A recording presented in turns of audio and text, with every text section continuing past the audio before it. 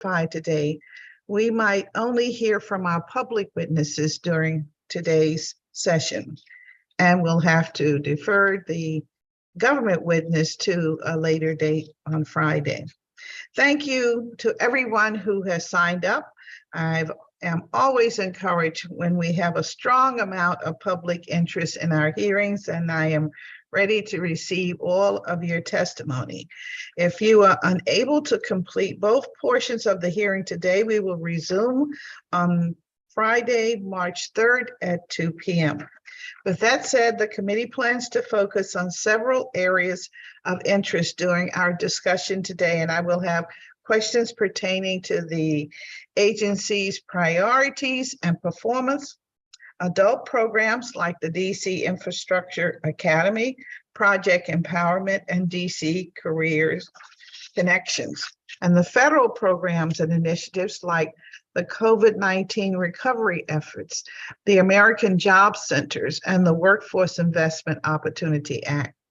Youth programs like the year-round youth program, the school year internship program, and the Marion Barry Summer Youth Employment Program, the Office of Apprenticeship, Information and Training, and programs related to seniors and veterans.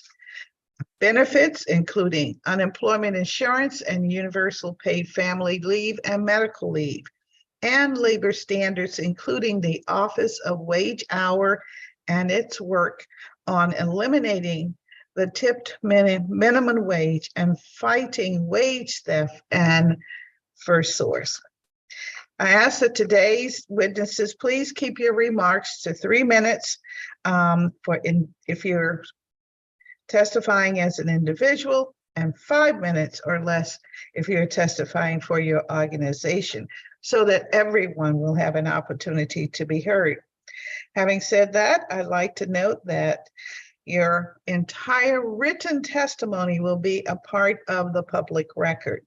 So if you have not submitted it, please email it to CEAL@dccouncil.gov. CEAL is spelled with a C, CEAL @dccouncil.gov. And I'll just very quickly review a couple of points about the Department of Employment Services, and then we will move very quickly to our public witnesses. The Department of Employment Services is the committee's largest agency. It has over 950 FTEs and a budget of around $220 million in fiscal year 2023. The Department of Employment Services is the lead labor and workforce development agency for the district, with a vast array of programs and services available to both current employees and to job seekers. Through its Workforce Development Division and Division of State Initiatives, DOES offers training programs and services to ensure that district residents have the skills and qualifications to gain meaningful, stable, and well-paying employment.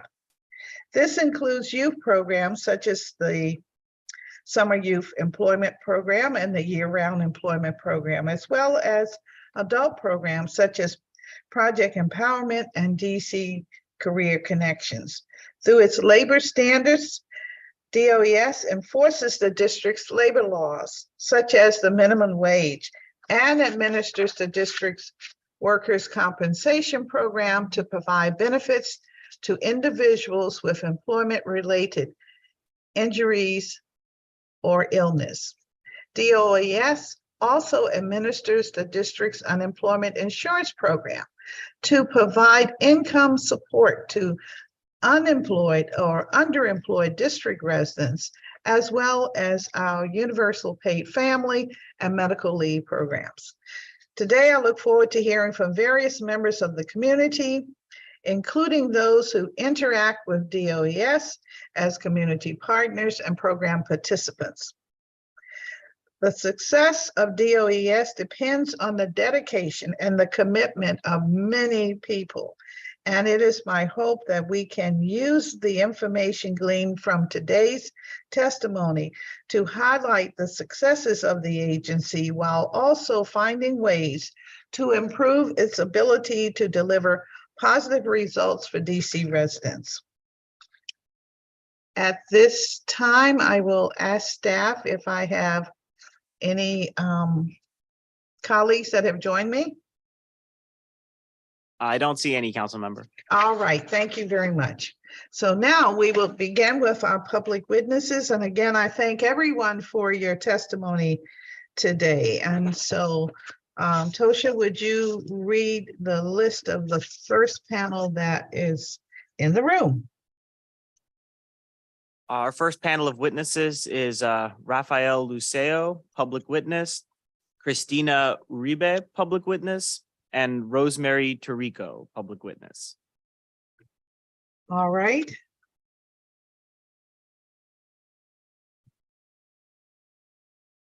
I see Ms. Tarico. All right.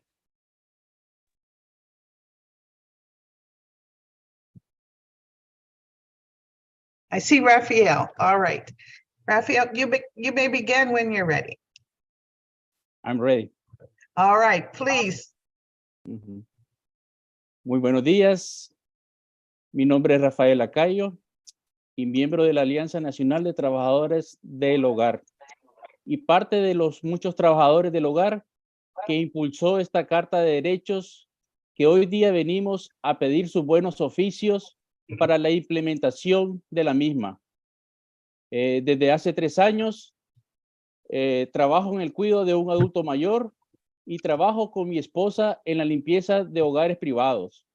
Esto a raíz de perder mi trabajo en la pandemia para salir adelante en los gastos que implica sostener mi hogar, a lo cual ahora me siento orgulloso de desempeñar este digno trabajo y valioso para el sustento de mi familia. Muchas veces encontramos desafíos en nuestro trabajo en el cual nos exponemos cuando manipulamos químicos fuertes que dañan nuestra salud. De la misma manera, ocurren accidentes inesperados, lo cual necesitamos educación para la protección y seguridad nuestra. Como trabajador del hogar y en nombre de los muchos de los que trabajamos en esta industria y en esta área, no contamos con un contrato escrito que señale nuestras labores y beneficios y derechos. Que Rafael, perdón, es Lana. Solo necesitas tomar una pausa porque hay interpretación consecutiva. Si puedes tomar una pausa pequeña para los intérpretes y entonces puedes seguir. Gracias, Rafael. ¿Sigo o comienzo? Puedes tomar una pausa ahorita, por favor. Sí, muchísimas gracias. Y aquí estoy, señor Rafael, y también tenemos a otro intérprete. Y si les pedimos a todos los que nos están escuchando en español, si pueden tomar unas pausitas, nosotros entramos, le decimos en inglés y seguimos así consecutivamente. ¿Inicio desde el comienzo? No, yo ya escribí todo lo que ha dicho y lo voy a interpretar ahora, y cuando termine voy a decirle, dale, don Rafael, y usted sigue y me da un poquito más. Y empiezo yo. ¿Qué le parece? Perfecto. So thank you. I was explaining to Mr. Rafael that we're doing consecutive interpreting, and we're asking everyone to just speak a little slowly in short sentences so that we can go ahead and interpret that in English for y'all. And I'm going to go ahead and start. Good morning, and so appreciative of being here as a representative to himself, but also to domestic workers and the alliance that he works with. They wrote this letter many years ago asking for different rights to be, taken into account. And this letter is very important, and we're hoping that you will look at it and implement it. He currently works in elder care and private cleaning with his wife. This is a work that makes him very proud. He had to come into this work because of COVID-19, and it is valuable and dignified work that he provides for our community. However, this valuable work has these obstacles. They are exposed to chemicals, of course, to sickness, and prone to accidents. And one of the demands is that we need more education so that they can be better protected at work, and so that they know the kind of chemicals that we are coming in contact with. Entonces, le dejé ahí cuando estaba hablando de los químicos que Okay. está contactando, así Okay. que sígale. Thank you. Como trabajador del hogar y en nombre de los muchos que trabajamos en esta industria y en esta área, pues no contamos con un contrato escrito que señale nuestras labores y beneficios y derechos que por derecho tenemos, y que muchas veces somos abusados de la parte empleadora porque las leyes que nos protegen no se cumplen.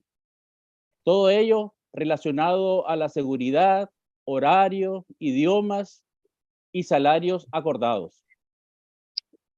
Okay. Digo, You. And as domestic worker, on behalf of myself and the entire industry of people, I want to ask, because we do not have, as of yet, like written contracts that detailed, our rights and how the work will be done. That creates an opportunity for us to be abused by employers. And so we continue asking for things that are important for workers' rights, like security, language access, and proper hourly wages and how we count those wages. Por favor, continúe. es por ello que venimos a pedirles a este Departamento de Servicio y Empleo que brinde toda la logística posible y que en el breve espacio posible implementar este apartado de la Carta de Derechos, que con mucho esfuerzo y sacrificio de los trabajadores del lugar luchamos para que se aprobase. Okay. And so we come once again to ask you at this wonderful department to please bring all of the possible logistics and power within your department to see that we pass this Bill of Rights, this letter that took so much time for us to write and come in agreement to pass it as fast as possible. Continúe. En este momento no sabemos cómo presentar una queja ante el Departamento de Empleo en caso de que se presente una violación a nuestros derechos en el trabajo. Espero que su departamento eduque y ayude a la comunidad para que todos los trabajadores del hogar como yo sepan hacer uso del recurso de queja y violación en el cumplimiento de nuestra Carta de Derechos. Muchas gracias por su atención y por la oportunidad de testificar hoy día. Muchas gracias. And so once again, at this time, we can't even, or we don't even know how to put a complaint in the proper channels to put complaints when our rights as workers are violated. And we don't have enough resources or access to know where the resources are to learn about our rights and how we can put forth the complaints necessary when violations are in place. So again, I thank you for the opportunity to speak on behalf of myself and my community. And I ask that you continue to upholding and pushing forward this Bill of Rights that will help with so many of the violations that I've detailed today. Thank you. Thank you very much for your testimony. I would like to ask a question, Mr. Lucar. When you speak of needing protections from toxic chemicals, language access, and fair wages, can you be a little more specific for me? Give me examples. Is the interpreter going to interpret that question? Yes. Y sí, muchísimas gracias por su testimonio hoy en día. Y tenía una pregunta.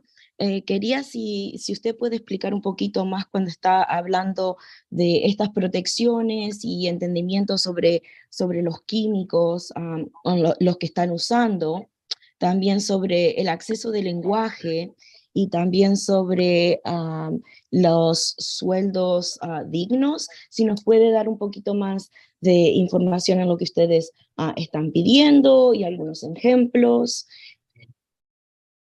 Bueno, sí, muchas gracias.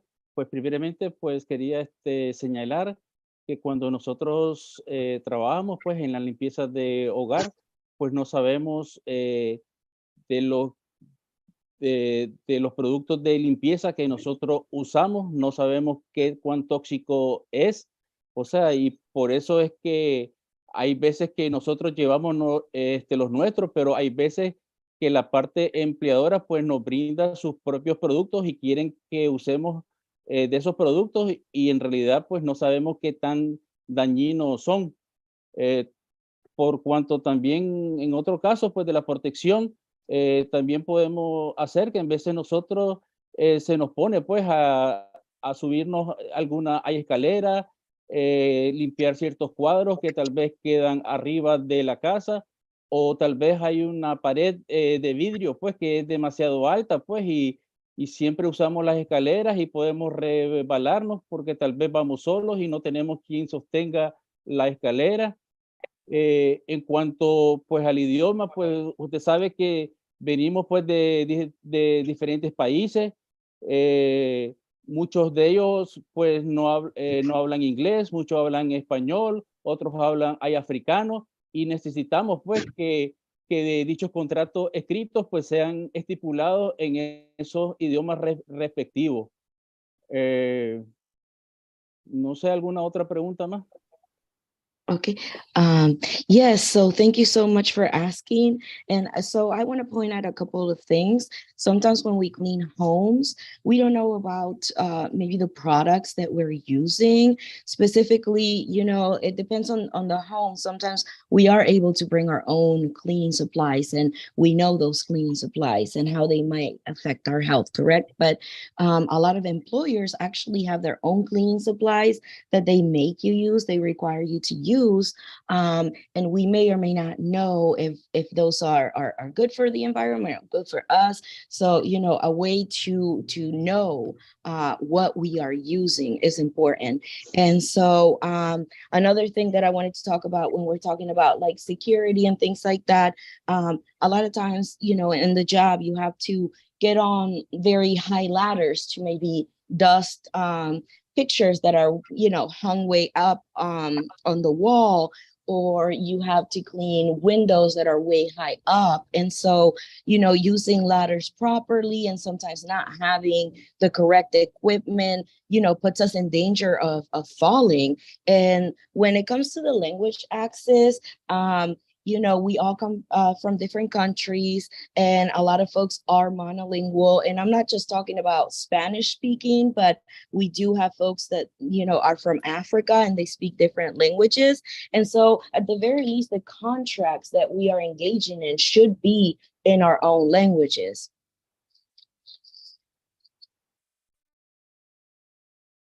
All right, thank you. I appreciate you, your willingness to give me a better understanding of what your issues may be. Thank you very much, sir.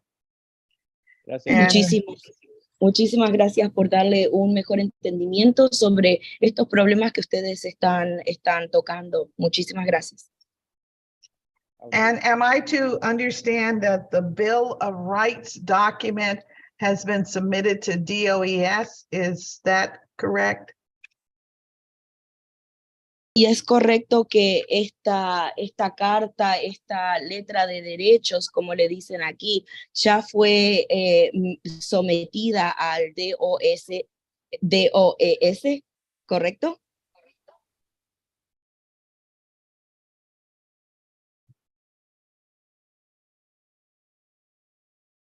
Y me pregunta a mí. Sí, ya mandaron la carta. Me supongo que sí. I do suppose that we have, but I'm not sure. All right, I'll follow up with the agency director to find out where it is. Thank you again. Entonces vamos a hacer un seguimiento con el director de esa agencia para asegurarnos de que esa letra ha sido mandada y dónde está, ¿ok? Y muchísimas gracias otra vez. A usted también. Muchas gracias a todos. You too. Thank you all. Thank you. And so, Madam Interpreter, the next two speakers, I believe, also need interpretation. So can you let them know that if they would just break up their testimony so that we can have it given back to us in English? Yes, Madam Chair, I will take the next witness. right. Les quería hacer saber que por favor cuando hablen su testimonio que lo dividan en partes, en oraciones, para que también cuando lo recibamos podamos hacerlo traducir a inglés.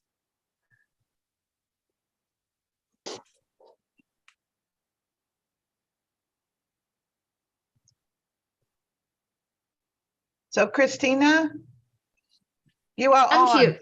All Yeah. right. Okay. Cristina, adelante. Hola, buenos días. Mi nombre es Cristina Uribe, miembro del capítulo de la Alianza Nacional de Trabajadoras del Hogar. So, Soy good una de las morning. muchas My name, trabajadoras del hogar que luchó durante los últimos Cristina. 4 años para aprobar una carta de derechos para nosotras. so good morning.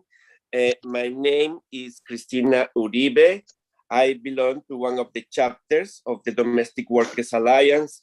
We have worked and fight very hard in the last 4 years to have this Bill of Rights instituted. He sido una orgullosa trabajadora del hogar como limpiadora por más de 5 años.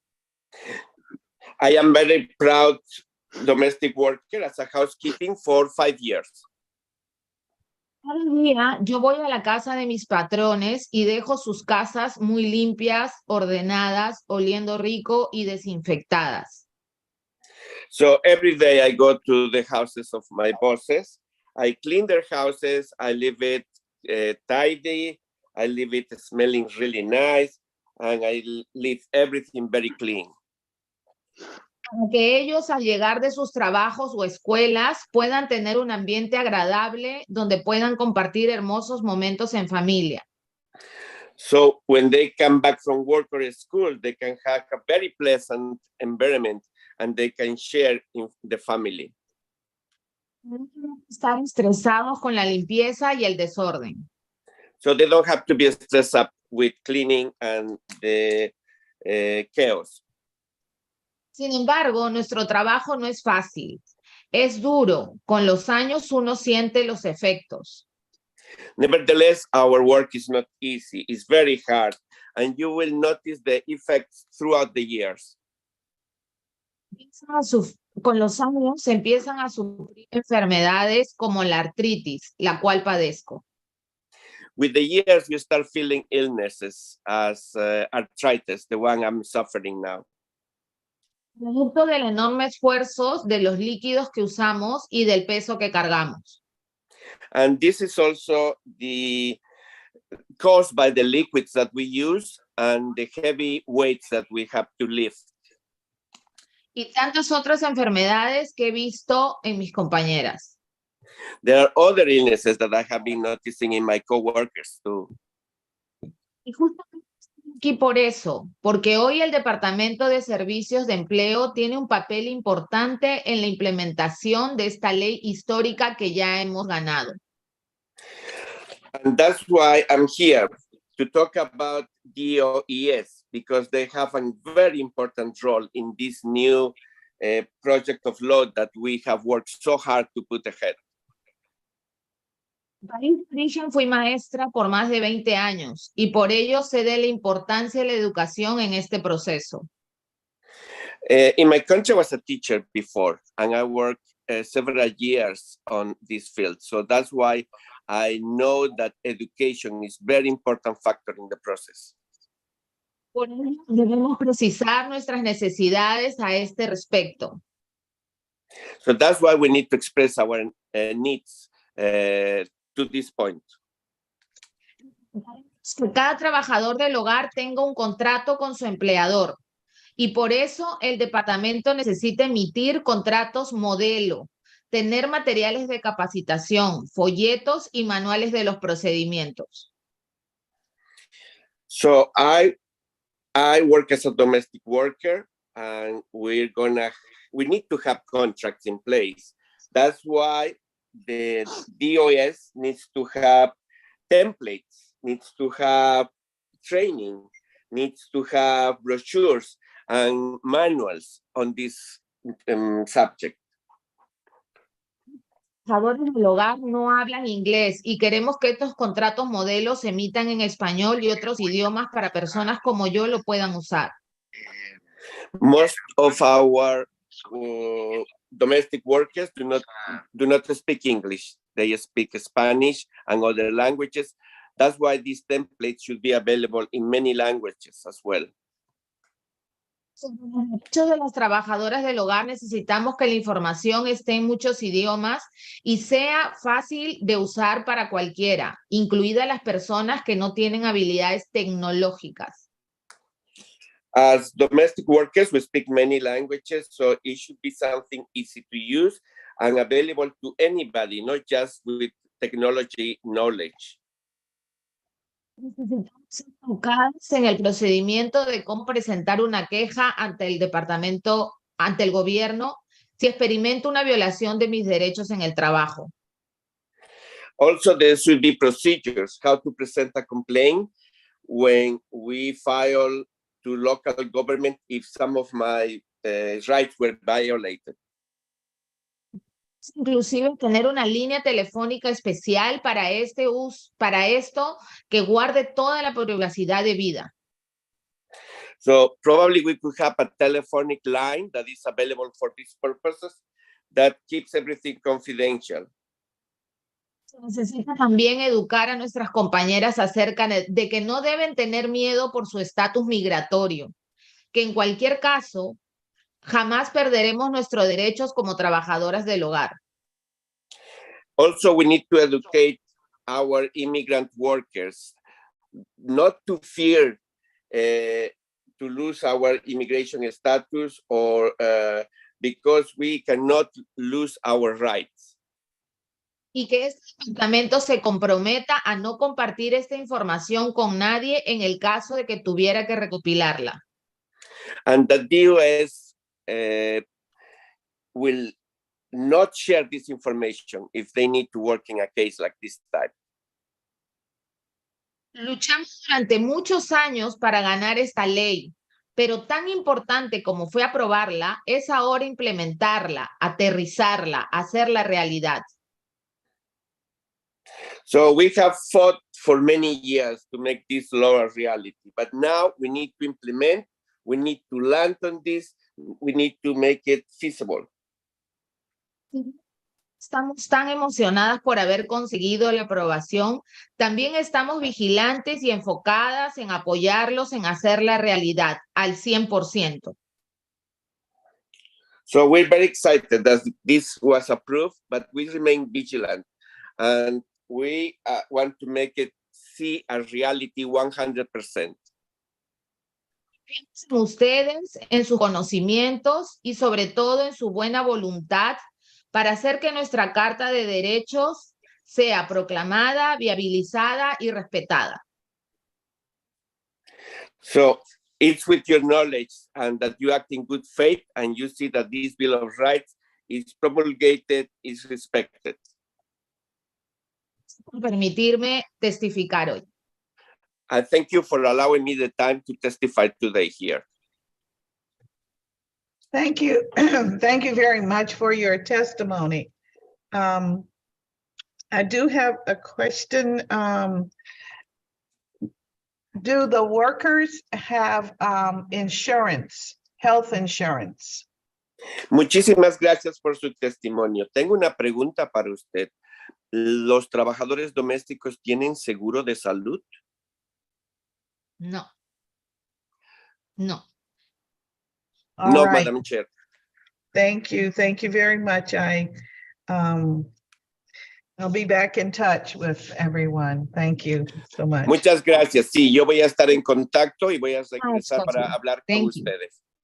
Yes, Thank you, Madam Chair. thank you.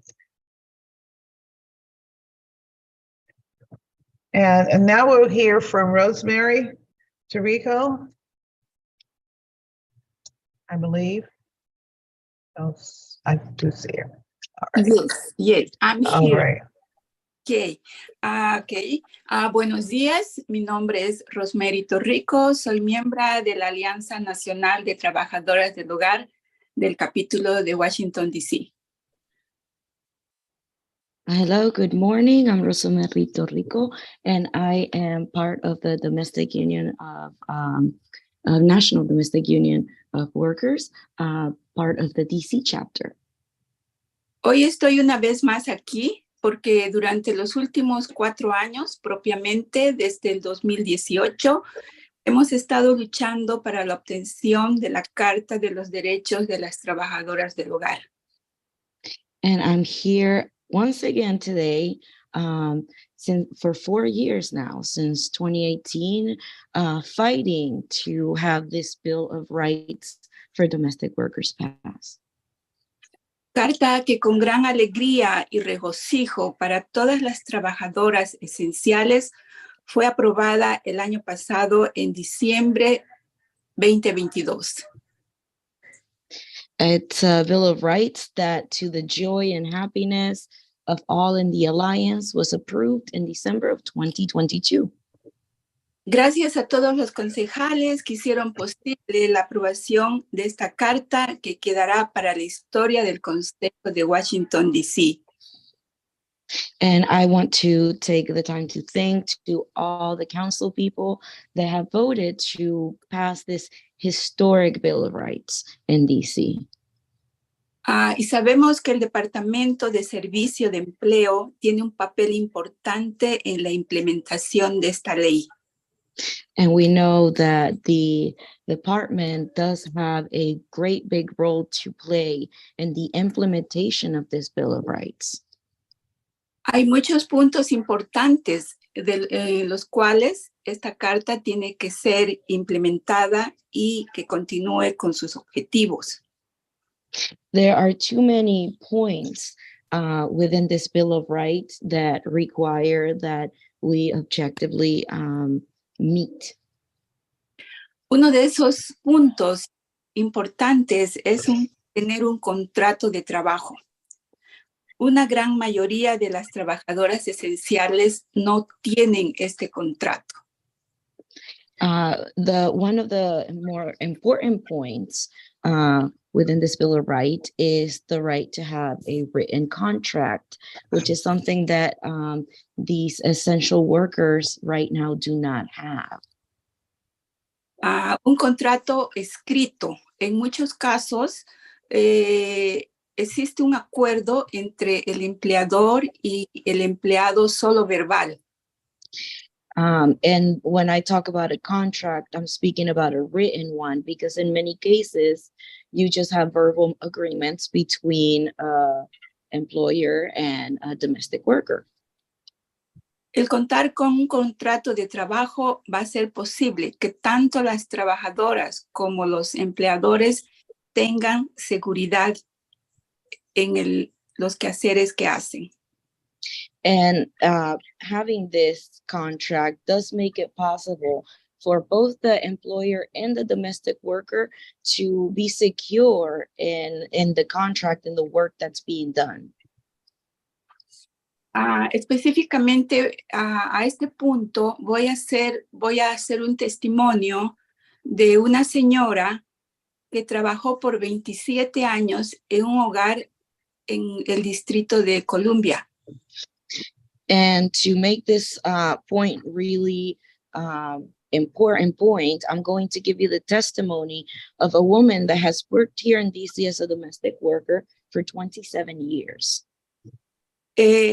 La señora llegaba todos los días a su trabajo, donde desempeñaba labores de limpieza, de cocina, de cuidado, prácticamente cuidaba toda la casa.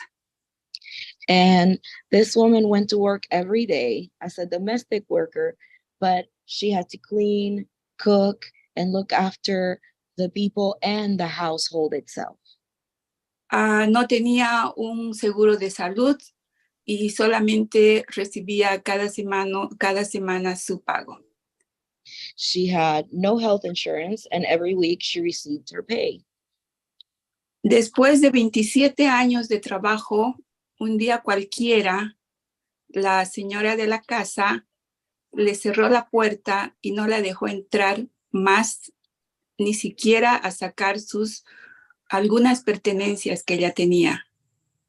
And after 27 years of diligent work, one day, out of nowhere, the owner of the house just closed her doors and didn't even let her go in to retrieve some items that she had left inside the house. No le dio ninguna explicación del porqué de su despido y directamente nunca más quiso hablar con ella. She gave no explanation as to why she fired her and never again spoke to her. Al no contar con un contrato de trabajo o algún documento con el que ella podía reclamar esos 27 años de servicio que tenía ya, no pudo hacer nada. And without a work contract or any documents, she was unable to prove and make any sort of claim after 27 years of labor and service. Y de hecho que ella estaba muy enferma porque, como ya decían mis compañeros, el uso de químicos como el cloro, el amonia, son sustancias químicas que se usan en limpieza y son extremadamente tóxicas y venenosas y causan con el tiempo problemas en los pulmones, en la sangre, y a consecuencia de esto, los empleados que trabajan con esos productos a través del tiempo salen con muchas enfermedades. And so the other thing that you have to understand is that at that time she was already so sick, as some of the other folks testified, when we're talking about using bleach and ammonia and all of these chemicals that we know are extremely toxic, even poison to people. And we know that the long-term exposure to these things can cause blood diseases, lung diseases, and many other illnesses. Este es un caso de los muchos que existen y que van a existir. Pero ahora que ya tenemos esta carta, esperamos que estos contratos de trabajo sean tanto en inglés, español y otros idiomas, porque Estados Unidos es un país de inmigrantes que vienen personas de todo el mundo a hacer el trabajo y pues no todos hablan o escriben y leen perfectamente el inglés. And, you know, this is a case that has existed and it will continue to exist without having this Bill of Rights implemented, especially when we're talking about these contracts and the accessibility of language that they require. US is a country of immigrants. We come from all over the world to work, and a lot of us may or may not understand the language fully. Esperamos que la viabilización de esta Carta de los Derechos de los Trabajadores del Hogar sea lo más pronto aprobada y llevada a su práctica.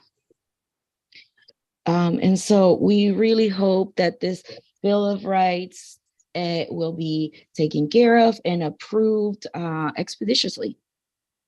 Gracias por escuchar a través de mi voz, la voz de cientos, tal vez miles de trabajadores del hogar que no lo pueden hacer. Gracias de nuevo. Gracias. And thank you once again, because as you hear my voice, you are hearing hundreds, maybe thousands of voices of other domestic workers that my voice represents. And I appreciate the time to be able to speak on their behalf. Thank you. Thank you very much for your testimony. Y gracias And- por su testimonio. Gracias. Gracias. All right. And so we will now move to the second panel, and Y nos Tosha, if you will movemos ahora al advise me. próximo panel.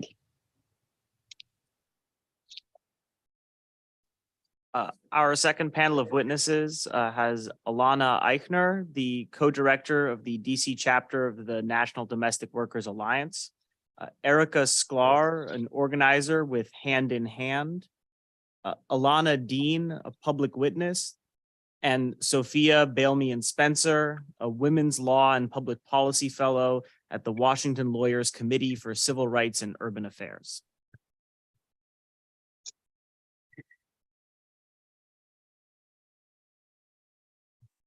Ms. Eichner, if you are, I think you were here, there you are. All right, excellent. Okay, we can begin when you're ready. Great. Thank you so much, Councilmember Bonds.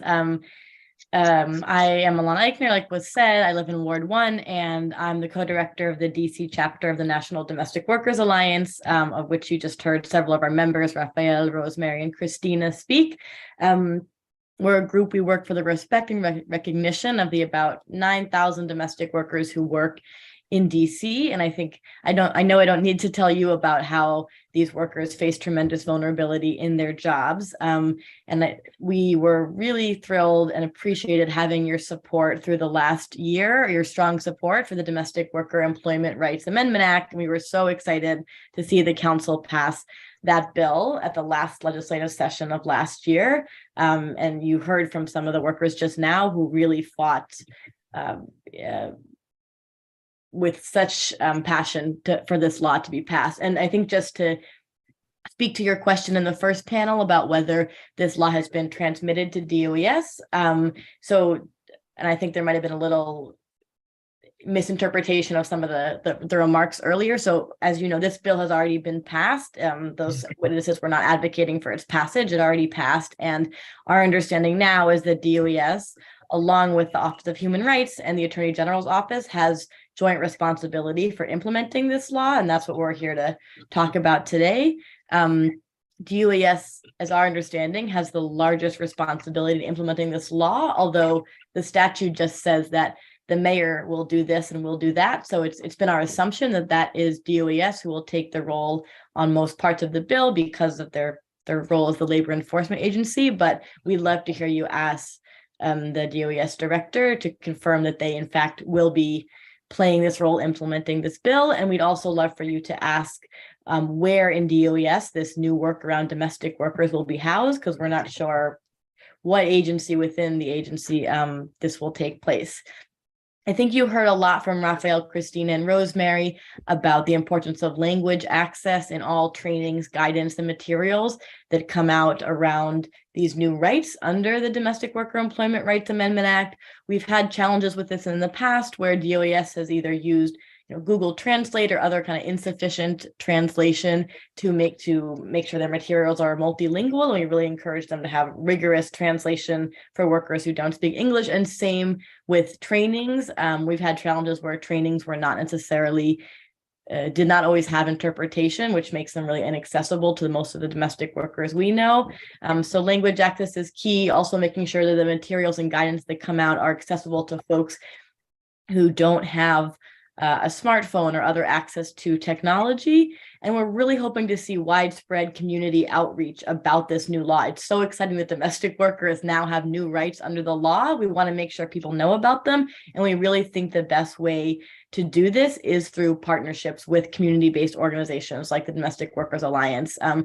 Just want to be really clear for DOES and for you that we in the community seek to be collaborative, supportive partners of the department's work, and think that a close partnership will be the best way to make this law reality. We've started to build those relationships with DOES, and we're looking forward to deepening them as this law gets implemented.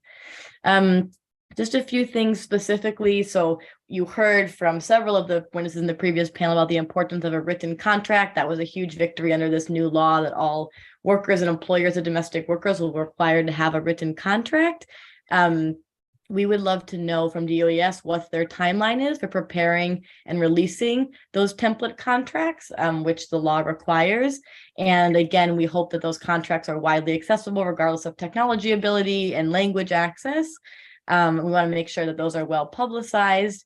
The Department of Employment Services under the law is also charged with creating a website with information about domestic workers' rights, and we think that could be a really transformative tool. And so we want to know their plan for making sure that that website is in multiple languages, available to those without a smartphone.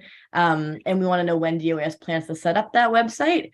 And again, when DOES we think will be responsible for writing regulations about this law. And so we would love to know when those regulations will be written. And in those regulations, we would love to see them speak to limiting any collection of immigration status information and policies to keep that information tightly disclosed, and to not disclose it and tightly held if they need to collect information about immigration status. We hope to see that in the regulations. And the last thing I'll close by saying is that we're excited that this law sets up a mediation process that employers and workers can use if they need, for instance, need to cure a mistake in this contract between them. We want to know how and when DOES plans to start fulfilling these responsibilities to help mediate potential disputes between domestic workers and employers, for instance, around the contracts. And how they'll support employers to know about their rights as well. Thanks so much for the chance to testify. We're really looking forward to working with you and with the department to make this historic new law real in the lives of domestic workers. Thank you very much for your testimony. I do have a question, and I'm sure I know the answer. You know the answer to before I even ask it, but I'll ask it anyway on the record.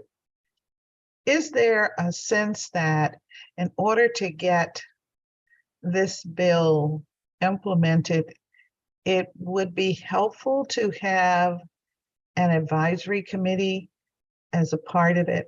Okay, I wanted to.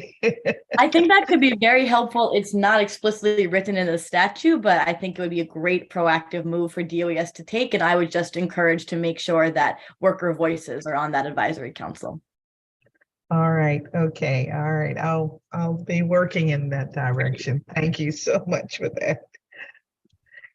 And our next witness, Ms. Gala.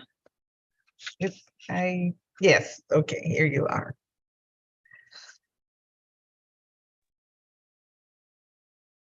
Good morning. There I am. Good morning. Hi, thank you, Councilmember Bonds, for the opportunity to testify this morning. My name is Erica Sklar, and I work as an organizer for Hand in Hand, the Domestic Employers Network. Hand in Hand is a national network of employers of nannies, home attendants, and house cleaners who are working for dignified and respectful working conditions.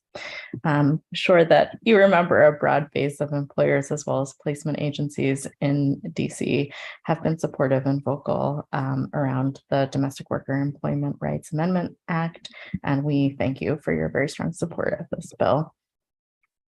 The Department of Employment Services will have a really critical role in developing, maintaining, and making available the written guidance about this policy, as well as investigating complaints. And something that we know at Hand in Hand is that employers really want to do the right thing, and they benefit from guidelines like the ones that are laid out in this policy. So it's critical that they know about the policy and that DOES maintain a robust outreach strategy for employers as well as workers so that they know the policy exists, understand what is included in the policy, and have the opportunity to implement it in their homes. Employers need to be reached where they already are, which is at work, at schools, at faith-based organizations, and also at home in order to really implement this policy. Employers are a disparate group of people, and they are employing people in their homes behind closed doors. So making sure that an outreach campaign includes community-based organizations who can support employers to understand their responsibilities and know where to find information is critical. Employers are also, by their nature of needing additional help at home, usually very short on time or have limited access to technology and need accessible information. So it's really important that whatever resources are created are made available to employers and that they're simple to find, easy to read and implement at home, and don't need too much additional support to understand. Employers are also always looking for very clear and language accessible information that they can share with the people that they employ in their homes. Employers across the district want to see this policy fully funded and implemented so that they can go from doing what they think is right and hoping that they've made good decisions to having the real kind of clarity that has been supplied to them from the city, along with the resources they need to be the kind of employers that they want to be.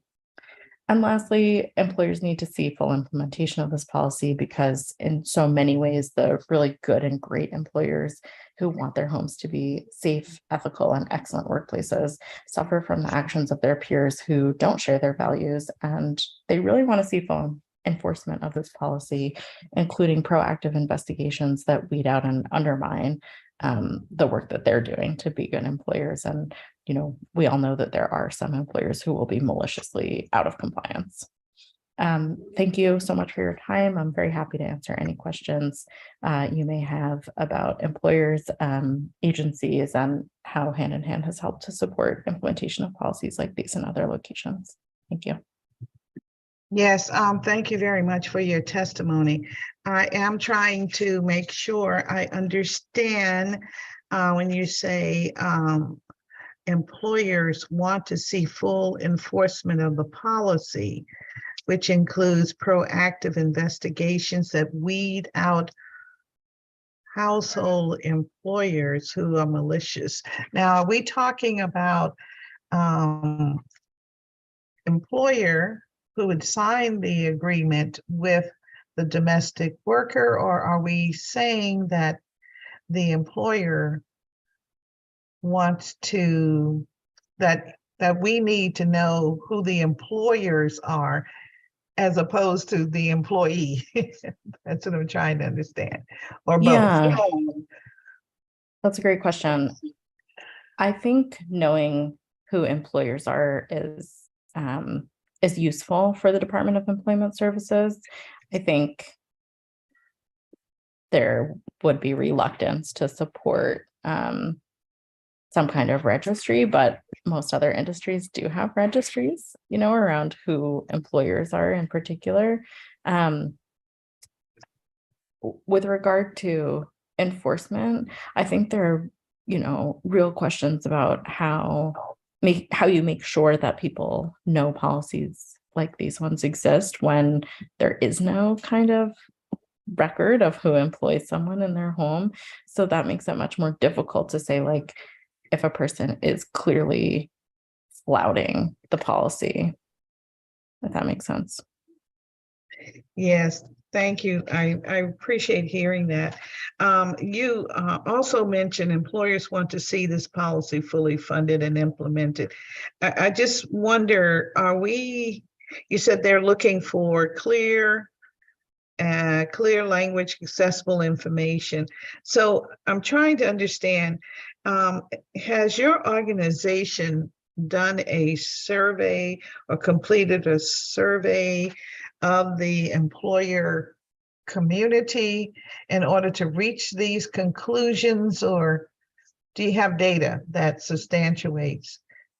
Because see, I'm very cued in when you say employers want to see this policy. I want to know, how do you know that they want to see this policy?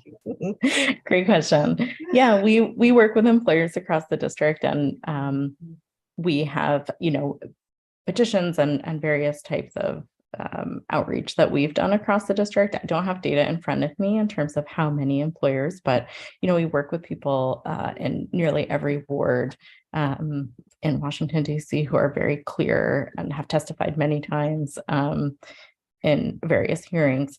I think it's representative broadly of the base of employers across the district. So I'm definitely speaking in generalities. All right, okay, I just wanted to, that would be wonderful if you had such information. It would be very informative. And as I was thinking about this potential for an advisory committee, I want to make sure that it's well-rounded and it reflects, our entire community.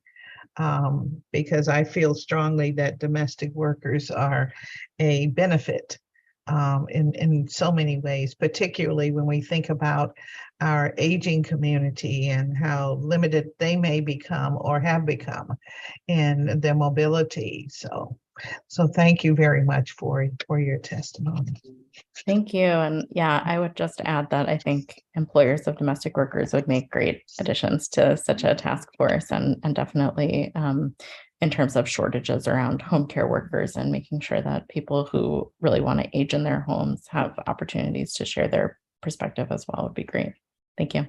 Thank you. And let's see, Miss Dean, Elena Dean. Okay, there you are. All right. Good morning, member Councilmember Bonds. And thank you so much for hosting this and being here. My name is Ilana Dean. I'm a resident of Ward 4. I'm a volunteer with Hand in Hand, the Domestic Employers Network. And I'm here today in support of DOES implementing the Domestic Workers Bill of Rights, and specifically on behalf as a domestic employer and ally, providing clear and accessible guidance and support for employers. Domestic workers have provided critical support to my immediate and extended family. When I first moved to DC, my oldest child benefited from being part of a nanny share so that I could continue working. And since then, as they're in DCPS, and again, a critical support to working families, the pre-K program. I've continued to hire professional full-time babysitters to care for my children when daycare or school is out and I'm working. And I often employ house cleaners. So in addition, I just visited my husband's great grandmother who is living safely at home thanks to the skilled and caring hands of a home care worker.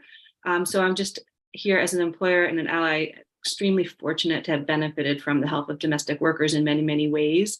Over the past few years, I've also had the privilege of getting to know many women who used to be employed by a daycare that I had sent my children to in Ward 4, who are now working as nannies. Due to poor working conditions at that daycare at the beginning of the pandemic, a number of these women were compelled to leave their jobs. And so a group of parents, including myself, helped to connect them to nannying jobs in the area. And some have been happy and some have found very difficult and unstable experiences as nannies. And so those are additional stories to help have informed me about the power imbalance in domestic work and the importance of having not only these protections, but clear and accessible guidance for employees and employers. And so through both being an employer of domestic workers, being a friend and neighbor and family member of many domestic employers, and being a friend and neighbor to many domestic employees and domestic workers, I've learned a lot about the challenges and needs of domestic workers in the district. So I'm so grateful to the council for having taken the leadership and passed the DC Domestic Workers Bill of Rights. And to you, Councilmember Bonds and the DOES, for your future role in implementing and actualizing this law. And again, just as I run out of time, it's just that the clear and accessible guidance and support for employers in the district, templates for written contracts, a website with information, outreach campaigns, those things would be massively helpful to ensure that we are the best employers that we can be and really supporting an industry that is essential for working families in DC. Thank you. Thank you for your testimony. Just a quick question, and this is more, exploratory than anything else. Do you see the development of a very strong cottage industry of domestic workers for the District of Columbia? Can you explain a little bit more what you mean?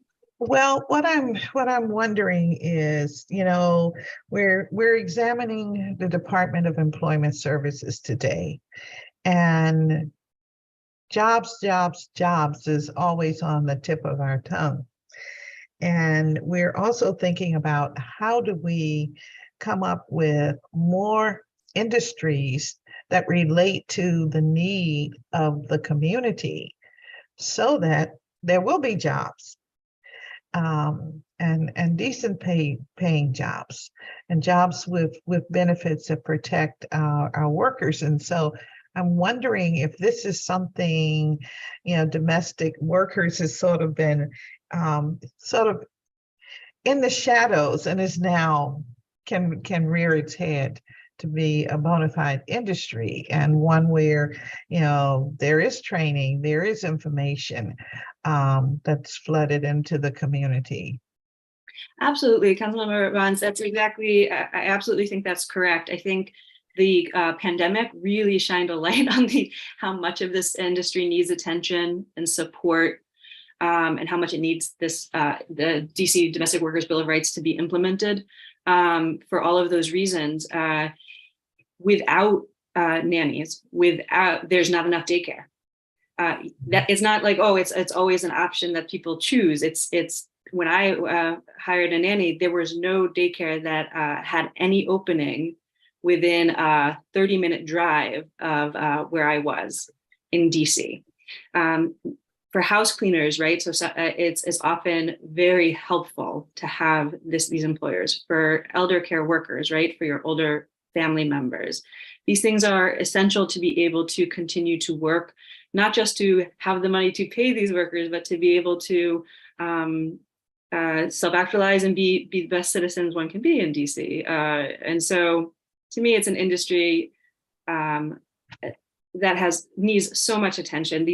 What DOES can do with these written contracts, with a website with this information where employees can access everything they need, where employers can access everything they need, would be just such a huge, would make DC really out on the forefront in front of cities across the nation, in front of most states, and in line with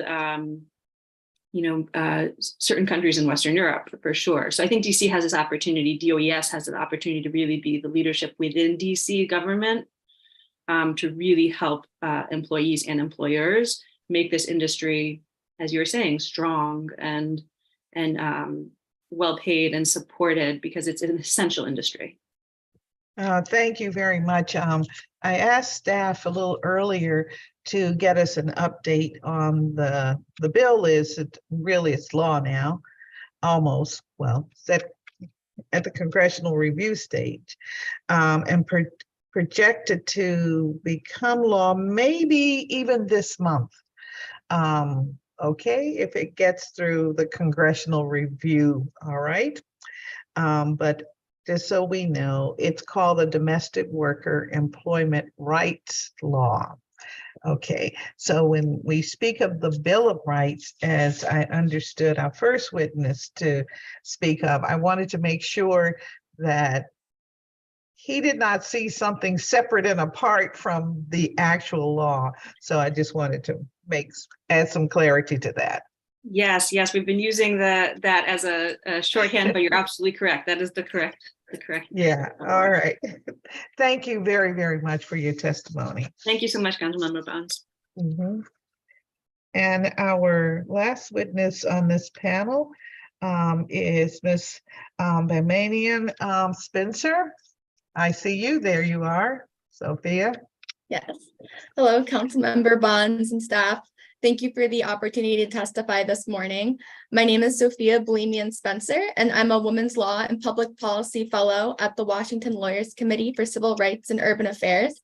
I'm here today on behalf of the committee to enthusiastically support the Council's passage of the Domestic Worker Employment Rights Amendment Act of 2022. and now to look towards its important implementation. The passage of this act is a historic victory propelled by the longtime efforts of DC domestic workers, the National Domestic Workers Alliance, First Shift Justice Center, and many other groups whom we're proud to call partners. At the committee, we often litigate on behalf of low-income workers of color and run a workers' rights clinic that serves DC area residents. Domestic workers currently constitute a small portion of workers that seek our legal advice. It's our hope that in the future, if any domestic worker experiences violations of this act, that our clinic can be a resource. DOES is the entity tasked with the largest role and responsibility in implementing the new law, and the committee urges it to work towards its careful and successful implementation. To do this, DOES must first electronically provide template employment contracts in multiple languages. Under the Act, hiring entities must make reasonable efforts to provide domestic workers contracts in their preferred languages. To determine if reasonable efforts were made, a fact finder will consider whether there were template contracts available. These template contracts are crucial because contracts prevent the exploitation of workers and create a recourse for those who experience workplace violations. With a contract, domestic workers can plan for themselves and their families because they know their hours, duties, and pay. At the committee's clinic, we've seen firsthand how the absence of a written contract can facilitate the exploitation of workers. One worker who sought our legal advice worked as a living caregiver for an elderly man. She was an immigrant and native Spanish speaker. She verbally agreed to be paid $600 per week with unspecified hours. Her duties included taking the elderly man to appointments, making him food, and cleaning his home. She worked 7 days per week from the moment the man woke up until he went to sleep, and was required to assist him throughout the night for bathroom breaks, which occurred about 2 to 3 times per night. Essentially, she was either on the job or on call 24 hours a day, 7 days a week. While a written contract in her native Spanish language may not have been able to prevent every workplace violation, its existence would have more clearly defined her right to leave time and overtime pay, and put the employer on notice of these legal requirements. Second, DOES must protect domestic workers' immigration status when they are accessing their new rights. The Act aims to reduce the collection, retention, and disclosure of domestic workers' immigration statuses.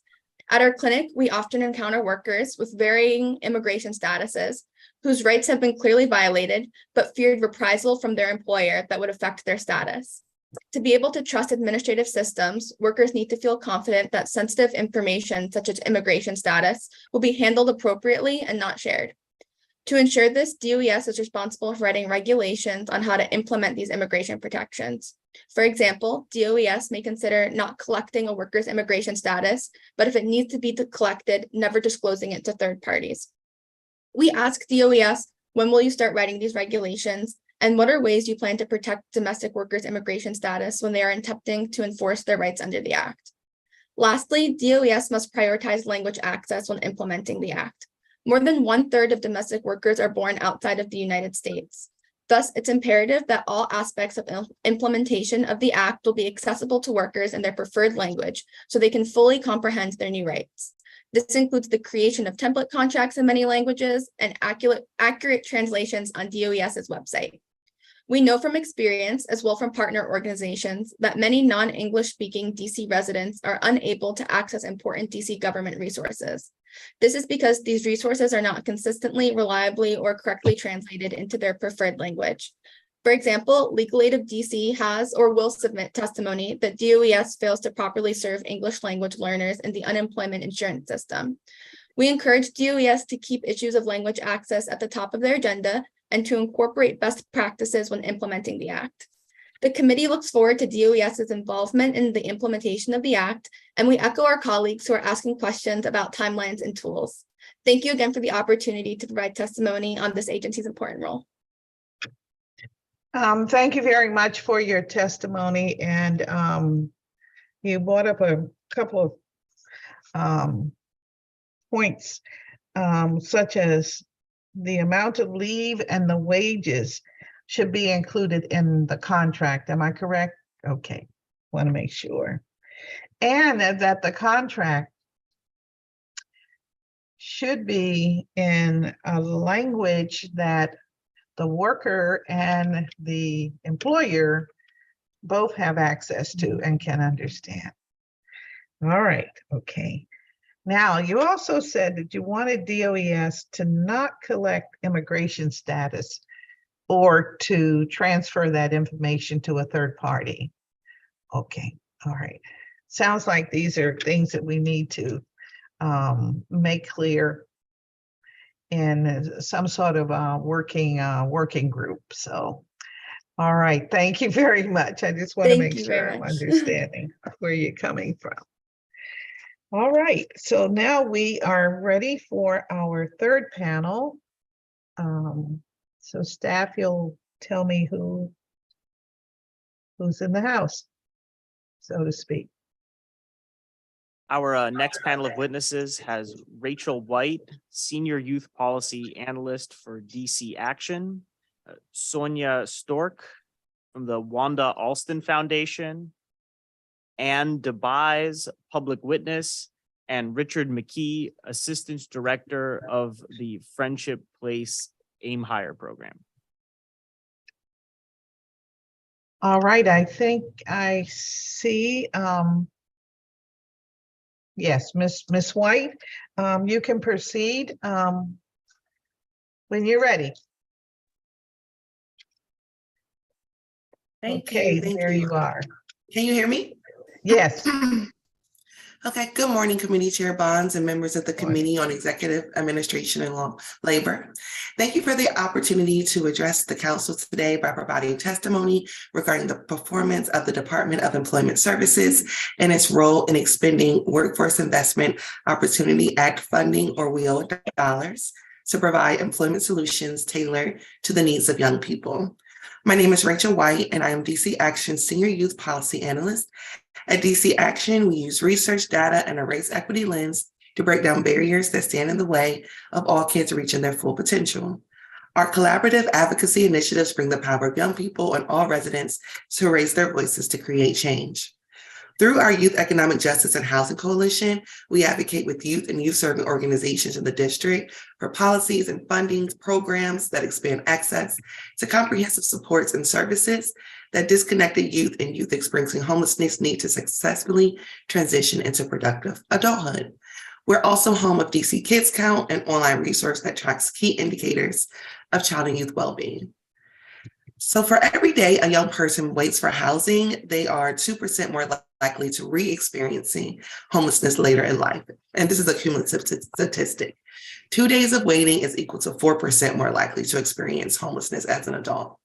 One way to prevent youth who are homeless from entering the adult homelessness system is by providing youth in the district a pathway to economic freedom in the form of workforce development opportunities created to meet their unique needs. The Department of Employment Services serves as the district's fiscal agent and distributes WIOA funding based on relevant policies set by the DC WIC for youth programming. The major issue is there's a lack of transparency on how DOES is allocating WIOA funding due to the lack of oversight of DOES by WIC, as evidenced by the report from the Federal Department of Labor. The Department of Labor indicates that WIC is not conducting the required oversight of Department of Employment Services, and that Department of Employment Services procures youth services without consulting the WIC Council. During fiscal year 22, WIC received $4.6 million in WIOA funding for youth programming, or we are unable to determine how and if this funding was actually spent. Looking through the performance oversight responses, we can only identify roughly $2 million of the dollars, but are having trouble identifying how the additional $2 million is being spent on youth programming. Prior to the pandemic, maintaining employment for youth experiencing homelessness was already a challenge. Based on youth count data, 75% of parenting youth and 69% of non-parenting youth had no form of income. As we center our discussion around creating equitable outcomes that employment for youth who identify as transgender is even harder.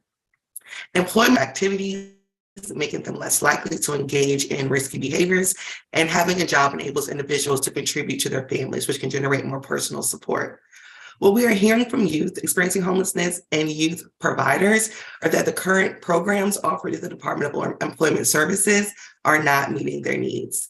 Youth are indicating challenges with transportation, inadequate mental health supports to deal with the trauma, lack of mentors or job coaches, experiencing discrimination. Investing in the creation of a targeted workforce development program that meets the unique needs of youth experiencing homelessness would enable young people to gain financial independence and stability. We already have a program model in mind based on the previously funded Youth Build program at the Sasha Bruce Network, and we would like to explore whether WIOA funding can be used to support this program. So with transparency and appropriate oversight, we would have a better idea and understanding how WIOA funding is being spent and what is available to create new programs or improve existing programs to improve the outcomes for youth experiencing homelessness.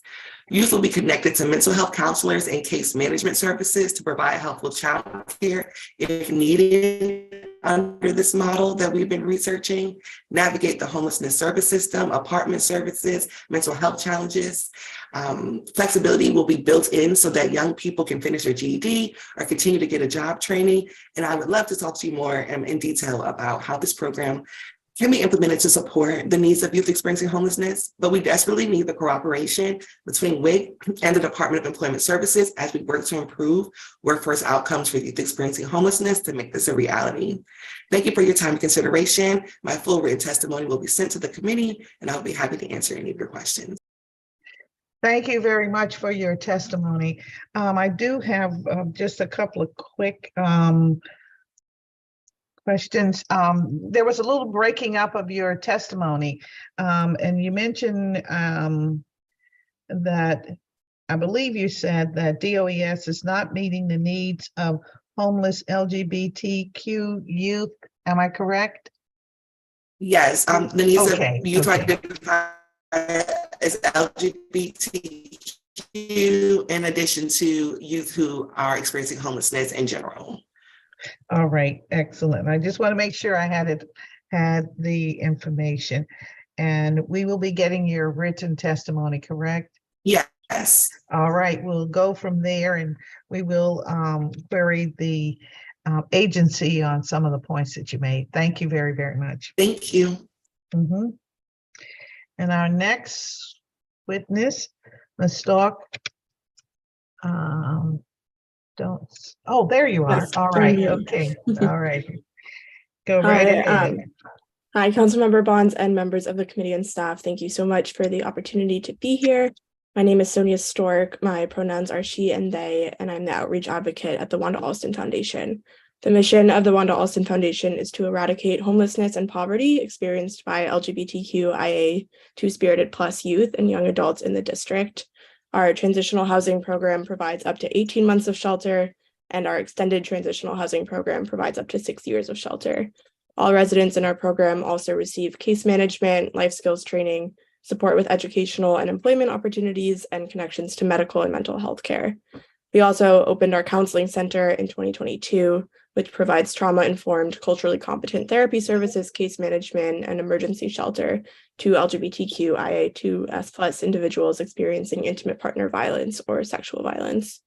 We also advocate for comprehensive resources for the queer community through our dedicated membership in the LGBTQ Budget Coalition. We're also a Youth Economic Justice Coalition member, where we advocate for resources for youth services, specifically housing, mental health, and job development services. Finally, we are a member of the Victims Assistance Network, VAN, and the VAN's Policy and Advisory Committee, where we advocate for additional funding for victims and survivors of intimate partner violence, sexual assault, and hate crime. So I'm here today to primarily speak about the challenges the youth in our programs have faced finding stable and affirming employment. So before my role as an outreach advocate, I served as a house monitor in our extended transitional housing facility, and I worked with our youth as they struggled to find and keep employment. Many of our youth discussed feeling unsafe in some work environments, especially our trans or gender diverse youth, especially our youth of color, and especially our youth with learning or developmental disabilities. Many have encountered varying levels of identity-based discrimination in previous workplaces, including receiving slurs, refusals to use their correct names and pronouns, and more. Many have also worked in customer-facing jobs, since those are often easier to find, and they are often on the other end of prejudice remarks from customers. One of the spots our youth had the most success with was a new queer bar that opened last year The owners were really proactive about outreach. They reached out to the broader queer community and prioritized hiring queer youth experiencing homelessness. Many of our clients reported feeling affirmed in a workplace for the first time. Unfortunately, the bar was really far from our facility, and with poor public transit options, youth struggled to get home after working the evening shifts on weekends. One in particular was harassed on the bus home, so she ended up walking home in the rain, which subsequently aggravated a health condition she was experiencing. Our youth should not have to go to such lengths to find a workplace that doesn't discriminate against them. Additionally, youth experiencing homelessness, as we all know, often have an intensive trauma history and serious mental illnesses. Sometimes that means keeping a job, showing up on time consistently is incredibly challenging. One of our residents had a panic attack, couldn't make it to work, and was immediately fired from a job he had worked really hard to get.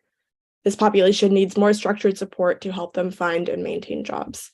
So we joined the LGBTQ Budget Coalition in their calls to enhance the transgender and gender nonconforming workforce program to ensure a long-term approach to closing the employment and wage gap for trans and gender nonconforming residents.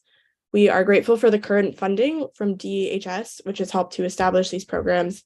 However, that funding does not cover the growing administrative costs of running these programs, which CBOs in our coalition don't have the capacity to absorb. Given the arduous reporting structure of DHS, CBOs do not have the capacity to develop longer-term robust programming. We request an additional recurring $500,000 for these programs for additional staffing, developing strategic partnerships with employers of various industries, and the development of monitoring metrics to properly assess the impact of these programs on a regular basis. We hope DHS and DOES can partner with each other to help CBOs create stronger programming. Furthermore, we request the establishment of an employment coordinator or employment case manager advocate for the Mayor's Office of LGBTQ Affairs, similar to the housing specialists, which would help LGBTQIA2S+ residents navigate these workforce programs. They would help individuals fill out job applications, educate them around interview skills, salary negotiations, and final job offers. They could potentially help them navigate employment issues and track them through the process. And if the employment opportunity was not successful, they would be able to intervene and assess better practices moving forward. We need someone to serve as a point of contact for the community and interagency coordination. And we think this will aid in removing some of the barriers faced by the queer community members seeking employment and trying to access government workforce programs. This will also help to establish a system to better assess the employment needs of the community, complete with real-time data to monitor the success of queer individuals moving through these district-wide workforce programs that are administered by DHS and DOES.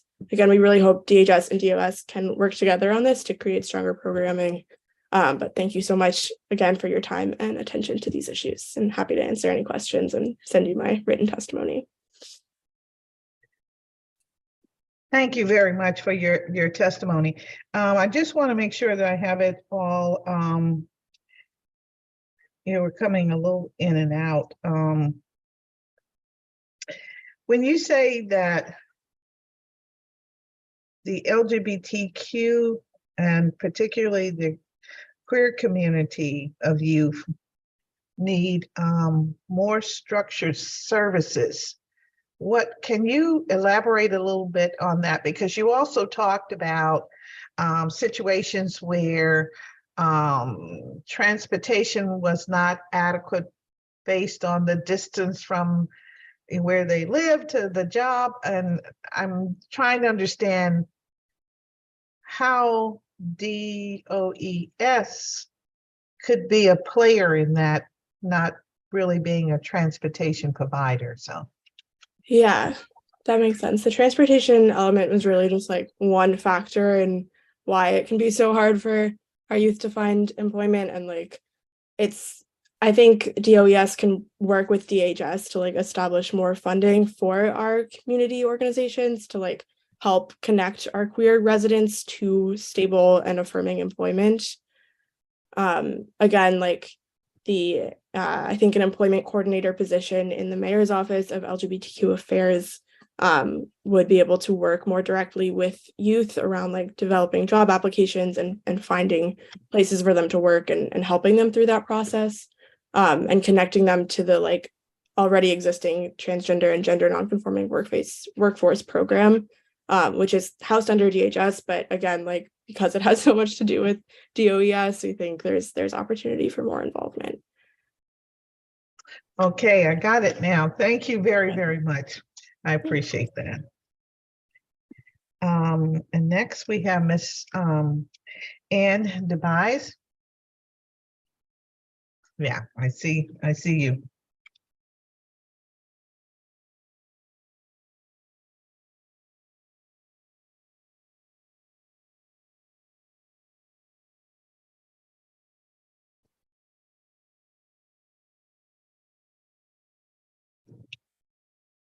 Hey, all right. All right, now we hear you. Okay, doke. Okay, let me start once again. Good morning, Chairperson Bonds, committee members, and council staff. My name is Ann DeVise, and I'm a resident of Ward 3.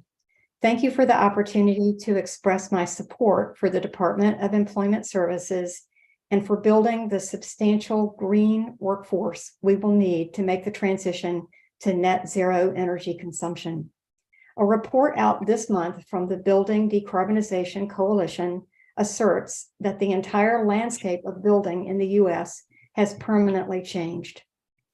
A workforce transformation will be required for the electrification of buildings in order to meet the district's mandated climate timelines and targets. The PSC's recent RFP for a solar aggregation pilot project indicates that microgrids are on the near horizon in the district, and the community heat pump pilot project contract will likely be awarded next month. Legislation such as the Healthy Housing and Residential Electrification Act, as well as the Local Solar Expansion Act and the Greener Government Buildings Act, bring the vision for green jobs training into sharp focus. Arlen Harrell's enthusiastic presentation on the DC Infrastructure Academy at the Clean Energy Summit was most impressive. What training programs are the DOES, particularly at the DCIA, putting in place so that the district can meet its climate commitments? Are there plans for a Healthy Homes meets net zero energy buildings curriculum, for example? Which successful workforce development and green jobs placement programs from other jurisdictions is the DOES looking at as examples? How will the DOES train DC residents for the variety of well-paying guaranteed jobs that will support comprehensive weatherization and electrification, giving trainees the skills they need to install electric heat pumps, replace windows, add insulation, and upgrade electrical systems? The DCIA's Future Green Energy Academy at Spring Arn High School promises to be an innovative training hub, given sufficient funding to expand its offerings. But for instance, the DCIA cannot offer electrician training at its current funding levels. Are we going to be relying on looking for electricians from Maryland and Virginia for new construction and retrofits in hundreds of thousands of buildings across the district? And I will be blunt in saying that with the expansion in local solar power generation and distribution, a significant portion of the gas infrastructure labor force will be displaced and will need upskills training. Recognizing the amount of financial support the DCIA has received from Washington Gas, it seems only appropriate for the Academy to retrain former gas infrastructure workers during the coming transition away from fossil fuel use. And how is the DOES planning to work with unions to soften the blow when Washington Gas just doesn't need so many workers anymore? Climate change isn't on our timeline, and it's fully underway. The need is urgent to grow a large, capable, skilled workforce to meet the district's goals for decarbonization. Thank you for your time and attention. Please refer to my longer testimony, which I will submit later this week. Thank you, Mr. Buzz. Thank you very much for your testimony, and we will see your testimony. And I'm assuming you'll have a number of points that you made in your testimony here about the Green Employment Network. You'll have that information for us to digest. All right, thank you. I'll add lots of details. Thank you so much. Okay, all right, thank you so much. Now we'll hear from Mr. McKee. Mr. McKee, you're on. Thank you for having me today, Committee Chair Bonds, committee members, and council staff. My name is Richard McKee. I'm the Assistant Director of the AIM Higher Division of Friendship Place. Friendship Place serves district residents experiencing homelessness. My division helps participants secure employment following the Employment First model. This model delivers fast, responsive, flexible assistance to participants ready and willing to work. In March 2022, the council passed legislation funding the DC Jobs First pilot program grant through partnership with DOES. Friendship Place was chosen as a grant recipient, and I was chosen to lead the Jobs First team.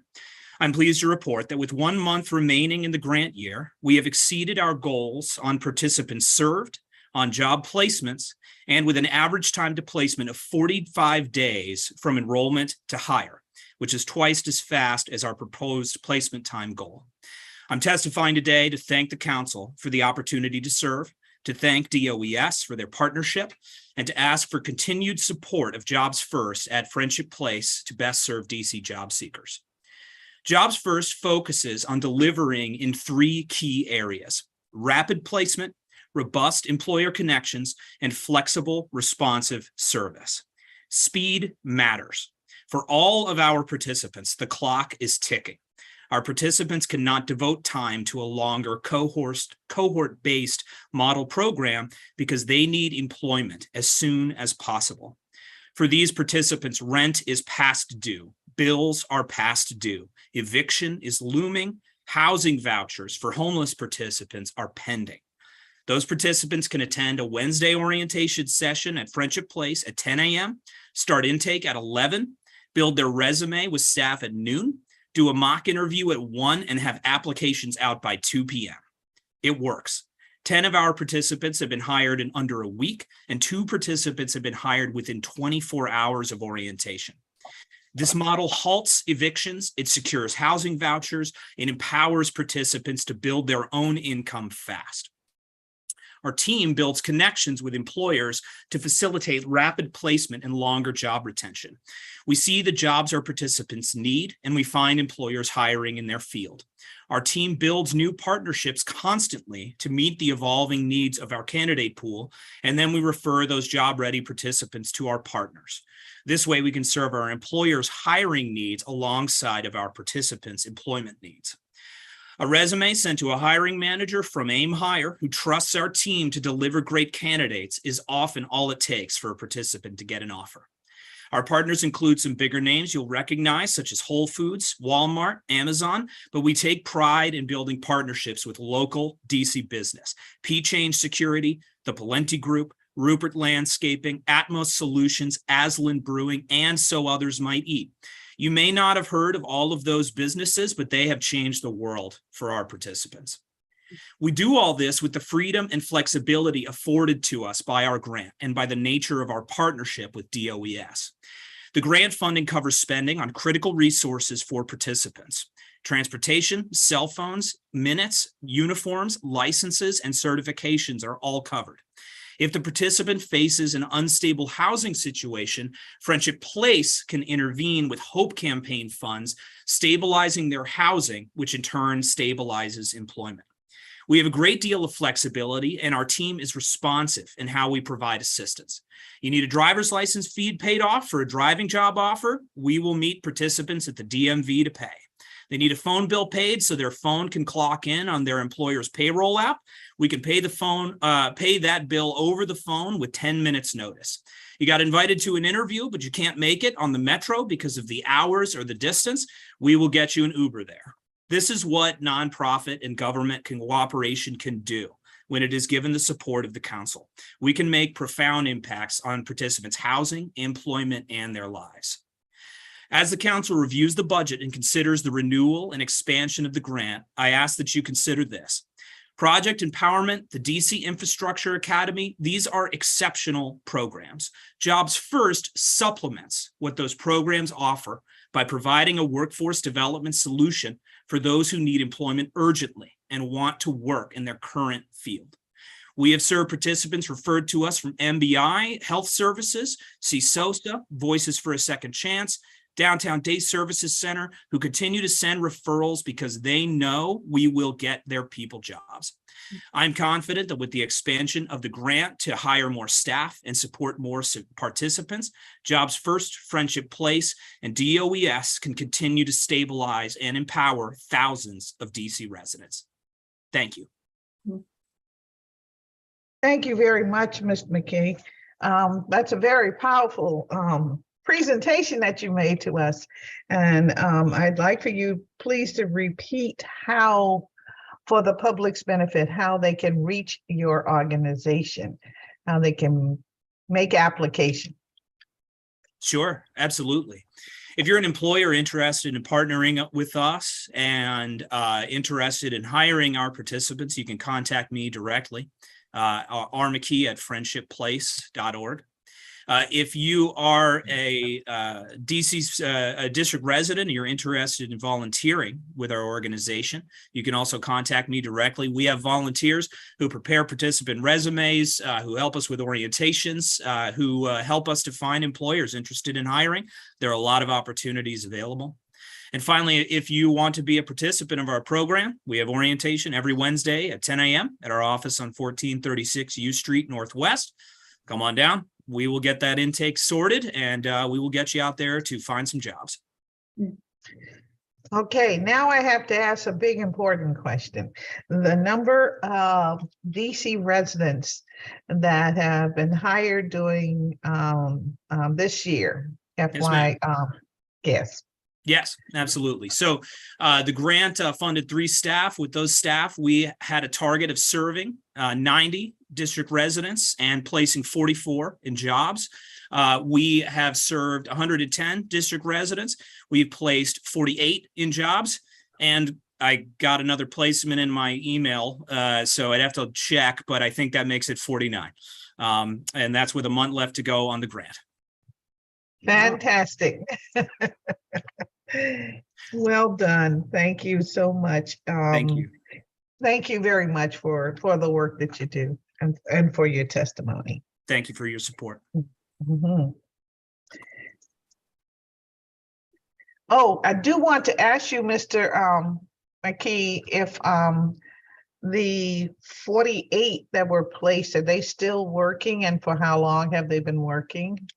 Yes, ma'am. So right now, our retention that we are submitting for participants, of the participants who've been placed, of the 48, we have 22 who are eligible for retention incentives. So that means that they are eligible based on the amount of time that they've been working. But that number does not include participants who have not yet submitted pay stubs for employment verification. So we have a few more pending. It is challenging to get pay stubs from participants after they have started working. This is where we see volunteer support is really critical, just helping to get us in touch with those folks. Catching them during working hours can be difficult. Getting pay stubs from employers and the different employers they work with can be a challenge. But I'm confident that we will, based on what we've seen so far, hit our projected number of 65% of participants keeping their job for 6 months and up to 1 year. All right. And let me ask you, have you implemented the program long enough to determine whether or not providing, I guess, employment coaching would be necessary for an additional year with? So the grant has only been in operation since March last year, so we haven't yet hit one full year. Based on my experience running this model of program through our private funds at Friendship Place, we have a program at Friendship Place runs the same model, been in operation for 10 years. My prediction would be that yes, additional support for retention and a staff member to provide support on retention would be extremely helpful in guiding participants through keeping employment for 6 months to 1 year and further on. Being able to help participants navigate either finding ways for advancement within their own organization, ways to build their career. That is definitely an area in which more support, more coaching would be useful. All right. And are you a member of the WIC by any chance? Yes. All righty. Okay, you know where I'm headed. Okay. All right. We're going to get there with your help. Thank you so very much for your testimony. Thank you for having me. We are now moving to panel 4 of a total of 17 panels. All right, panel 4.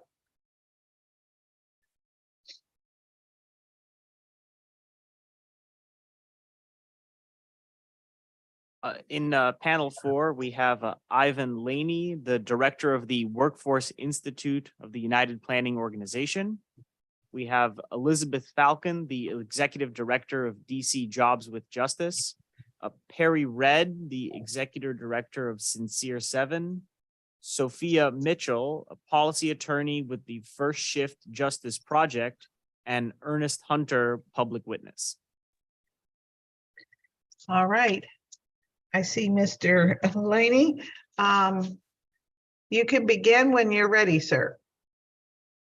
Chairman Bonds and members of the Committee on Executive Administration and Labor, thank you for the opportunity to testify today. My name is Ivan Laney, and I'm the Director of Workforce Institute for United Planning Organization. UPOs is the district community action agency and has been since 1962 to improve economic security of DC residents with low incomes. We offer more than 30 programs and services in such areas as childhood education, youth development, job training, placement, health and wellness, housing, and volunteering. The UPO Workforce Institute has been recognized by the DC State Superintendent of Higher Education Licensure Commission as a non-degree post-secondary institution of higher education since 2011. The UPO Workforce Institute, while catering to the needs of low-income individuals in the District of Columbia, also offers high-quality programming to the general public at reasonable and affordable rates. I appreciate the opportunity today to testify about the performance of the Department of Employment Services. While that will be the focus of my testimony today, I want to highlight the important interconnections between the many needs of DC residents with low incomes. And UPO's work to provide workforce training and job placement services. For example, we see other challenges faced by UPO customers, especially unstable housing and unmet mental health needs, impede the ability of our trainees to succeed. We urge the district to do more to address these basic needs. There are 3 issues I want to raise today, representing the challenges UPO faces in ensuring that our training services help DC residents get into meaningful career paths. There are steps that the district, particularly DOES, could take to address these challenges. First, many UPO Workforce Institute students come to us lacking the basic technology-related skills, such as keyboard skills and effective internet searches. This limits the ability of students to succeed in our training and job placement services, or we have to devote limited training time to teach these basic skills. We urge the district to do more to ensure that all children receive this kind of training in elementary and secondary education. We urge the DOES to support basic technology training services so that workforce development providers can refer clients who need such training before they enroll into a workforce program. Second, we encourage DOES to invest more time in Earn While You Learn approach to workforce development training providers, under which students receive stipends to cover living expenses while in training. It's both common sense and backed by research that would benefit from job training that may not be able to take advantage of this without having an income for an extended period of time. Research also shows that cash support can help people complete training and compete for a job. UPO workforce training programs provide stipends that total only $900 for 6-week, 12-week, and year-long trainings. But that is not enough meaningfully to support participants. For example, DC's Project Empowerment is an example of allowing people to earn while they learn. We encourage the Department of Employment Services to apply this approach to training programs, as well as by funding training providers to support stipends for participants.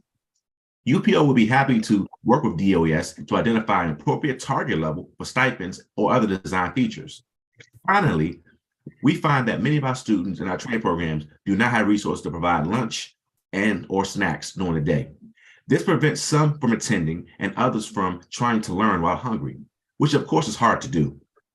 Just as schools offer lunches and child and adult care centers receive funds to provide meals and snacks, UPO believes DC's job training would be strengthened by funding to provide the meals and snacks for students.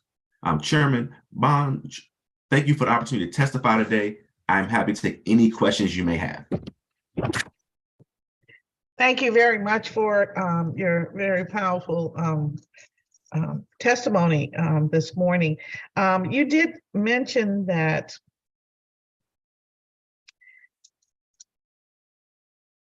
the earning during the earn and learn period is $900 stipend for 6 weeks of training.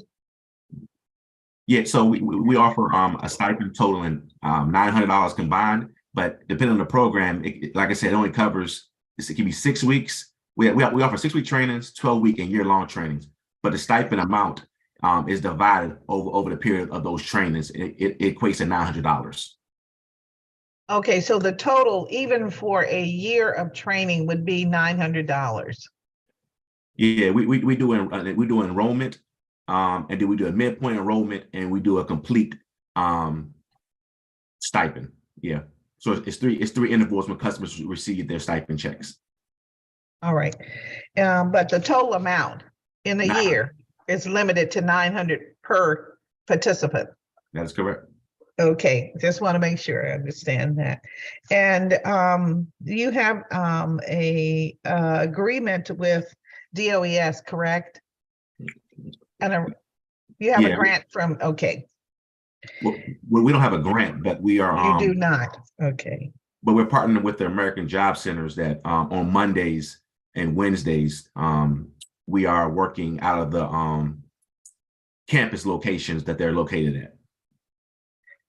Okay, but you do not have a grant arrangement with DOES? We do not at this time. All right. Is there any interest in having one? Yeah, absolutely.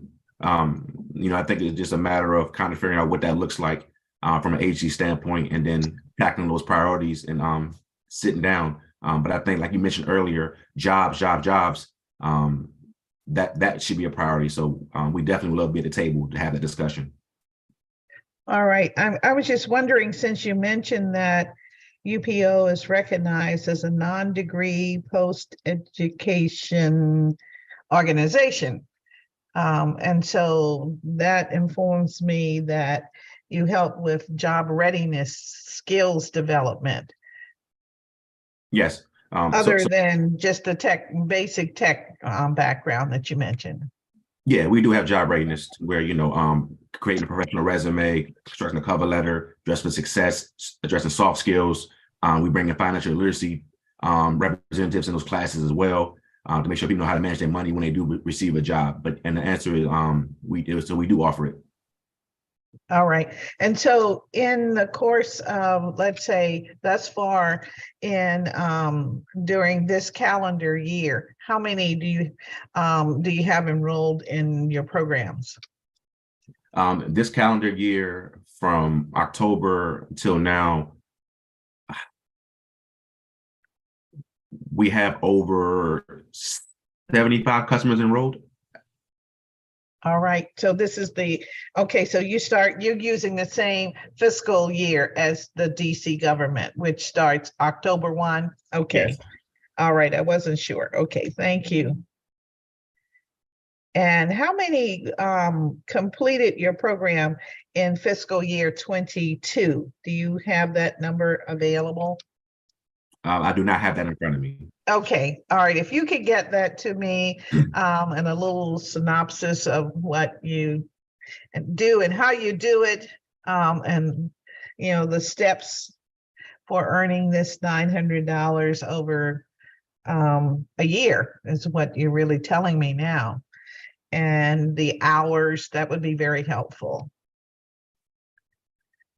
All right. My attitude is that any organization that is providing training and the training is showing benefits where an individual becomes employed, an individual gets to stay on the job, continue to develop more skills and opportunity for furthering their career on that job or in that job domain, then that is an organization that we want to make sure that we partner with. So, and partner with, resources so that you can do more. So that's why I'm asking these questions. No, thank you. So thank you. Thank you very, very much. Thank you.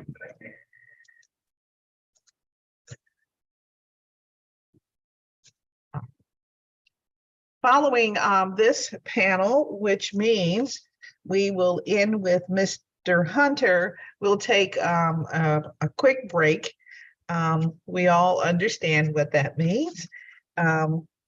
So next, we'll hear from Ms. Falcon.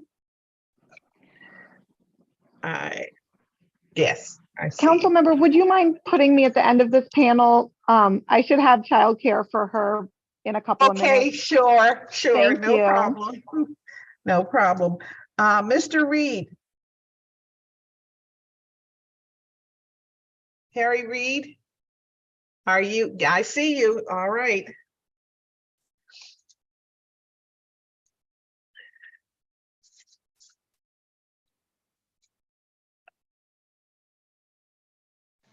Am I unmuted at this time? Now you are. Yes, you are. How are you doing, sir? Wonderful. I'm doing well. I'm Perry Red. Thank you, council member and chair lady. Good to see you again. You too. I'm Perry Red and represent the 501c3 worker advocacy organization, Sincere 7. We're in our 24th year.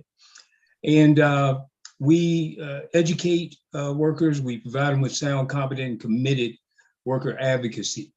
We don't charge a person anything, a worker anything. We educate and guide workers in distinguishing the wrong from the illegal. So we've testified on numerous occasions before labor committees regarding performance of DOES in the past. So I wanted to just bring to your attention, the committee's attention, 5 issues. I'll elaborate on 3 of them in particular. DOES is unacceptable customer service administration, the failure to inform the general public, the DC working public of their workers' rights, DOES's faulty interpretation of the Wage Theft Prevention Act, which that's lengthy, won't go into detail there, and the OAH's denial of DC workers' due process. Very important. So at this time, I just want to remind members of this committee that on November 19th of 2018, S7, our organization, Sincere 7, was the only entity to oppose the nomination of Dr. Unique Morris Hughes as director of DOES. I testified at that time, we've got workers still on hold, waiting to get reasonable enforcement through the agency charter to execute the law. And Dr. Hughes appears, for all intents and purposes, to continue the practices of the previous chief, Odie Don. And at that time, there were problems with people filing their filed for UI benefits, workers who just had the worst time with DOES standing as an advocate for workers. And I still have these same problems. I'm witness to that. So let me elaborate on customer service. So we sat across the table from Director Morris Hughes on more than one occasion, offered antidotes and failed systemic practices that adversely affect DC workers attempting to engage with the agency. The phone system still fails in one's ability to speak with a human being. You get caught in the voice prompted circular call system to nowhere, and the prompts lead workers to missing targets.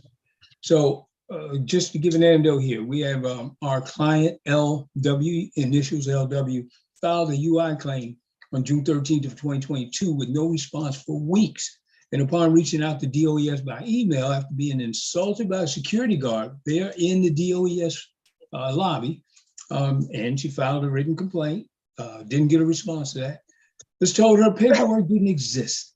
She was asked to provide questionable documentation in order to track her filing down, like a bank card, like her social security card, like proof of the phone call she made. This makes no sense to me. But this was problematic to her. And then she reached out to us, provided us with the email training. I had to go through backdoor channels in order to get her claim filed. And so it took all the way to August 10th of 2022 when she reached out to us. By September 9th, she finally got her UI that she was entitled to, that she was due. But her bills were at that point 6 months behind. So this is problematic. I want to also elaborate on our client LB initials and our client BJC. A full 9 weeks without a response from DOES. Lost their paperwork, much like the first client I mentioned. We had to go through backdoor channels, quote unquote. And I'm glad I had a good relationship with that labor committee. I'm hoping, Councilmember Bonds, I'll have a good relationship with yours. But the processes on the front end need to work, and workers shouldn't have to.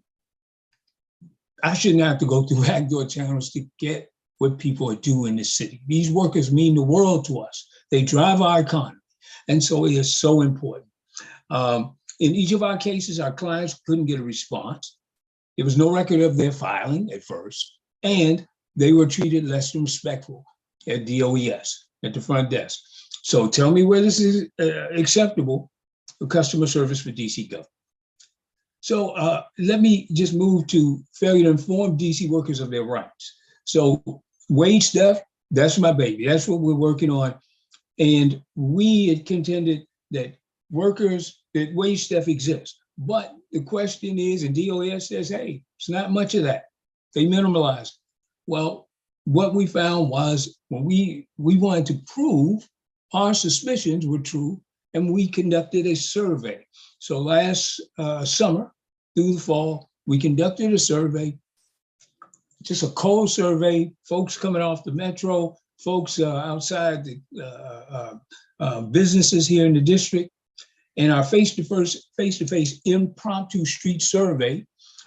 We hit Noma, Anacostia, Brentwood, Eastern Market, Petworth, and our volunteers, James Jones, Kendra Williams, and yours truly, we demonstrated our suspicions were indeed accurate. So our small sample of these working age Washingtonians that we queried found out that they did not know what the minimum wage was. So when we asked them, what's the minimum wage in DC?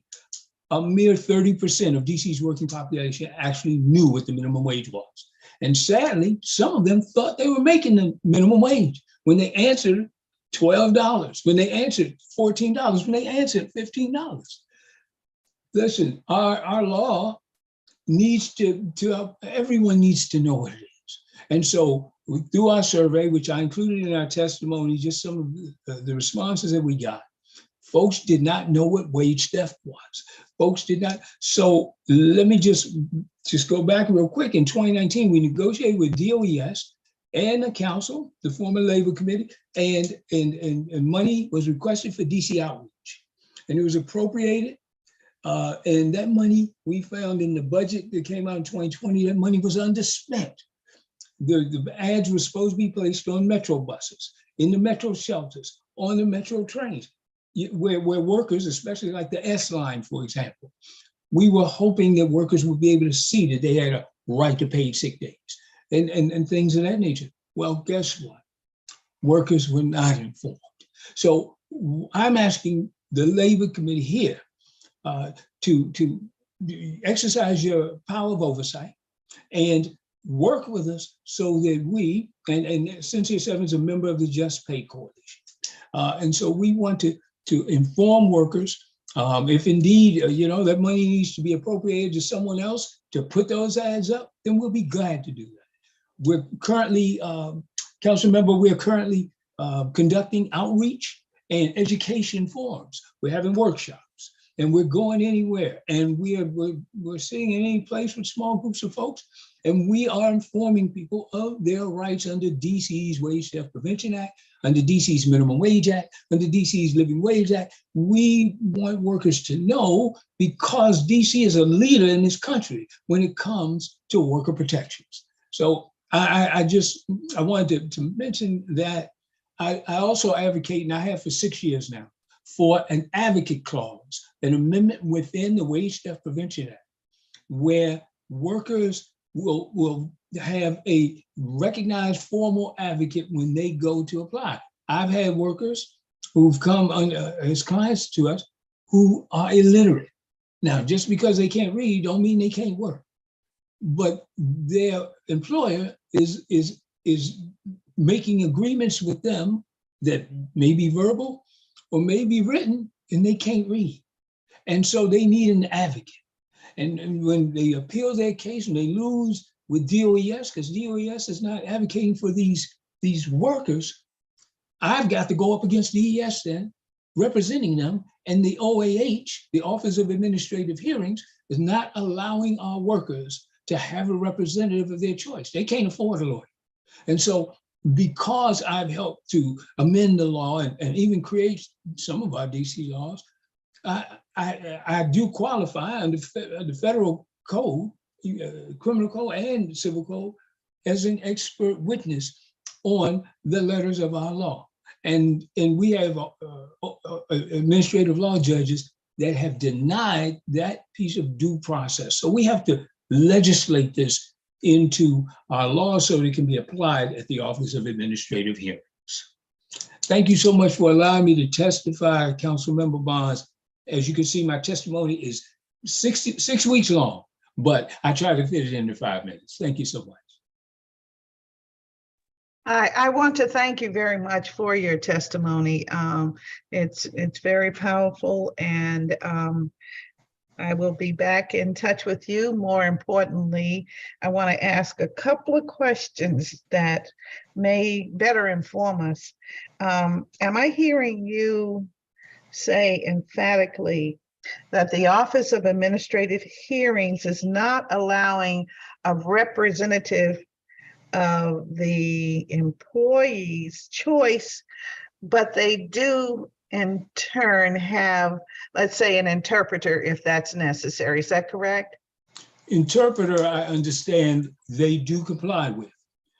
As far as the rule within the Office of Administrative Hearings, Rule 2835-5, it says that a party may be represented by another person who is not an attorney.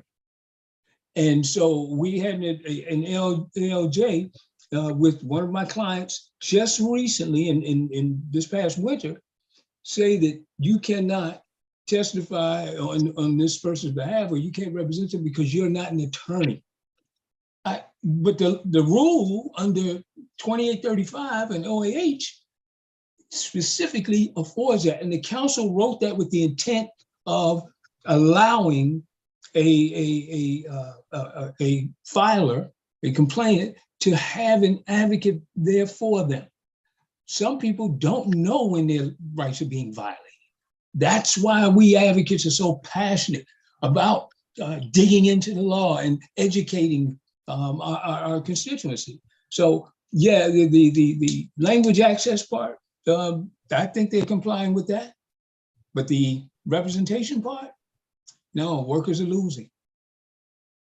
All right, well, sounds like they're breaking the law. So I will see what we can find out more about that. I truly appreciate your testimony. Of course, this is a new committee for me, and I'm learning so much as it relates to, how our systems are or are not working in the District of Columbia. So thank you. You'll see very, more of very me, much council for that. member, promise you.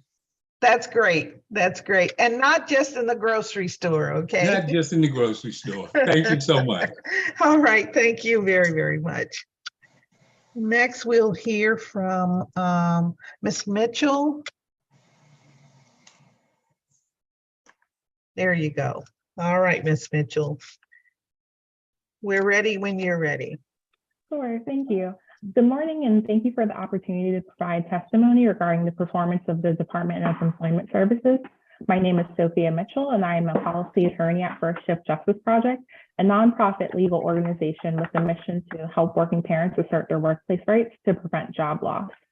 I would like to begin by expressing our excitement about the newly passed DC Domestic Workers Bill of Rights and inquire about DOES's next steps in implementing the provisions of the law. We would like to echo the points made in the previous two panels and hope to learn more about DOES's plans in the upcoming months. And we would also be happy to share any knowledge we have gained through our work on the paid family leave program that may help in establishing this program. Today, I will focus on 3 topics that we believe will improve the implementation of the DC paid family leave program, though I will only go into detail on the last 2 for the sake of time. First Shift continues to advocate for the elimination of the current employment requirement in the DC PFL program, as we have recommended in previous years. We were happy to see that the Universal Paid Leave Portability Amendment Act of 2023 was reintroduced to remedy this issue, and hope that a hearing will be held soon so our clients can share their experiences with the committee. Next, First Shift recommends that applicants be able to submit an application for leave benefits when they have experienced the qualifying leave event, with additional time to obtain a completed medical certification form. Data provided by DOES shows that some of the most common reasons that a claim is denied relate to issues with the medical certification process. Moreover, Ward 8, historically disinvested community, accounts for the highest number of medical claims and faces the highest rate of claim denials. Addressing the prevalence of denial rates due to issues with medical certification is an issue of access as well as racial equity. Unfortunately, we have encountered a number of clients who have been unable to access leave benefits due to the inability to get the proper medical certification forms completed by a medical provider in a timely manner. One of our clients was out on leave from work due to a sudden and serious medical condition. The client was interested in and eligible to apply for medical leave benefits with the Office of Paid Family Leave. However, the client was prevented from applying for medical leave benefits because she was unable to obtain the proper medical certification form in time. Our client, whose first language is Spanish, went to her medical provider's office and gave the medical certification form to the front desk. On 2 separate occasions, when the client was supposed to be at home recovering, the client went to the office and asked that the medical certification form be completed. The medical provider, who seemed to be unfamiliar with the process and the requirements of the paid family leave program, eventually provided only a doctor's note, which is not a sufficient form of documentation for the paid leave benefits application. The client ultimately became discouraged and decided not to continue to pursue the application for medical leave benefits. We recommend that applicants be able to submit an application for leave benefits when they have experienced the qualifying leave event, with additional time to obtain a completed medical certification form to prevent workers from missing the deadline for applying for leave benefits or from becoming discouraged from applying for benefits. Finally, First Shift recommends amending the definition of qualifying prenatal leave event to include the entire duration of the pregnancy, to ensure that pregnant workers are able to receive the wage replacement that most closely reflects their wages at the time of leave. The statute defines a qualifying prenatal leave event as the diagnosis of pregnancy by a healthcare provider. Due to this language, the weekly benefit amount for prenatal leave benefits is determined by the completed quarters prior to the diagnosis of the pregnancy. A pregnant applicant who accesses prenatal leave benefits at 6 months or even 9 months would receive a weekly benefit amount based on the wages they received prior to the diagnosis of their pregnancy, not the completed quarters immediately preceding their prenatal leave. If the applicant's wage rate has substantially changed in the intervening time between the diagnosis of the pregnancy and the prenatal leave, then the intent of the program, which is to replace wages for unpaid time off, is undermined. For these reasons, we recommend amending the definition of qualifying prenatal leave to include the entire duration of the pregnancy. Thank you for your time. Thank you very much. I'm trying to capture all of the points that you made. I don't think we have any written testimony from you yet. I would assume it's forthcoming, but let me just ask you, you were talking about qualified prenatal leave. Can you go over that again or help me understand what the issue is? I believe it's as to when it is identified by a physician and when the office will accept the application. Am I correct? Is that what the difficulty is? Sure. So through the definition of qualifying prenatal leave event, it's established as the diagnosis of the pregnancy. For the to access leave benefits, the qualifying prenatal or the qualifying event, generally, it determines how your weekly wage is determined. So for when you take the leave.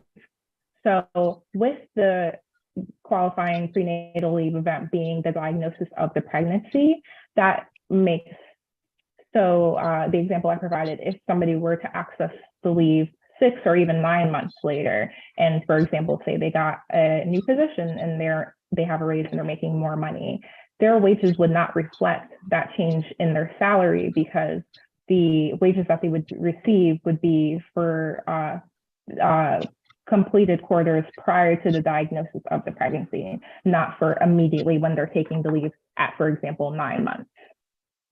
Okay, thank you very much. I got it now. Thank you. Thank you for your testimony. Thank you. Now we'll hear from Mr. Hunter. Mr. Hunter, I see you. I know you're ready. Yes, I am ready. Greetings, Chairman Bond and staff and the listening public. I wanted to testify in front of the DOS Oversight hearing based on my personal experience relating to my unemployment insurance. I'm a vested member of the DC government, having served 22 years for DC Water and several years for Child and Family Service Agency. Anyway, my job ended in October with Metro, Washington Metropolitan Area Transit Authority, October 7th, and I've been trying to get my unemployment claim processed ever since then. From October 7th until January the 14th, this online system told me that they could not handle the claim because of the caseload that were being submitted. So it was not until mid-January before I was actually able to submit my claim online. And after that, I got an email from Eric Rutherford from the Department of Employment Services asking me to basically do a claimant statement, basically outlining why I left WMATA. So I did that. Eventually got a statement or a letter from Joss telling me that I was eligible for my benefits. But by that time, my claim had been closed online, so I was not able to do my weekly certification. In the time that I initially started in October, I was referred to 202-724-7000 multiple times, stayed on that line between 1 hour and as much as 6 hours, and still really haven't had anybody talk to me directly. So I also was told that issues with fraud was preventing me from submitting my claim online. So I addressed that when they asked me for my identification. I submitted my identification to Mr. Sean Burns on January the 31st. And I also took it down to Mr. Jamal Singleton at the Minnesota Avenue headquarters. And they're still telling me, as of today, I got a letter from Sean Burns telling me, an email from him just this morning telling me that they still don't have my identification. So, you know, I'm still not receiving my benefits. So the most thing I'm most disturbed about, because as a DC government employee, former DC government employee, customer service has always been one of my biggest things that I always try to deliver. And to have anybody on phone for an hour to 6 hours for DC government, I think is appalling. That definitely needs to be addressed, you know. And the fact is, I'm kind of confused about my identity. I've submitted my Social Security card, my ID, and even as an extra measure, my passport. And they're still telling me that they don't have my ID. So, you know, last time Ms. Boyd of Dole, she contacted me, asked me why I was not submitting my certifications. I told her what the issues were. She checked and she said that she could see my ID was in place. So it's kind of like going back and forth and nobody's really resolving the issue. So I wanted to bring my testimony to your committee because, like I said, as a vested DC government employee, I think it's very appalling and very somewhat disrespectful the way things are being handled by DOS. So I would appreciate you can do whatever you can do to make it a more efficient process. that's my testimony. I haven't written down my testimony, but I will forward you a written testimony to detail these things. But I think when you began your hearing, you gave I think it was CEAL, CEAL@dc.gov. So if that's not right, you can give me that. But I definitely plan on giving you my written testimony. Mr. Hunter, thank you very much. And if you don't mind, would you give this office, my office, a call? Ask for John, and the phone number is 202-724-8064. Would you give him a call? You can ask for him or Tamika. Okay. And we will get right on it. I appreciate it. Okay. All right. And thank very you much. so much for your service. Thank you. Okay, please. And if let's say, I'm realizing it's lunchtime. If they are not in, leave your name and number and also leave it for me. So I'll be sure to get it. Okay. Thank you. Thank you very much. You are welcome. Thank you very much.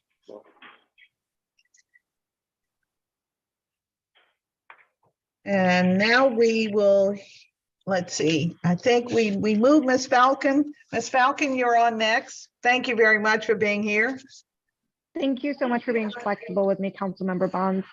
Thank you for the opportunity to testify. My name is Elizabeth Falcon. I'm the Executive Director of DC Jobs with Justice.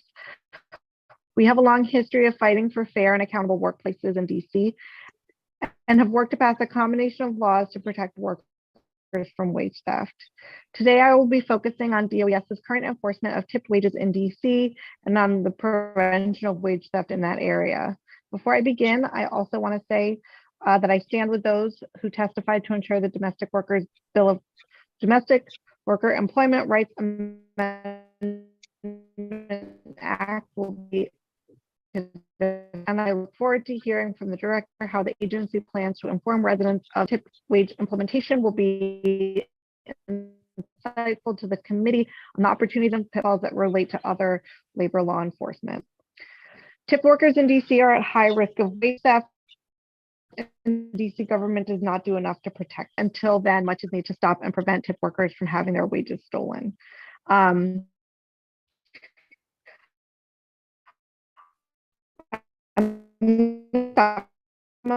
some places, so for the information that is in the tip portal. And Ms. Falcon, you're breaking up many employers regularly. Okay. You're breaking up regularly. I'm going to turn off my video. Okay. All right. Thank you. Does that improve things? Oh, yes. All right. Yes, ma'am. Okay. Tipped workers are at high risk of wage theft, and DC government does not do enough to protect them. DC will eliminate the two-tier wage system in 2027, but until then, much is needed to stop and prevent tipped workers' wages from being stolen. DC Jobs with Justice and the Restaurant Opportunities Center did a FOIA of the tip portal within DOES, and these are some of the things we found. Many employers have reported to DOES that they fail to increase tip workers' base pay when the district minimum wage increases on July 1st, including some that were paying $4 an hour or less. 217 of the 547 DC employers filing with DOES were not meeting the obligation to make sure that tip workers made the full minimum wage when their tip workers amount fell below the full amount. And DOES is not adequately punishing employers for these violations because many employers continue to report violations over and over again. So the way that the tip portal works in DC is no one is allowed to pay a tip an employee less than the tip minimum wage, even if their overall pay far exceeds the minimum wage. The system, as I said, will stay in place until 2027. DC requires employers of tipped workers to report hours, wages, and tipped information directly to DOES every calendar quarter or pay fines. The system is colloquially called the tip portal. The tip portal should be, but inexplicably is not the agency's most powerful tool for finding and putting an age to wage theft. The tip portal gives DOES large quantities of evidence about what's happening inside DC businesses that have tipped workers, including violations, administrative issues, or incomplete notices. Employers are violating the minimum wage laws by failing to pay the legal tip minimum wage and not ensuring employees' final rate of pay is at or above the minimum wage. The total losses that we found just of employers who are not paying the correct base wage, which right in the period that we studied was $5 or $5.05, was a total of $70,000 that workers were shortchanged by their employers. So instead of relying on DC government records such as business registrations, tax filing, and liquor licenses to identify employers with tipped workers and impose fines when they fail to file their quarterly reports, DOES regularly ignores employers that could be violating their tip workers' wage and other rights and allow these problems to continue. Instead of performing quarterly audit reports as the law specifically requires for underpayments to workers and immediately notifying employers to pay the workers what they owe, DOES allows employers to get away with paying their workers less than the minimum wage months after they report violating the law. Instead of requesting wage and timesheet records for tipped and non-tipped workers in workplaces where the tipped workers' hourly rate does not increase on July 1st, DOES fails to quash patterns and practices of wage theft by not investigating employers who admit to breaking the law. And instead of using the tip portal to substantiate allegations of workers' complaints, DOES requires employees to bring employer documents to support charges against an employer, even though by law, employers must provide these records to DOES. I've included a number of additional recommendations to resolve these issues and make workers who work for tips whole and end the widespread practice of wage theft for tipped workers. I'm happy to answer any questions. Thank you for the opportunity to testify. Thank you very much for your important testimony. As you were speaking, I was thinking that we probably need to have form a quick working group so that we can get on top of this issue, because we do have provisions in the law that you're indicating are not being followed.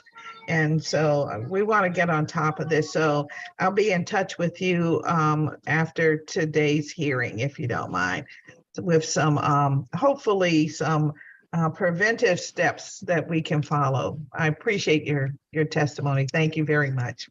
Thank you, Council Member.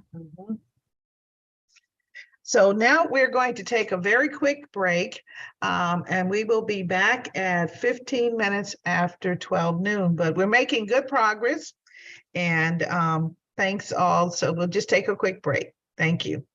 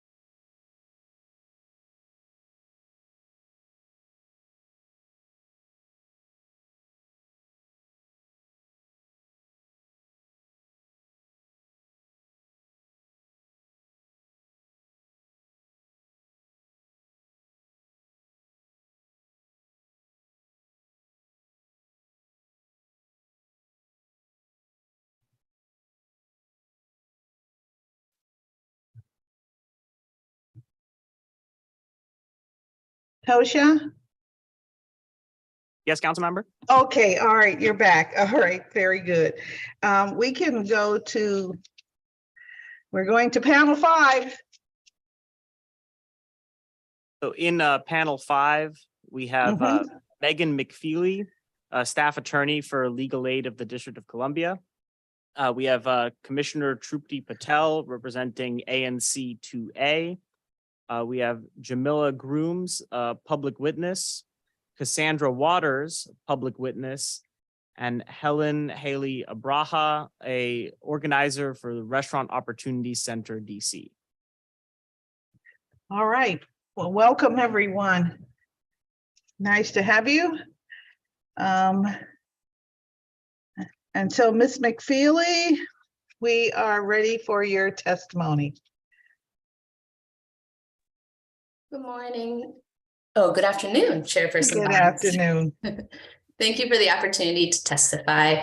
My name is Megan McFeely, and I'm an attorney with Legal Aid DC and also a Ward 4 resident. We're submitting a more detailed written testimony in partnership with other organizations, but my testimony today will highlight several important issues with the unemployment insurance program at DOES that claimants face. First, claimants face significant issues reaching DOES and accessing benefits. Currently, DC workers can only apply for DCUI benefits using the online claimant portal. Without a phone or in-person option, jobless workers without computer access face significant hardship and delay when applying for and receiving unemployment benefits. At the same time, the online portal often doesn't work due to technical issues, leaving many claimants unable to file for benefits at all. Even when claimants can log on, we have seen the portal kick out users at seemingly random moments, making it difficult for claimants to access important information on a current claim. Access issues intensify for claimants whose primary language is not English. Much of the content on the portal is only available in English and sometimes limited Spanish, without Amharic or any other languages. DOES routinely sends English language emails and paperwork to Amharic and Spanish speakers, even after they've notified DOES of their limited English proficiency. Second, claimants face significant processing and communication delays from DOES. Due to frequent technical or administrative errors, claimants may wait weeks, months, or in some cases over a year to receive a determination or a fix for an error on their UI claims. Claimants have no clear way to escalate their own issues with DOES. This lack of notice prevents claimants from being able to appeal decisions with which they disagree. And it also prevents claimants from being able to request waivers for any overpayments on their claims. Even when claimants do receive an overpayment determination, those determinations don't include information about their rights to ask DOES to waive their debts. Third, DOES often does not act in accordance with the remedial nature of the unemployment statute in its treatment of claimants when mistakes are made, either by the claimant or DOES itself. Legal aid has frequently seen DOES automatically assess a fraud penalty on claimants' overpayments simply because someone's earnings found in the DOES system did not match the earnings reported by the claimant. DOES does little to no investigation that's required to find the intent needed for a fraud finding. DOES has even assessed fraud when it agreed that there was a simple mistake. We have also seen claimants who have not been paid benefits due to them because a third-party fraudster has intercepted them. These victims of fraud contact DOES repeatedly without getting swift enough answers or relief. Such is the case with Ms. Annie Williams, who gave legal aid permission to share her name and story with the committee. She began receiving UI benefits in February 2022. However, her claim was hijacked several times by a fraudster. Each time she had to call DOES to ask them to fix her account. However, despite repeated inquiries from Ms. Williams and from legal aid on her behalf, DOES has not paid Ms. Williams for several weeks of benefits from July 2022 that were intercepted by the fraudster. DOES just keeps telling Ms. Williams to wait indefinitely and that the payment is outside of their control. But however, we know through helping other claimants with the similar issue that DOES indeed can pay the claimant what they're due as soon as DOES determines the claimant was not the fraudster. Ms. Williams' case demonstrates the effects of all three issues we described today, that despite having a valid claim for her benefits, she has repeatedly tried to reach someone at DOES who could help, only to face indefinite and ongoing delays. These issues put low-income workers at greater risk of foreclosure, homelessness, and other collateral consequences of job loss. We therefore ask the committee to work with DOES to, one, immediately resume taking phone calls and in-person applications. Two, ensure the online portal is accessible and usable by all claimants, including those whose primary language is not English. Three, implement a simple and widely disclosed process for claimants to request an escalation on their claim, a prompt review by a claim examiner, and a swift resolution to ongoing delays. And four, immediately begin paying claimants who have fallen victim to third-party fraud on their due benefits, including all due back benefits and seized funds, and conduct the legally required individual investigations into cases with suspected fraud. Thank you so much for the opportunity to testify today, and I'm happy to answer any questions you might have. Thank you very much for that testimony. As I've said before, I'm getting to learn the services of this agency, having been landlocked in another conundrum over a period of time. So it's a pleasure to know what we are required to do as a government and how well we perhaps are not getting it done in some instances. So I wanted to ask you, Ms. McFeely, if you have been involved in, or your organization, in anything like maybe a working group to resolve some of these issues with DOES? Councilmember, as far as I know, we have a working group internally with other advocacy organizations working on all types of labor issues, but we haven't had any official direct work with anyone at the agency to resolve these issues in like a working group capacity. All right. Until then, I have to ask, is your agency interested in such a group that would involve the government representation? Yes, I think it would be very beneficial to the claimants themselves to also be involved, but especially the advocacy agencies that work directly with claimants to have some sort of way to communicate with the agency and working to resolve the issues based off of our knowledge, experience, as well as theirs. All right. Well, thank you very much for that. And we definitely will be in touch. Of course, when the director's on with her staff, we'll query them as well, particularly with these issues. You know, the time frame is very, very difficult to understand. And of course, not having, receiving online complaints is another issue that we've heard a couple of times this morning and now moving into the afternoon. So thank you very much for your testimony. Now we will hear from Ms. Patel. Commissioner, you're on. Good afternoon, Chairperson Bonds. I just want to amplify and echo the previous testifier, Attorney McFeely. I have actually gone through some of the things that she has said. I have actually had an overpayment allegation against me, even though I was able to send DOES the proof that my previous employer had misreported my wages. And I was like, this is not what I earned that week. They got the timing, reporting time wrong. I was never able to get any of the back pay or that overpayment adjusted. And I really needed that money because this happened right when COVID hit. So that was number one. And number two, there was an IT glitch in 2021, which didn't cause me to get I had to wait 6 months to get paid out. I actually had to testify in 2022 at the DOES oversight hearing. And it was immediately after then I got 6 months worth of back pay. And I didn't get it due to an IT glitch. And then once they did issue it, I had a fraudster compromise my account. And so once again, I experienced another delay. So I do want to amplify that this has happened and it has happened to me.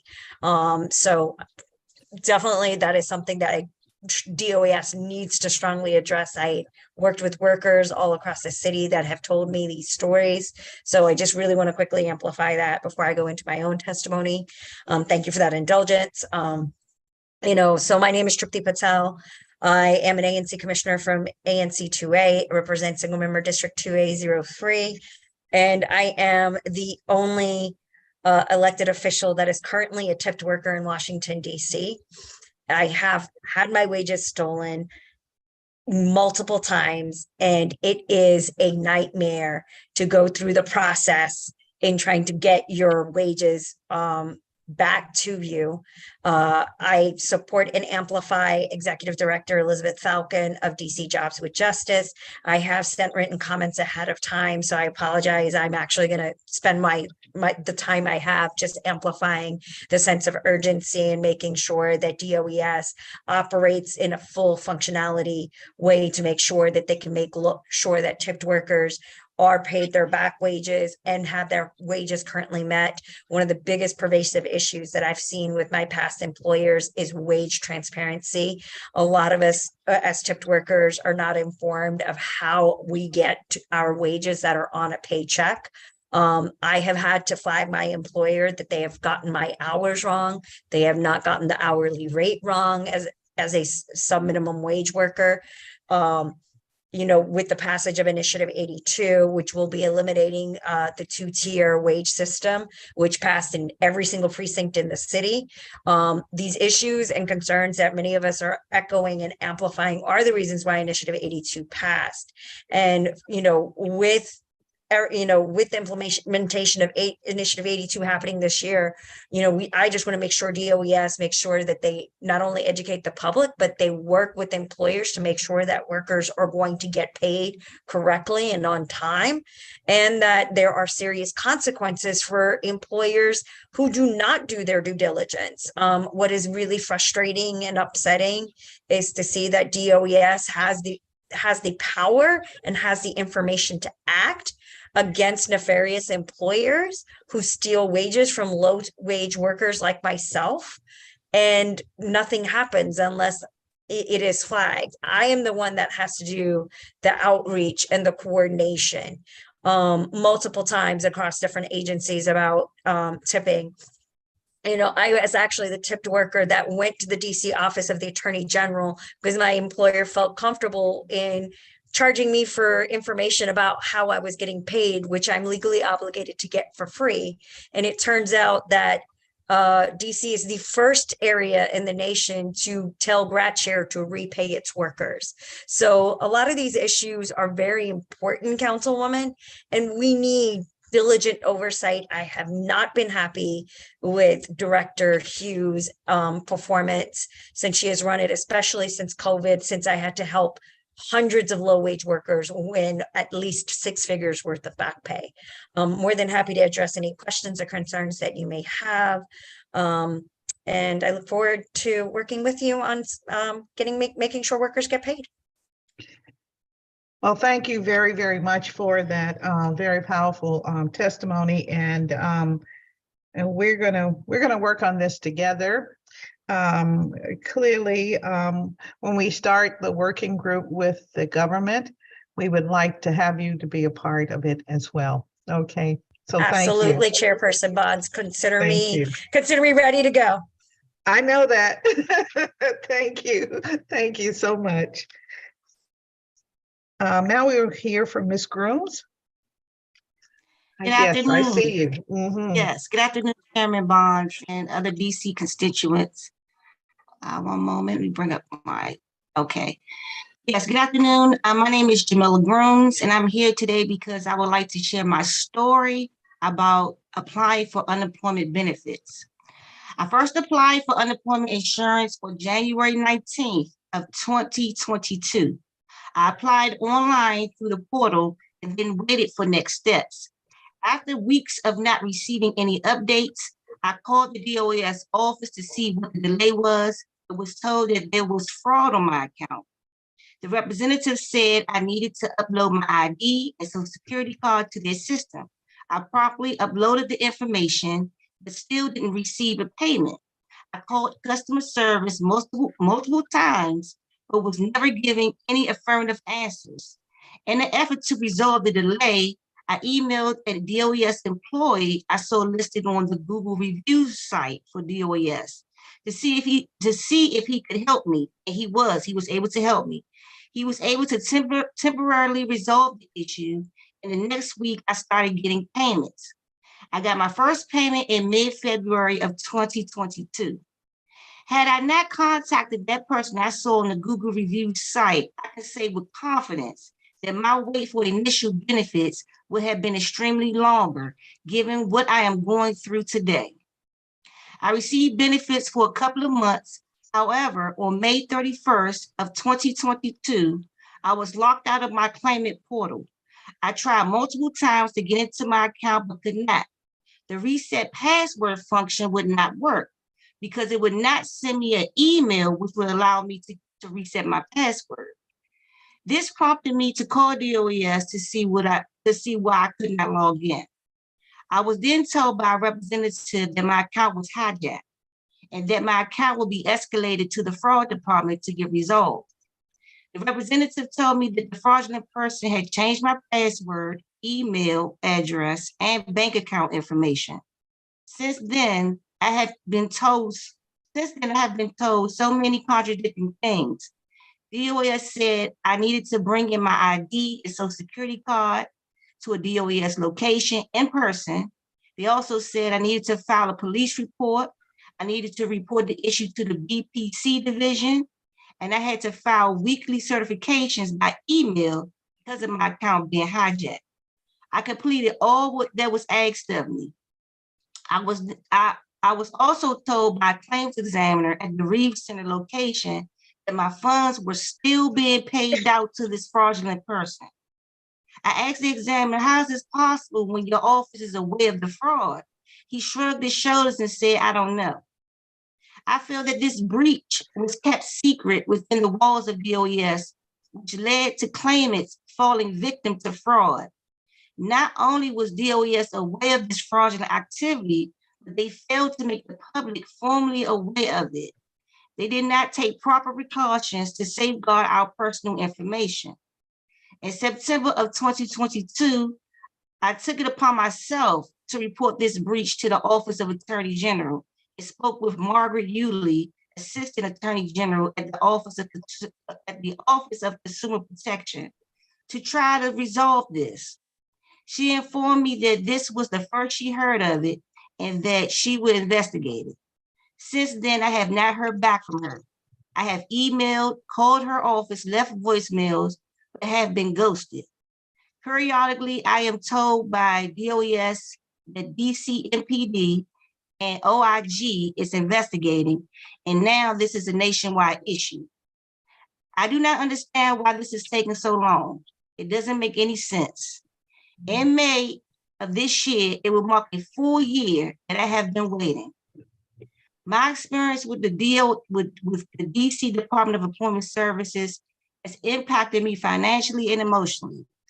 I've had to go into my savings to pay for bills and buy groceries when I shouldn't have had to.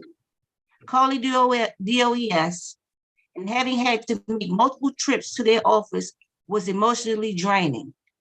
Being met with poor customer service and attitude from DOES staff is taxing on my mind and body. This is very stressful, and at times I feel like their staff gaslights me as if I was the one that caused this breach and stole all this money. I really need my back pay. The DC Department of Employment Services can improve their services by being transparent about major issues like this data breach. And also they need to be upfront to prevent major catastrophes like this data breach. Thank you for the opportunity to provide this testimony about my experience with the DC Department of Employment Services. Thank you very much, Ms. Grooms. I think you're very clear as to what your concerns are, your issues with the agency. So I appreciate you putting that on the record.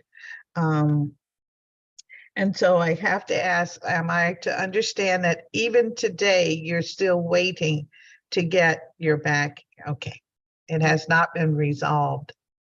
That's correct. Okay. All right. And again, can I ask you to call my office immediately so we can also get into the mix for you? All right. Absolutely. Thank you, Madam Chair. Sure. Thank you. Now, Miss Waters. Councilmember Cassandra Waters had to leave the webinar, unfortunately, and All right. testify. All right. Okay. And so we have Miss Abreja. Miss Abreja.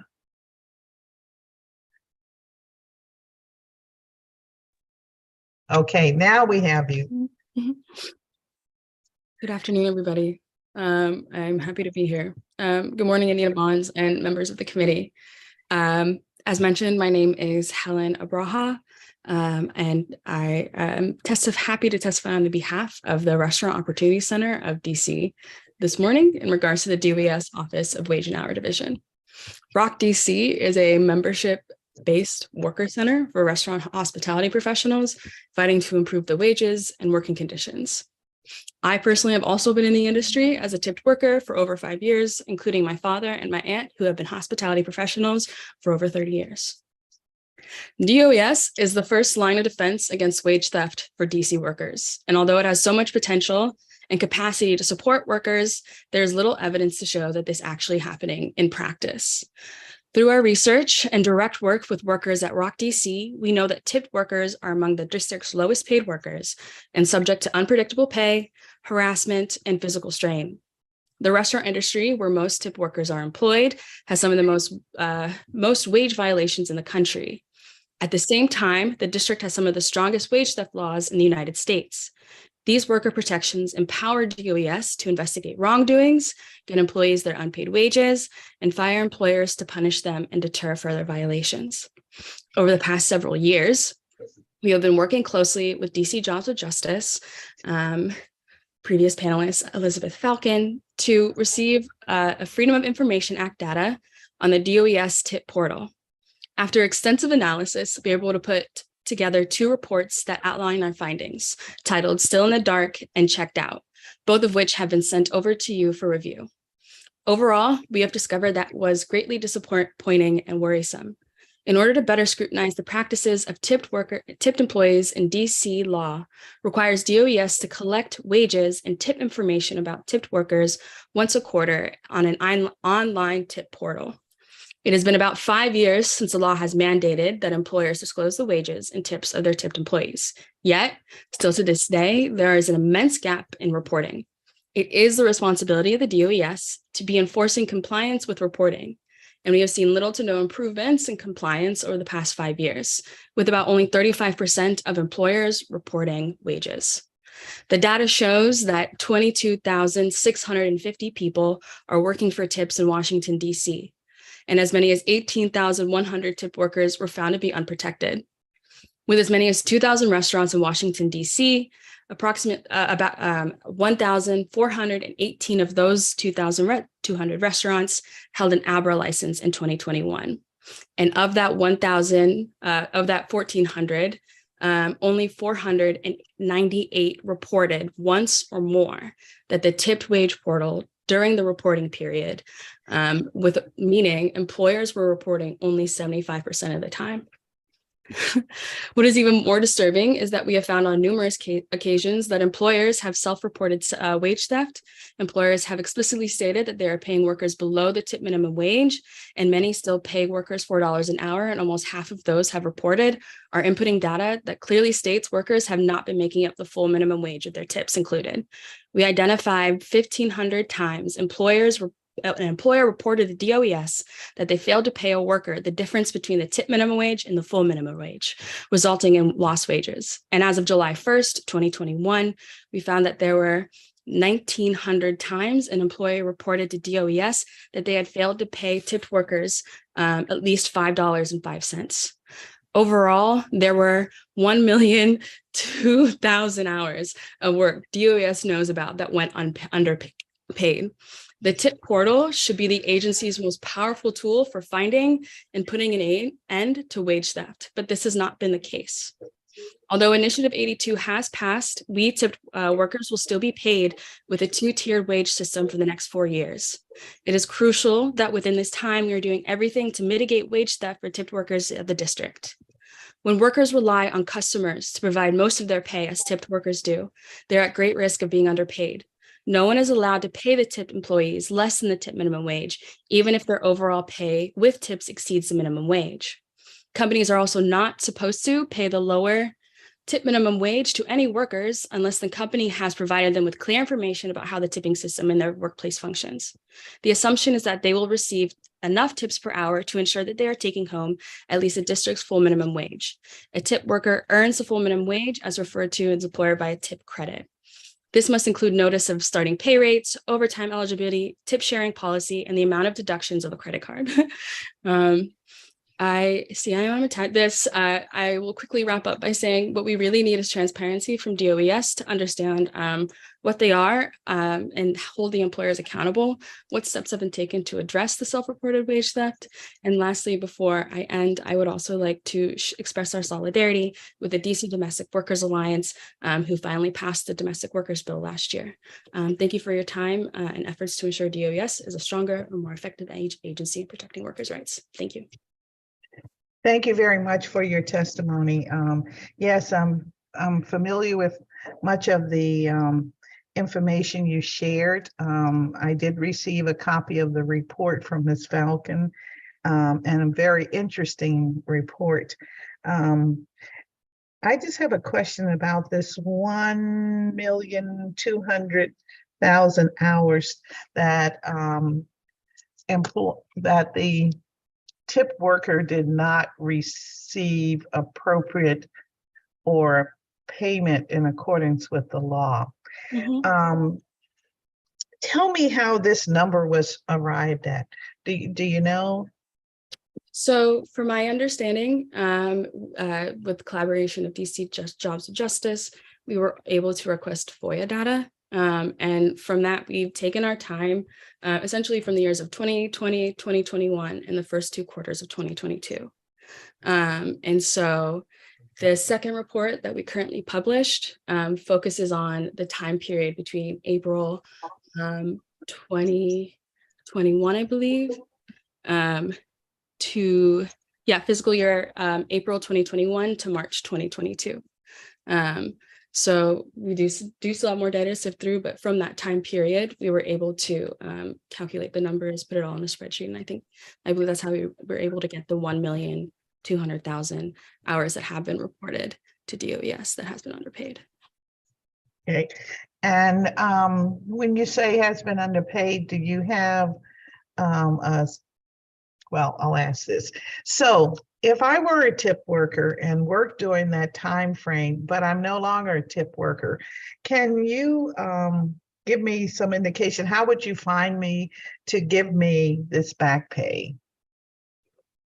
Well, would I have to apply for it or something like that, maybe, or? Correct. So there's an extent, so you have to file a wage claim form through the DOES. Mm-hmm. You must provide any pay stub, W-2s, all of that.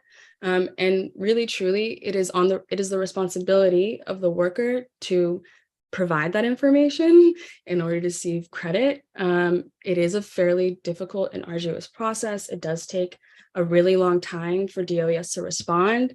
It's also an issue because technically DOES shouldn't need the pay stubs and reportings from the employer directly, because they should also have that information to verify from the employer.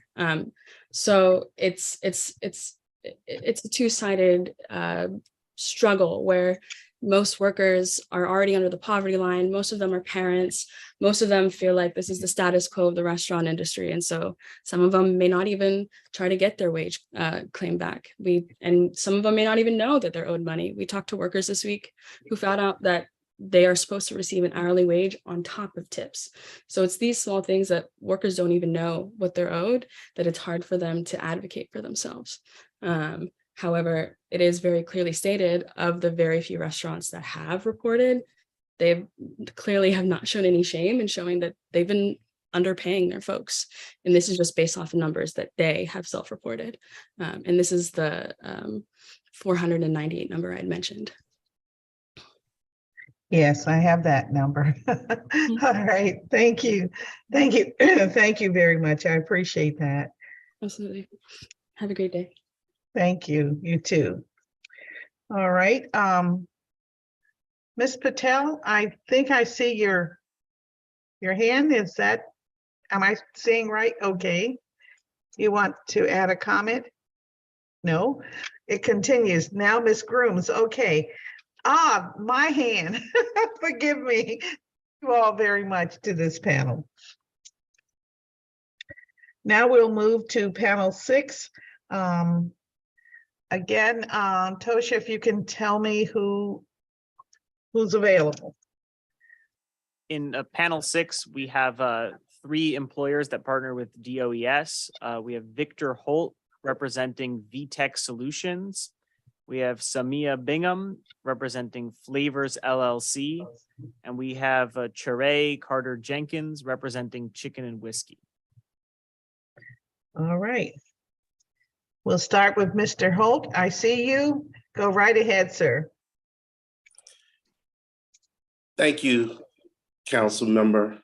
I'm pleased to be here. I'm Victor P. Holt, founder, president, and CEO of VTech Solutions.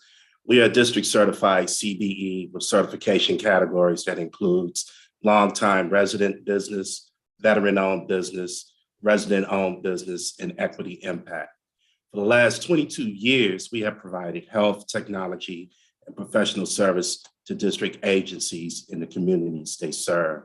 Today, I testify to the Committee on Executive Administration and Labor to share my experience working with the Department of Employment Service.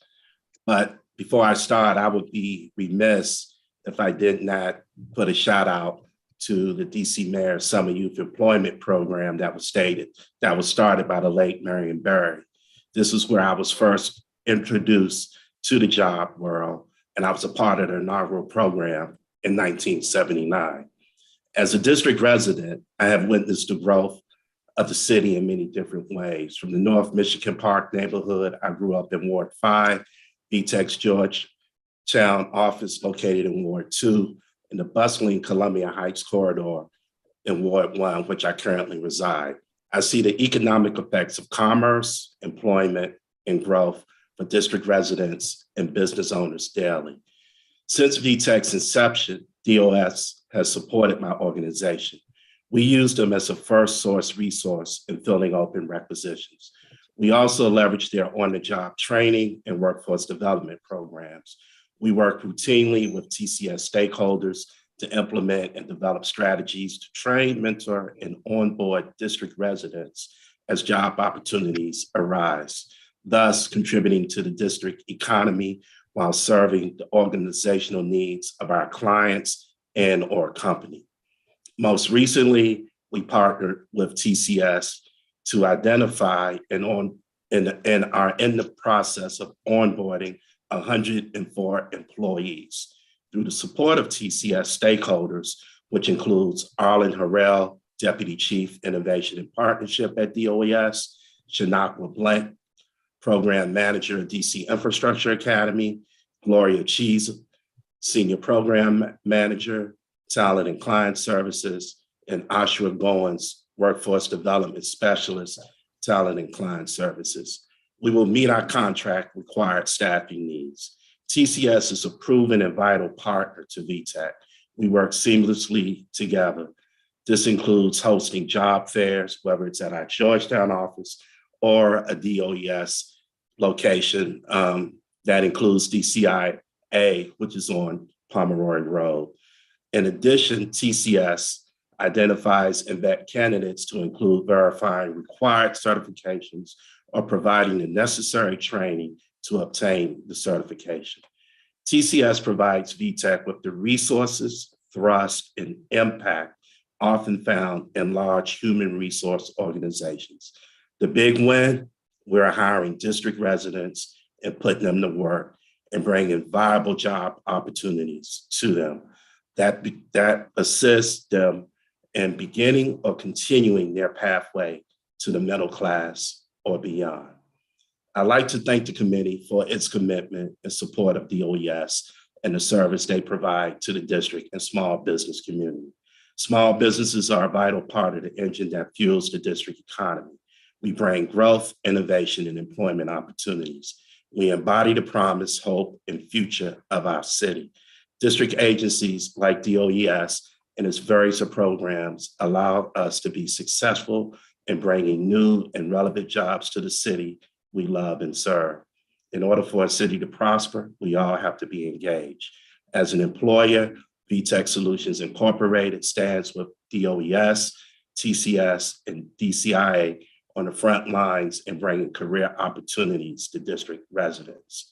As a lifelong district resident, business owner, and veteran, I salute the work that DOES does, and I salute the director, Dr. Unique Morris Hughes, for the impact that the agency has in serving the CBE and small business community and connecting us with viable candidates for employment opportunities. I thank you for the opportunity to speak today.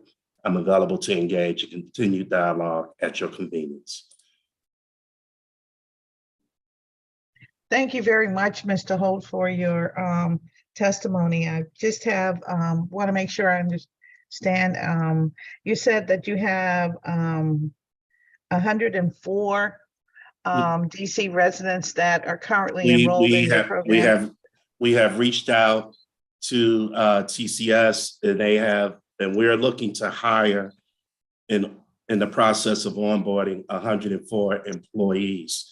From the numbers higher than that from what TCS provided us with, but what we're looking to do is hire 104, and all of them, everyone has come through DOES. So by them coming through there, the assumption, and from what we've seen, is that everyone is a district resident. All right. So you're going to work with 104, and will they be located for this training at your Georgetown location? No, the training that they need is something that has to be done before they onboard. So we have partnered with TCS to make that happen. All right. And so when you hire them, they will work where? They will be working on a district contract. All right. Okay. So they will be scattered throughout. When you say district, you mean district DC government? Okay. Yes. Excellent. Okay.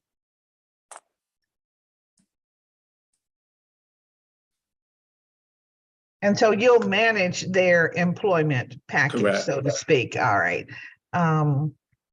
Very similar to what I'm familiar with from many years ago, where we had a temp, we call it temp agency, that would get us additional employees. Mm-hmm. Okay. Yeah, it was called temp to perm, if I remember. Yes. Correctly, Yes. something like that. Mm-hmm. Yes. All right. Just want to make sure. And so when you find locations for these individuals, is their work limited to a few months, like a temp agency, or is it ongoing for a year or two? Are they considered 13-month hires, so to speak? Oh, okay. I understand the question. For this particular engagement, this is short term. My understanding is with the budget that's remaining, and what we would be looking at and hopeful for is that there will be a continuation once funds flow down. All right. And so the arrangement, the agreement, or the MOU or the contract these employees operate under is for a specified period of time. It's a specified period of time. Okay. With the anticipation that the contract will be put back out on the street and we'll be able to bid for it once again. All right. I will ask the agents, Ms. Morris Hughes, for a list of locations where your employees will be.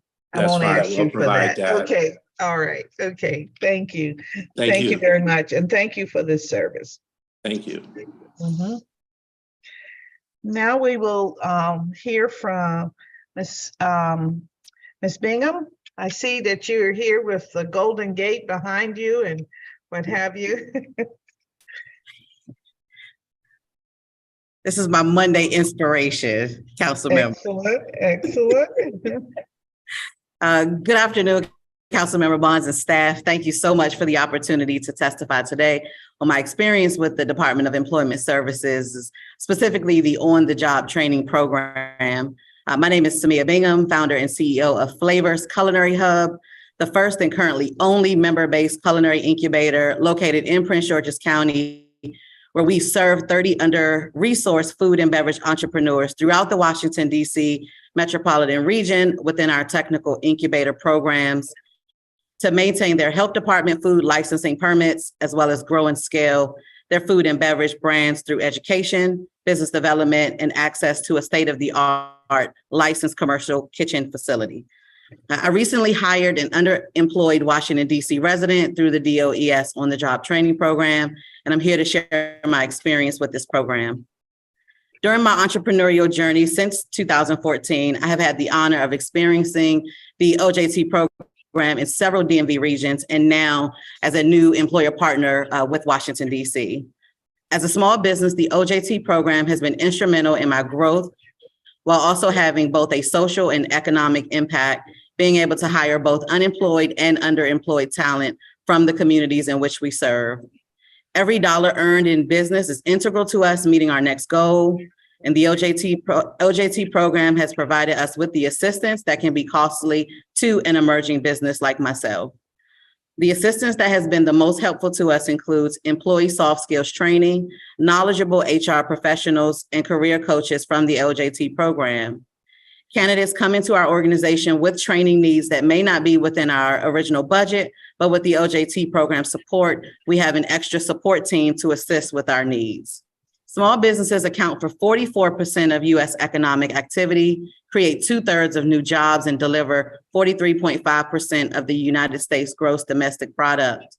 Small businesses are good ground to sow into because we contribute to our communities by employing locally, provide critical goods and services, as well as tax dollars to directly contribute to the health of our community. I have had a great experience with the Washington, D.C. based OJT program, and a few areas that have contributed to my positive experience include the following: excellent communication with follow-up and follow-through to engage the candidate so that we didn't lose him to another employer. Once the candidate was selected, it was a seamless process where the OJT program verified his eligibility and didn't require my involvement in that process, which saved time on my end as I have no knowledge on the internal DOES requirements to verify a potential candidate for the OJT program. The virtual info session that was held by the OJT program was great and added to my understanding of the program and the benefits of recruiting, and knowing that my new employee would have access to value-added services to assist him with his growth is an added bonus as well.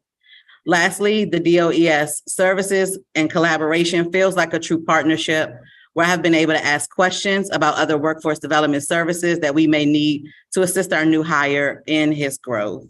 I will raise one challenge that I've experienced with the OJT program is that they're not as well known to the job seekers within the hospitality community, where small businesses like myself can hire from a vetted pool of available and interested candidates. If there were an opportunity to increase awareness to career seekers, that would be a major improvement. In 2 of the jurisdictions I've utilized the OJT program, I have had to provide a reverse referral, meaning I found the candidate through a local job board like LinkedIn or Indeed and referred the candidate to the OJT program. And at times the candidates we refer are not always qualified for the OJT program, which can be challenging when we are strapped for time and resources. Therefore, sometimes we've had to make a new hire without the support of the OJT program. And each time that has happened, the candidate did not remain with us beyond the 3 months. I am grateful for the impeccable support and look forward to the continued partnership with the Department of Employment Services team. Thank you so much.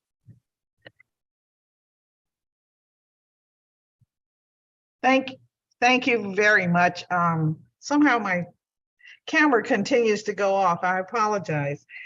Just wanted to ask you, Ms. Bingham, as you pointed out, the challenge seems to be that we're not, as a government, we apparently aren't using some of those talent bank resources that others are using. And so I would imagine you have a recommendation that that would be a good way to get our candidates available to the entire region for job opportunities. Absolutely, would definitely recommend that. All right. The other thing you mentioned, something about the LG program having limited time frame. Can you talk a little bit about that? I'm trying to understand that. So when we've hired through OJT, through other jurisdictions, we typically can retain that staff for 2 to 3 years. However, when we go specifically to job boards like Indeed or LinkedIn and hire without the support, without government support, we tend to lose them to other employers because there's no other value added services that we can partner with outside of the OJT program. Okay. So when you hire DOES employee or applicant, you don't have a challenge of keeping that person with you, do you? No, correct. Okay. So we can retain them for 2 to 3 years through the DOES program or through the OJT program, because there are other services. If we have had challenges with an employee, we can reach out to the OJT program for additional soft skills training, things like that, or even just to ask HR questions that we can work through with the new employee. And that typically helps us to retain them. But when we're just doing it on our own as small businesses, it can be a challenge and we typically will end up losing them.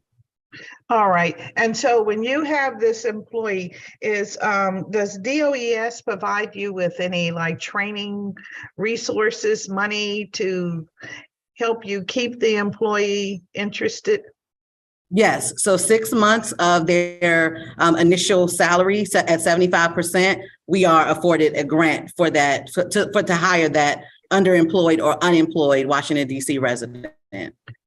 All right. And so after 6 months, the employee is yours. Correct. Okay. All right. Okay. Just want to get a sense of what we're talking about with the budget. We want all of our available residents to have employment. So. Absolutely. Yeah. So thank you very much for that. You're so welcome. And so we'll now turn to Ms. Carter Jenkins, I believe. We just sent Ms. Jenkins an invitation to become a panelist. Okay, all right. Shortly.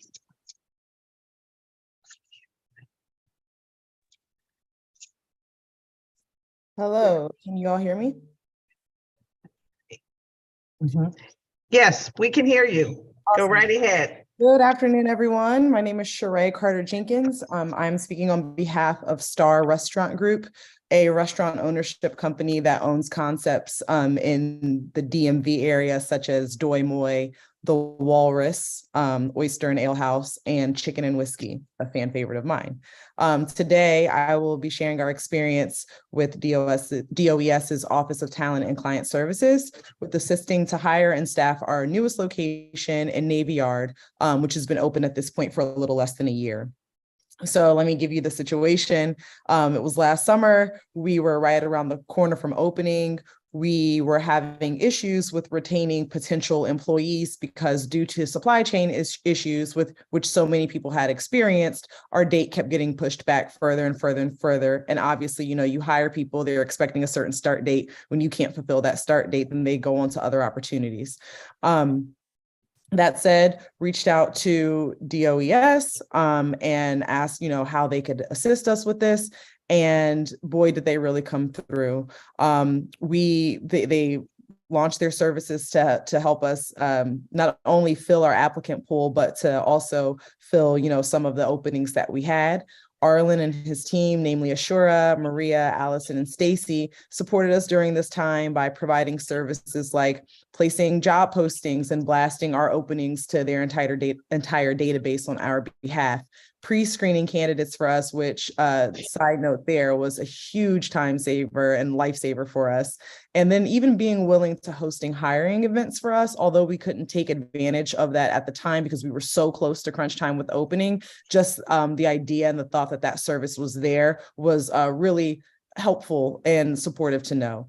The results, our applicant pool increased essentially overnight, and we walked away with hiring about 1/5 of our staff through this program, which, each location probably hires around 30 people. So we had about 5 or 6 candidates come through, which, really moves the needle. And a lot of them, are still with us today and they're very happy. And so it was an amazing experience. I would say, though, even better than all of that, the ownership of Star Restaurant Group, they were unaware of this amazing program that is offered by our city. And in terms of, how the program is structured and how it works with providing, salary assistance with those hired through the program, and, like the leadership opportunities that can come along with it and everything. And, to be honest, I completely understand why they didn't know that existed, because I've been on the corporate side of restaurant management now for about 10 years, and I didn't even know, that all of these opportunities existed to us as well. As a result, I've shared my experience with TCS, with other restaurant owners in DC, and honestly, you would be surprised at how many people do not know about these services offered and are pleasantly surprised, though, to hear that our city has these resources available to us. So I'm in marketing, as you may or may not be able to tell. I'm a huge proponent of the services that we have received, and being that I am in marketing, when I love something, when something works for me, when I think something is successful, I tell everyone that I know. So. Well, thank you very much for that. That's a great ad for our Department of Employment Services. Thank you so much. Absolutely. I do gather that having a way to advertise to the vendors, as I call the community, would be a good fit for us. Yes. All right. Okay. And how would you see that advertising being featured? Would it be through notices on buses or, Oh, I could tell you, but I'd have to charge you. I'm kidding. Oh, well, no, I don't. No, but I do think that there is an opportunity. I understand that there are budgetary constraints everywhere, right? But these services that are offered by this program are so important to this community, and the amount of I operate with a lot of restaurant owners, and they truly are just unaware of the services and resources that there are out there. So maybe it is not billboards, but like the bus shelter ads across the city or something along those lines. Maybe it's I don't know how much you can get into like paid advertising, but like with social, I know like that's where we put a lot of our posts when we're looking for people to hire. You can get really detailed into like who you're targeting and everyone. So you can get as specific as saying like targeting small business owners in a radius of this, mileage around, where then you could put up an ad for that, which then links back to the website and all the services and everything that you guys do provide and offer. So a couple quick ideas just off the top of my head. All right. Well, thank you very, very much. No problem. Thank you. Now we will move to panel 7. Councilmember, there are only 3 witnesses from the next 3 panels in total. All right. Would you like me to read all of those? Yes, so you're saying we have 3 witnesses for the next 3 panels. So that'll take us down to panel 10, correct? Yes. Okay, go right ahead. From panel 7, we have Kennard Carter, a public witness. From panel 8, we have Jaleel Shujath, a public witness. And from panel 9, we have Julius Skates, public witness.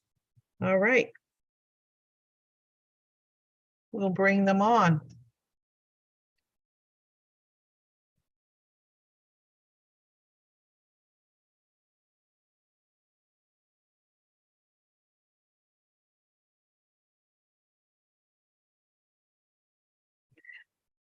Mr. Carter, we can begin with you when you're ready.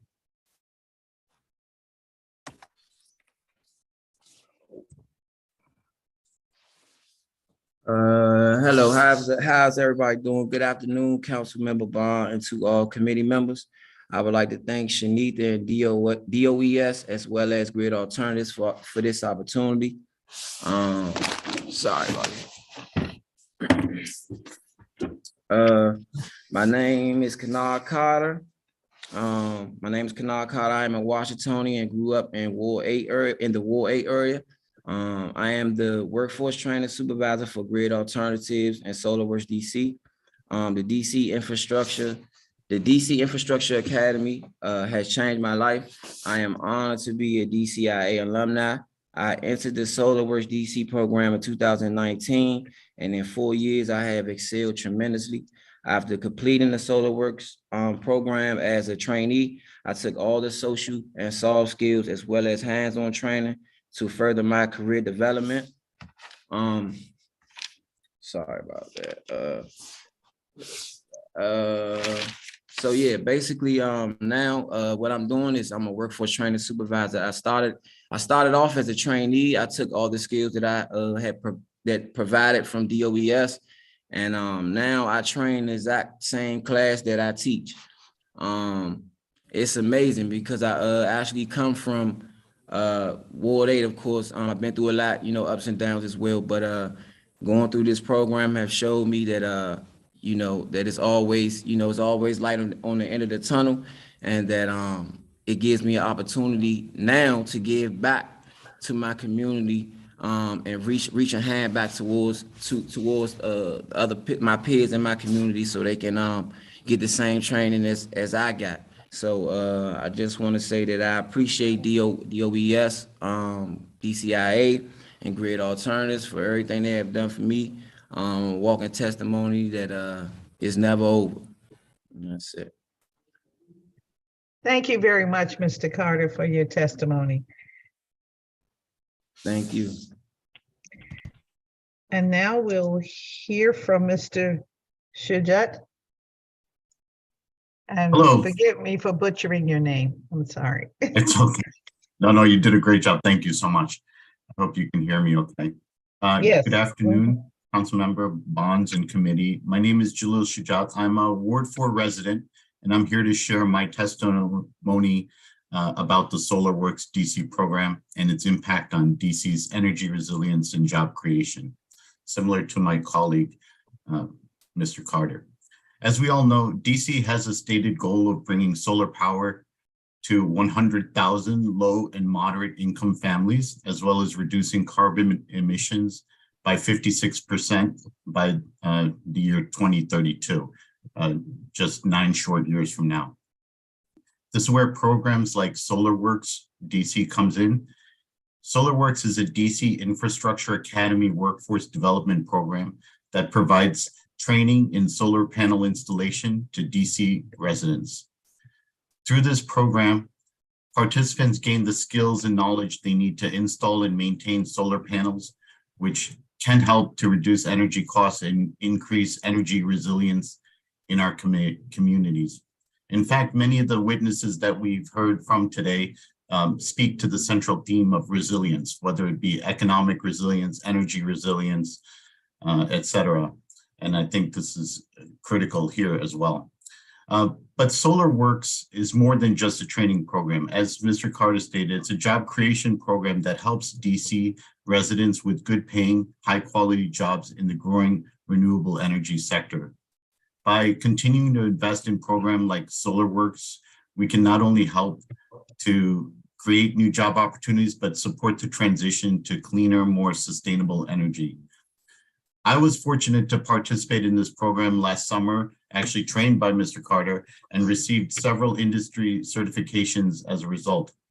However, while installation training is a great start, there are many additional opportunities in other aspects of the solar industry, such as monitoring, maintenance, sales, entrepreneurship, manufacturing, et cetera, where district residents can participate. Several of my training cohort have successfully entered the solar industry. However, my goal personally is to work with the DC government to continue to enhance these programs across the entire industry and not just focus on a small portion of it. In closing, I would like to urge the DC Council to support expansion of the Solar Works program and other similar initiatives that promote energy resilience and job creation in our communities. By working together, we can build a more sustainable and resilient energy system that benefits everyone in our city. Thank you for your time and attention. Thank you very much for your testimony. You indicated that you've been trained as an installer, but yes, are you with the organization now? I'm not currently with any solar organization at the moment. Okay. But I'm trained and ready to go. But as a operational specialist, my real goal is to continue to help expand. I see where some of the pitfalls in these programs can be, and I would like to help, kind of expand these programs into other areas and also improve the success rate of these programs. Because if we're I don't know the exact numbers, but we're looking to install 100,000, or enable 100,000 families with solar power. The number may be 5,000 today, maybe less, maybe more, but that's a big number. And in order to reach that number, we need to get many, many, many more residents into the solar industry. As installers, as salespeople, as maintenance people, whatever the case may be, in order to actually ever reach that 100,000 number. All right. Okay, so you're just advocating. You're a business consultant? I am actually a business consultant, but I'm just advocating the program for the benefit of the residents in DC. All right. Well, I want to make sure that you're speaking with some authority, that we're very clear what authority it is. So thank you very much, sir. Thank you for your time. Thank you.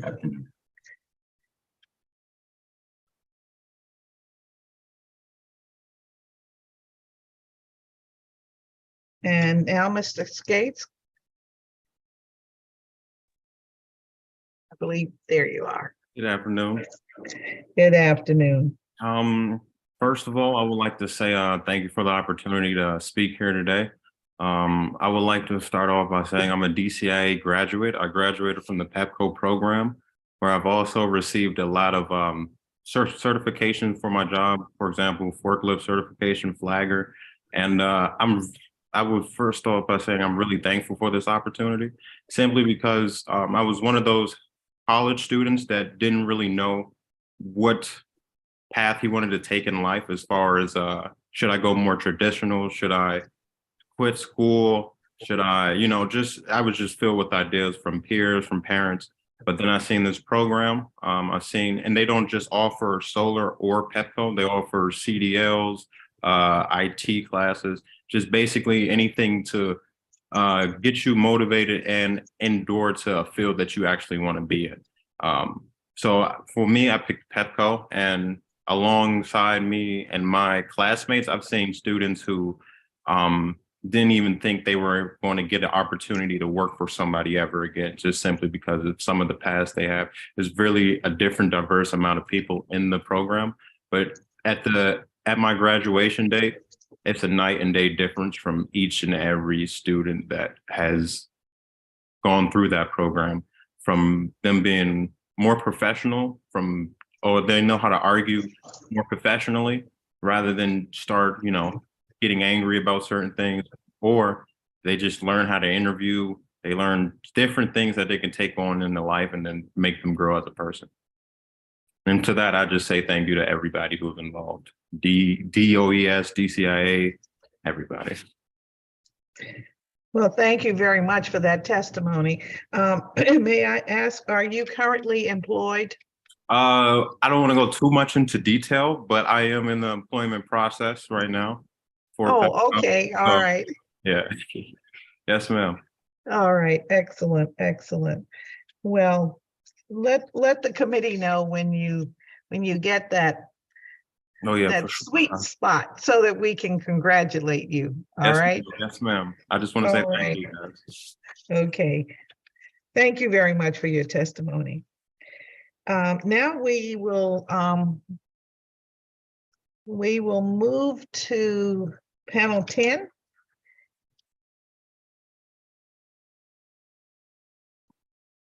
In panel 10, we have Norman Nixon Jr., the president of the Mayor's Youth Leadership Institute Alumni Association. We have a Davian Harris, a public witness, and Jean Lee, a public witness. And council member, there's only one person from panel 11. Should we call them as well? Yes, if they are in the room. Yes, great. We also have Cedric Thompson representing the Center for Innovation, Research, and Transformation in Education. All right. So we, excuse me, we will start with President Nixon, whom I know from many moons. Welcome. Nice to see you. Thank you very much. Greetings to the committee this morning, Chairperson Bonds, and any other members of the council who may be listening. I thank you for the opportunity to speak to you today on behalf of the Mayor's Youth Leadership Institute Alumni Association. My name is Norman Nixon. I'm a native Washingtonian, a graduate of DC Public Schools, and a proud beneficiary of both the Marion Barry Summer Youth Employment Program and Marion Barry's Youth Leadership Institute. I'm also a proud parent of 2 children who have also benefited from both programs. And as said, I currently serve as the president of the Alumni Association for Marion Barry's Youth Leadership Institute. I proudly come before you this morning on behalf of my peers to support youth programs at the DC Department of Employment Services. The Mayor's Youth Leadership Institute Alumni Association is an organization comprised of former Marion Barry's Youth Leadership Institute youth leaders who are committed to providing training, financial support, and scholarships to our young people. Over the past 7 years, we have issued $54,000 in scholarships to MBYLI graduating high school seniors. We are proud to report that of the 60 youth we issue scholarships to, we have confirmed that 23 who would have been eligible to graduate, that out of those, and there are 23 of them, that 15 have been able to complete their undergraduate studies. 3 have also become homeowners in the District of Columbia. This program works as many of the young people go on to college and graduate and hold prominent positions in society, from police chiefs. The current police chief is an alumnus of the Marionberry's Youth Leadership Institute, educators, law enforcement, elected officials, business owners, government workers, entertainers, social media influencers, and so much more. Today, we really would like to push the committee to look at the concept of expanding the opportunity for young people to benefit from the Youth Leadership Institute training. This model really works. We believe that there should be a pre or junior version of MBYLI provided to middle school students. Too often, as we search for answers to why some of our children go wrong, I believe that age 14 is too late in some instances to begin the process of molding and developing young people's mindsets and futures. I can only imagine how sharp and prepared a middle school student would be at the age of 14 if we started working with them earlier. Oftentimes, many service providers have to unlearn a lot of behavior and then build on top of what they're training the young people in. I know as we look at youth violence that MBYLI has played an unnoticed role in violence prevention, as it has brought together young people from across the city and developed a bond between them that has transformed into lifelong friendships.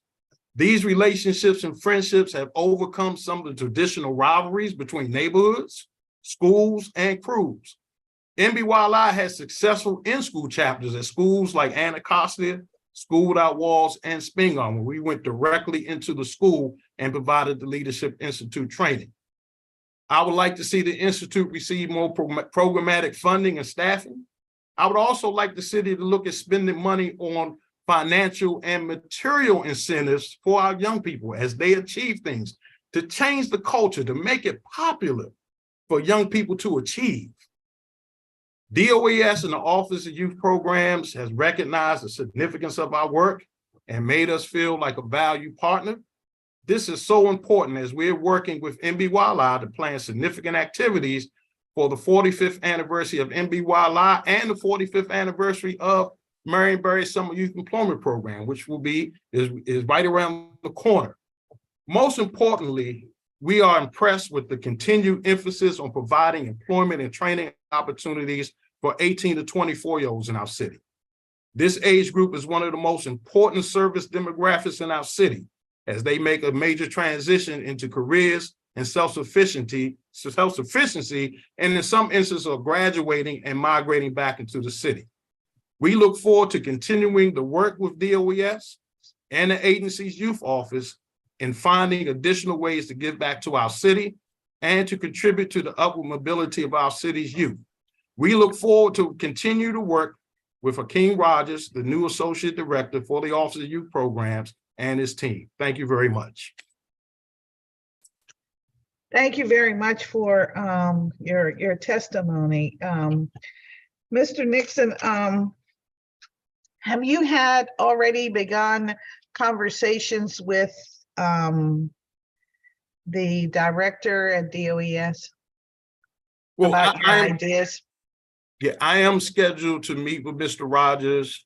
He hasn't been in the seat that long, and I was finishing school, so I was busy as well, but we are going to sit down and talk about that and see how we can do some of the things that I mentioned.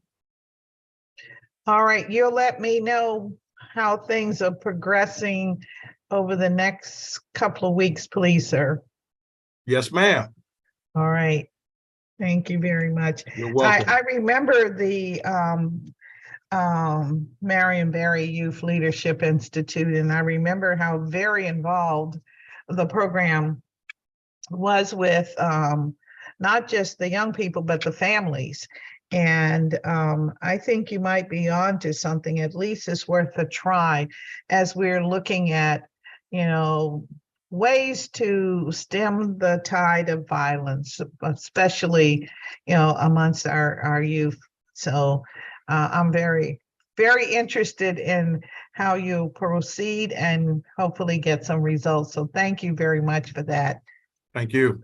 Yeah, but of course, this is your usual way of looking at your community. You're trained to do this, and we are so much better off because you are. And thank you very, very much. Thank you, Council Member. Our next witness is Mr. Harris, I believe. Devon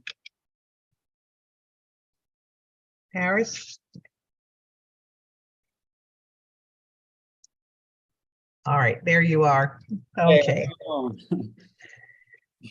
Okay, so I want to say thank you for this opportunity. My name is Davion Harris. I'm a graduate of Dunbar High School in Washington, D.C. I'm also currently a senior at Norfolk State University studying accounting. I first started out in the program SYP. I didn't know what I wanted to do. I was granted the opportunity to work at the Office of State Superintendent of Education as an intern at their finance department. And that's where I found my love for accounting. I also got the opportunity to work at the Office of Youth Programs, where I was able to also help other people find their dreams and desires as what they wanted to do in the career field. And it's been great, especially seeing the reaction of their faces when they get a chance to actually be in the field that they actually desire and see that, you know, this is actually what they want to do.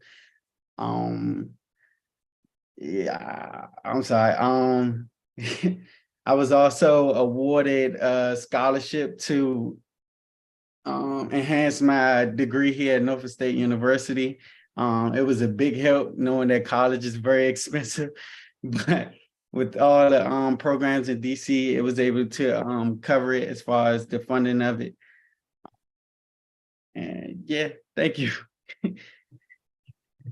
Mr. Harris, thank you very much for that testimony. I suspect that you are challenging those that might be listening and will hear about the hearing that they need to get involved. Yes. And get involved with guests with okay, all right. And so therefore the light will shine very bright if they just get involved, take that step that you took. Yes. Okay, thank you. Thank you very, very much for that. And now we'll hear from Miss Jean Liv. There you are. Okay. My name is Jean. Thank you for this opportunity, Councilmember Bonds. I am a current undergraduate student at George Washington University studying economics. And as a participant of the Marion Barry Summer Youth Employment Program for the past 3 years, I just wanted to share the importance of this program and how much it has meant for me. The MBSYEP is a really unique program that prioritizes and invests in basically the future of DC. And by providing stable and meaningful jobs, many local youths, including myself, are able to spend a productive summer that builds our financial and professional wealth. But most importantly, I think this program is really special because it gives DC youth residents a chance to enter a really competitive job market that, you know, is really famous for attracting workers from all over the world. So for me, despite having no relatives who work in the field of economics, the Summer Youth Employment Program is what allowed me to start my career in the right place, which was at DEMPED. And it really set me up to continue my professional and intellectual development through the experiences I've accumulated through my summer employments, both in the government and in private sectors as well. And along the way, I've met many mentors who have really guided me and showed me all the different career pathways that have helped me make intentional decisions about what education and degree that I need to invest in to achieve those goals. So Mr. Hakeem Rogers and his team at DOES work really hard to ensure each youth has the opportunity to make intentional decisions in building their futures, just like he did for me, or the whole team is wonderful. And I find that a lot of people without this program would, you know, fall into the first job that just becomes available to us. So because the youth employment program honors our interests and field preferences, the participants in the program are able to really enjoy the work that they do and do a job that they're good at. So from like in exploring career paths and finding a sense of purpose in our community to, you know, learning how to file our taxes for the first time or receiving one of the program scholarships that supports our academic endeavors as well. This DC Summer Youth Employment Program is really more than just a summer job. So I really wish that you and the whole DC Council is able to recognize the value of this Summer Youth Employment Program and continues to support it and the integral role it plays for DC residents. Thank you so much for your time. Thank you very much for your testimony. Just a quick question. In discovering, if the council discovers the value of this, as you say, using your words, that would mean expanding the time frame for the program, I presume, or it could just be instead of 10,000, maybe 20,000, or maybe 100,000. My question would be then, how do we find the locations for the students to have meaningful employment, as you mentioned?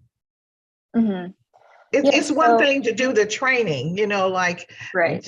You know, we can 100,000 altogether at one of the universities, maybe that's possible. But then the actual work sites, have you given thought to that?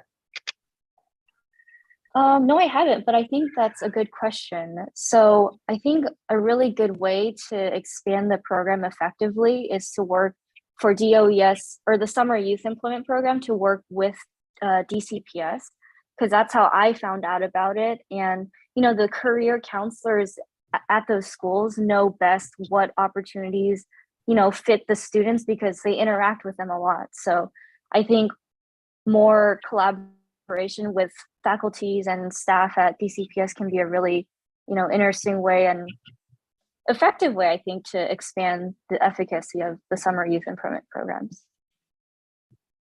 Okay, well, thank you. Thank you very much for your testimony. Thank you. Thank you.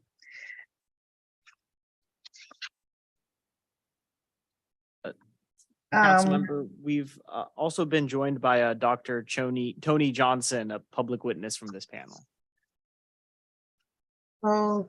Okay. Oh, all right. We'll take Dr. Johnson's testimony, and then we'll take a 15-minute break. So that another 15-minute break. All right, Dr. Johnson, as soon as you're in the room, there you are. All right, welcome. Hello, how are you? Can everybody hear, can you hear me, council member? Yes. Okay, great. Councilmember Anita Bonds, and to your other esteemed colleagues who serve on the Committee of the Executive Administration and Labor. My name is Dr. Tony Johnson, and I serve as President and CEO for Captivate Perspectives. I'm qualifying my work in providing services to district residents through training and supportive services by providing a brief overview of my education background. I hold a Bachelor of Science in Political Science, a Bachelor of Science in Criminal Justice, a Master's in Public Policy, and a Doctorate in Education. The purpose of my testimony is to provide an overview of my work and support of the DC Department of Employment Services and my full support of their work that lies ahead. The DC Department of Employment Services administers approximately $150 million in local and federal funds to support youth and adults. Today, I'll be focusing on the successes of DOES. Under the leadership of Dr. Unique Morris Hughes, the DC Department of Employment Services is on the right trajectory for success. This includes making key investments in areas that support training and employment of district residents in high wage, high demand, and high growth industry sectors. High robust programs include the Marion Barry Summer Youth Employment Program, the DC Infrastructure Academy, the Senior Citizens Community Service Program, Career Connections, Project Empowerment, and a number of other programs. In addition, Mr. Hakeem Rogers, Associate Director for the Office of Youth Programs, has done an excellent job of supporting partners to work with youth to achieve their college and career success. Collectively, DOES works with strategic partners, both nonprofit, community-based organizations, and private enterprises to support youth and adults to meet and exceed their goals. Research shows that workforce development training is effective in a coordinated system that is supported by key investments in staff training, In addition to a continuum of care model, providing industry recognized certifications and assisting individuals with resume development. Captivate Perspectives has worked to support district residents through a number of programs. Currently, we have the DC College Innovation Academy, the Job Readiness and Innovation Academy, Corrections Education Program, and the Marion Barry Summer Youth Employment Program. The banking and finance sector predicts that by Q3, a number of individuals through the country will have exhausted their savings that they have amassed during the pandemic. And during Q3 and Q4, they will be returning to work. The DC Department of Employment Services and its collective partners are poised to support these returning individuals as they skill up for a post-pandemic economy. In closing, I would like to say that DOES is doing some great work in key areas, and I continue to support this work that they do on behalf of district residents. Thank you. Thank you, Dr. Johnson. I may have missed it, but can you tell me again what specifically you provide? Do you work with young people? Do you work with adults, or you work with both, or Both. how is that? You work with Yes, both. Counselor. And the name of your company again? It's Captivate Perspectives, and we provide Captivate, workforce. okay. Yes, ma'am. Workforce Okay. All right. And approximately how many, how many individuals do you have enrolled in your program now that are adults? And how many are young people, if any? So we have approximately about 75 young people, and for adults, we are somewhere in the neighborhood of around 60. And they are across about 4 to 5 programs in each area. Okay, so across 4 or 5. So that's about, a little less than 10, I guess, for each one of the programs. They're in a cohort model. We have a number of individuals in different cohorts. So for instance, the DC Department of Employment Services has funded us for a corrections education project. And there will be 45 incarcerated individuals at DOC that will move in different cohorts. So that number is going to be pretty exponential because, as you know, residents enter and leave the DC jail at different numbers. And then we have the Marion Barry Summer Youth Employment Training Program, and there are a number of individuals we have in the cohort model there as well. So our average class size, in short, council member, is roughly about 18 learners. Okay, very good. I wanted to get that number and see how they're doing. You'll keep me informed as to how your 75 and your 60 numbers add up through this FY year, please. Thank Absolutely. you. Thank you very much. Thank you. And so we'll be back at 2 p.m. Thank you.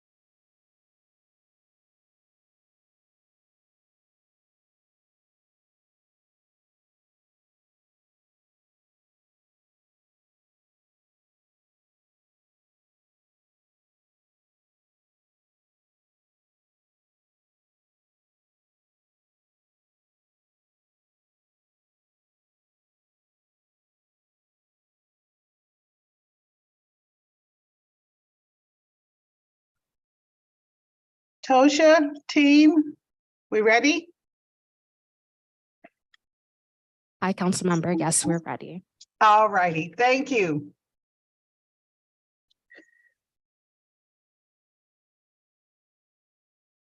And we move to panel 12. We're making progress. Yes, council member, we have Paul Winstock from panel 10 as the public witness. In attendance, we also have Hemina Gates, co-founder of Build Within, China Keen, public witness. And jumping to panel 13, we have Bill Mefford, executive director, Festival Center, and Jessica Champagne, public witness. All right, and the first one we have is Mr. King. Is that right? From panel? Paul Winstock from panel 10. Oh, panel 10. All right, I'll go back. Okay. All right.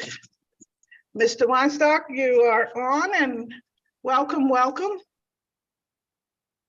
Okay, welcome, welcome. I would like to say to all the council members and others that's on this meeting, I'd like to send special dedication out to Dr. Mars Hughes, Thenie Freeman, and Hakeem Rogers for amazing job that they have done with DOES.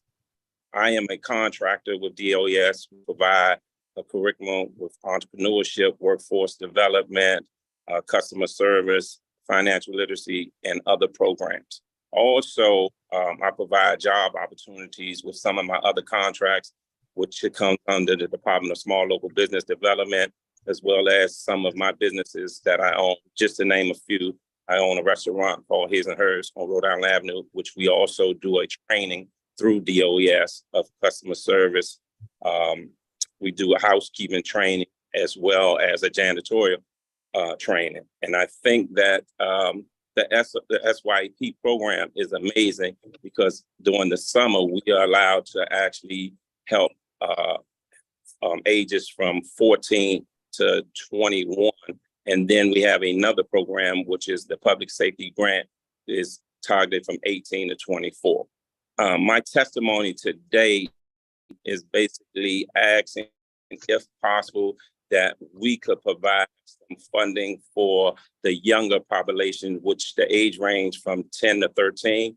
I think that age population is very needed. And if the program could be extended, not just for the summer, because if we could provide services all year round, this would help provide the youth and other individuals with opportunity, which we see that population from 10 to 13 has been having little difficulties with crimes and things of that nature. So Saving Our Next Generation is a 501c3 organization that's geared to change the narrative or the direction of the negative and put them forth into the positive. And with that being said, I would like to answer any questions, if any, that's available or want to be addressed. Thank you very much, is it Mr. Weinstock or Winstock? Wine. Okay, all right, okay, just want to make sure. We have it wrong on the list. Our apologies to you. Okay, so you are a contractor that provides customer service. Am I correct? Correct. Okay, customer service training, and you do it through service in your various restaurants, is that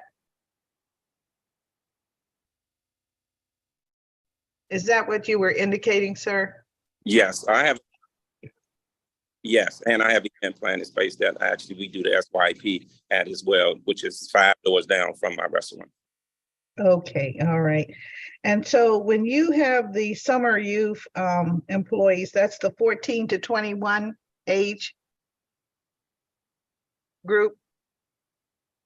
Yes, 14 okay, to 24. Approximately how many participants do you have, or you're anticipating this summer? How many did you have last summer? We had 40 last summer.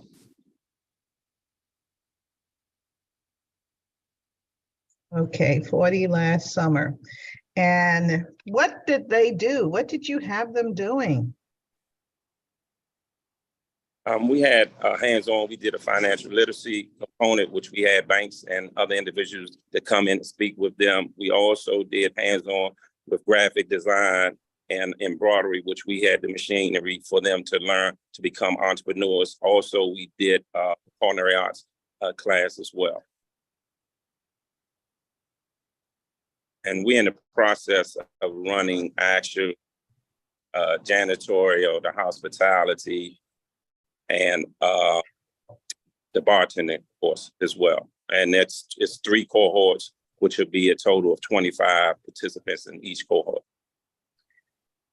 Okay, so janitorial, janitorial and bar service, that would probably be the 18 to 24-year-olds. No, 21 to 24, bartending. Okay, 21 to 24, okay. And would those individuals, are those that's outside of your public safety group, correct? Okay, all right, that's where I was getting a little confused, all right.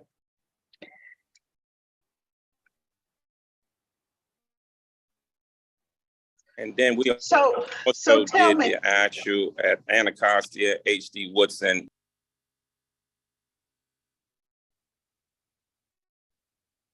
So you do Anacostia and H.D. Woodson during the school year? Yeah, we did it last year, which is we did at those schools and Paul Middle School. Okay, and was that during the summer program, or is that the year-round SYEP? No, that was totally different. That was through the one's office. Did that during the school year. Okay, and Anacostia, H.D. Woodson, and Paul Middle School? Middle. Yes. So you're saying this is through the one's office. What does that entail? Well, basically, that's the entrepreneurship component, but it's also designed around public safety. So we would actually be working outside of the schools where it would be a safe passage for the students to get back and forth to school.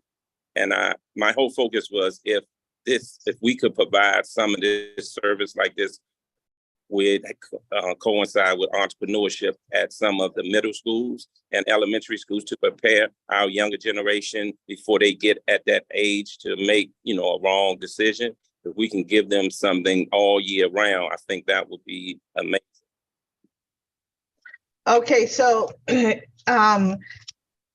currently you do Anacostia, H.D. Woodson, and Paul Middle School, working through the one's office, and the entrepreneurship program provides safe passage. Is the safe passage at those schools? Is that what I'm understanding? Yeah, we did it last year at those schools. So the beginning of this school year had ended. All right, okay. And so did you do it for the full school year or just for a few months? We did it for the full school year. All right, and so you want that program to continue?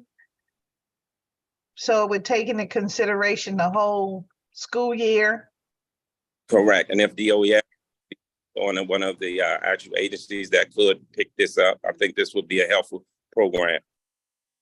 All right, very good. Thank you very, very much. We'll be talking with the agency about that.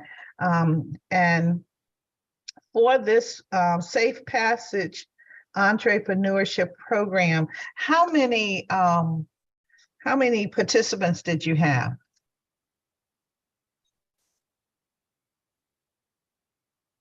We had approximately, I think.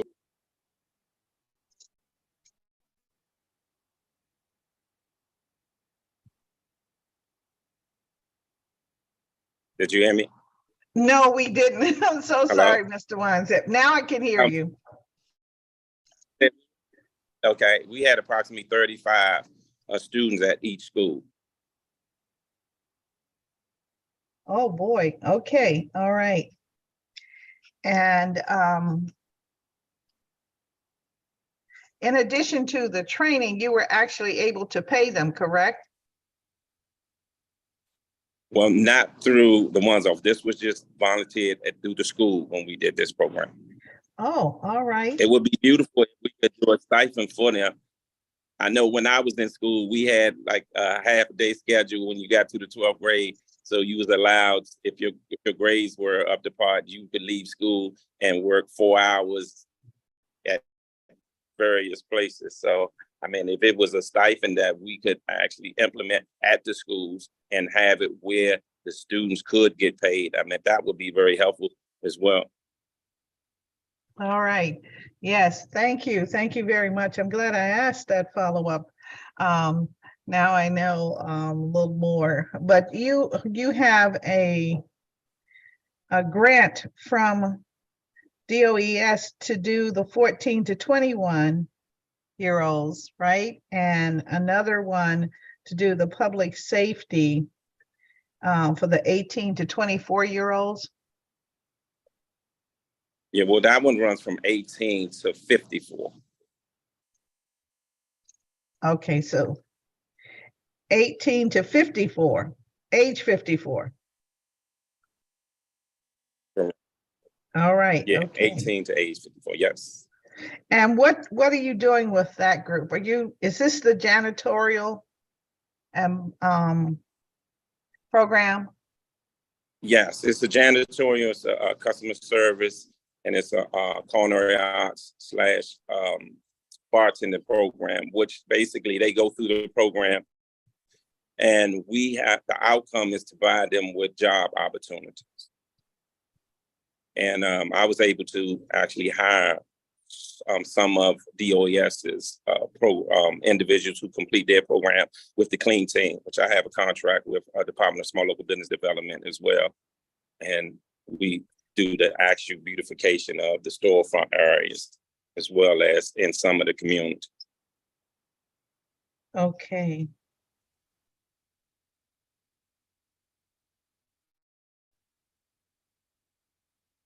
This is all good stuff. That's why I'm asking, so that I hope that the public will see that we have multiple programs that are available, and we just need to get our residents into them so that they can have a better opportunity for advancement. So thank you very much, Mr. Weinstock. Yeah. Thank you very much. One more question I would like to ask before I leave. Is it any way possible that, like, say, for instance, if they could create like a bond program where actually individuals that hire people that come through the program, they can get some kind of tax credit, things of that nature? Because I think that would be very helpful as well. How do you mean get some tax credit? You mean for the residents that participate? No, for the businesses that actually take the individuals in. Okay. It's a business tax incentive. All right. Okay. That's a good idea. All right. We'll work on that. Definitely. Thank you. Okay. All right. Thank you all as well. Y'all have a nice day.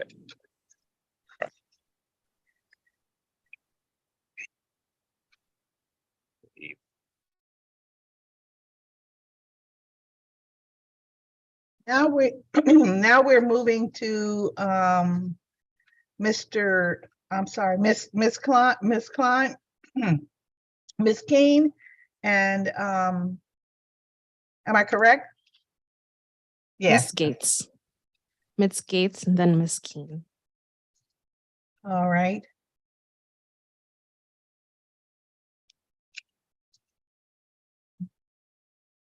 Can someone please invite Hamina Gates as a panelist?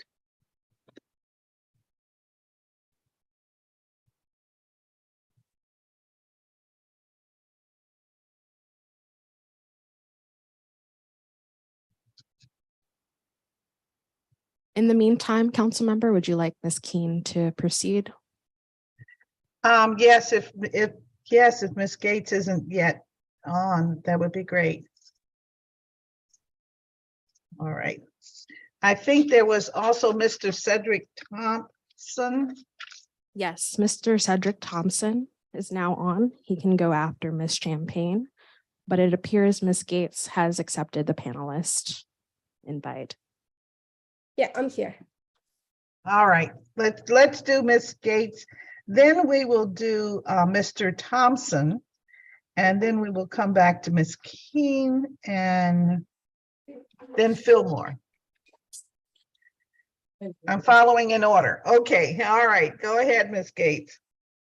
Well, thank you, Councilmember Bonds and other members of the council and the audience for allowing me to speak.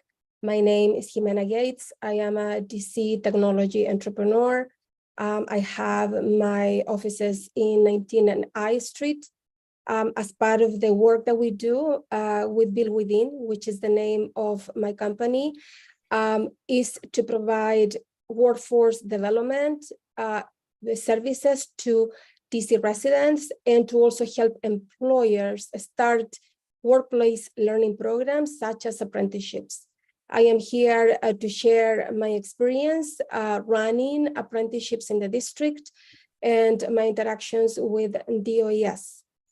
We started interacting with DOES last year when we were approved, actually in 2021, late 2021, when we got approved as intermediaries for apprenticeships. I found the process to be clear, to be fair, to be transparent, and strict, which is necessary for these programs to be successful. We are national intermediaries, and in the other states, our experiences have not been the same, have not been up to par to the OES experience. So I want to really acknowledge and thank the work of the Office of Apprenticeships from the director and also Mr. Louis Brown,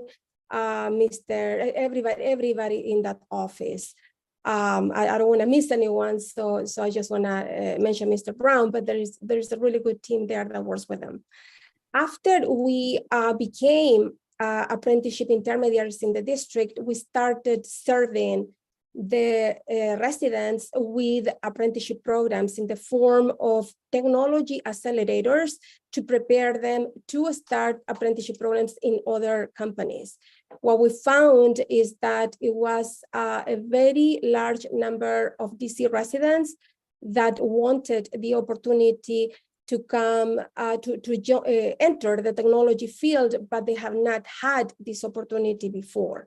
And the goal of technology apprenticeships is for individuals who do not have a college degree and who do not have the experience that technology brings when you're working in the tech world.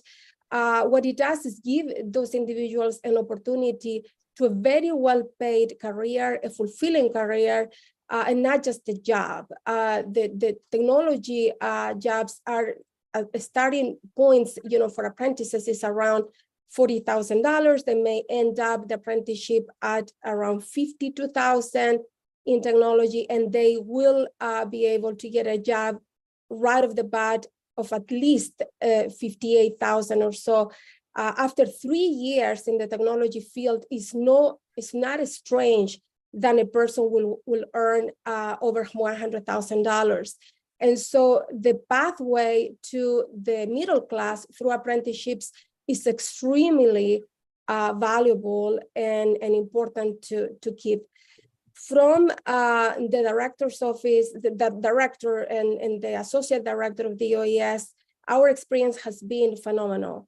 Not only we were informed of opportunities that existed for intermediaries along other intermediaries, but we also felt the same efforts that President Biden, the Secretary of Labor, and countries abroad try to push, which is showing to the residents of a city that apprenticeships are a pathway, and that shows to employers and pushes employers to hire for potential rather than credentials. So we know that many people cannot go to college, and we know that it's very difficult to get a job if you don't have the experience or the credentials that normally HR teams ask for. So through the programs that we have been able to interact with the OES, the Out of School Youth Program, we trained this past summer about 50 individuals, and we're training another group of individuals, DC residents, all 18 to 24, without college degrees, 100% minorities, 100% low income into tech roles. Several of those have already been employed by entities, starting with mine. We have 3 apprentices, and George Washington University hired 2, and several of our partners have hired them in full-time technology apprenticeships. Through the Out of School Youth Program Accelerator, these youth were able to get paid what they were being trained, which allowed them not only to take the training that we were offering, but also not have to go to work every day. And then after they get hired as an apprentice, it's the responsibility of the employer to pay them a full-time salary with benefits, with a wage increase, with a PTO, with fringe, with everything that a regular employee will have, while learning, because the employer is mandated to also provide training during this time. And happily so, we do it. Employers do it because of the skills shortage that we have, and because the opportunity that we have of someone with so much talent. Normally, apprentices are individuals who did not go to college or went to college and couldn't stay in college. I know my time is up. Probably I don't want to take the entire time, take the time from others. But I do want to thank you, Council Member, for supporting these programs. I want to also let you know that my experience with the Department of Employment Services has been excellent.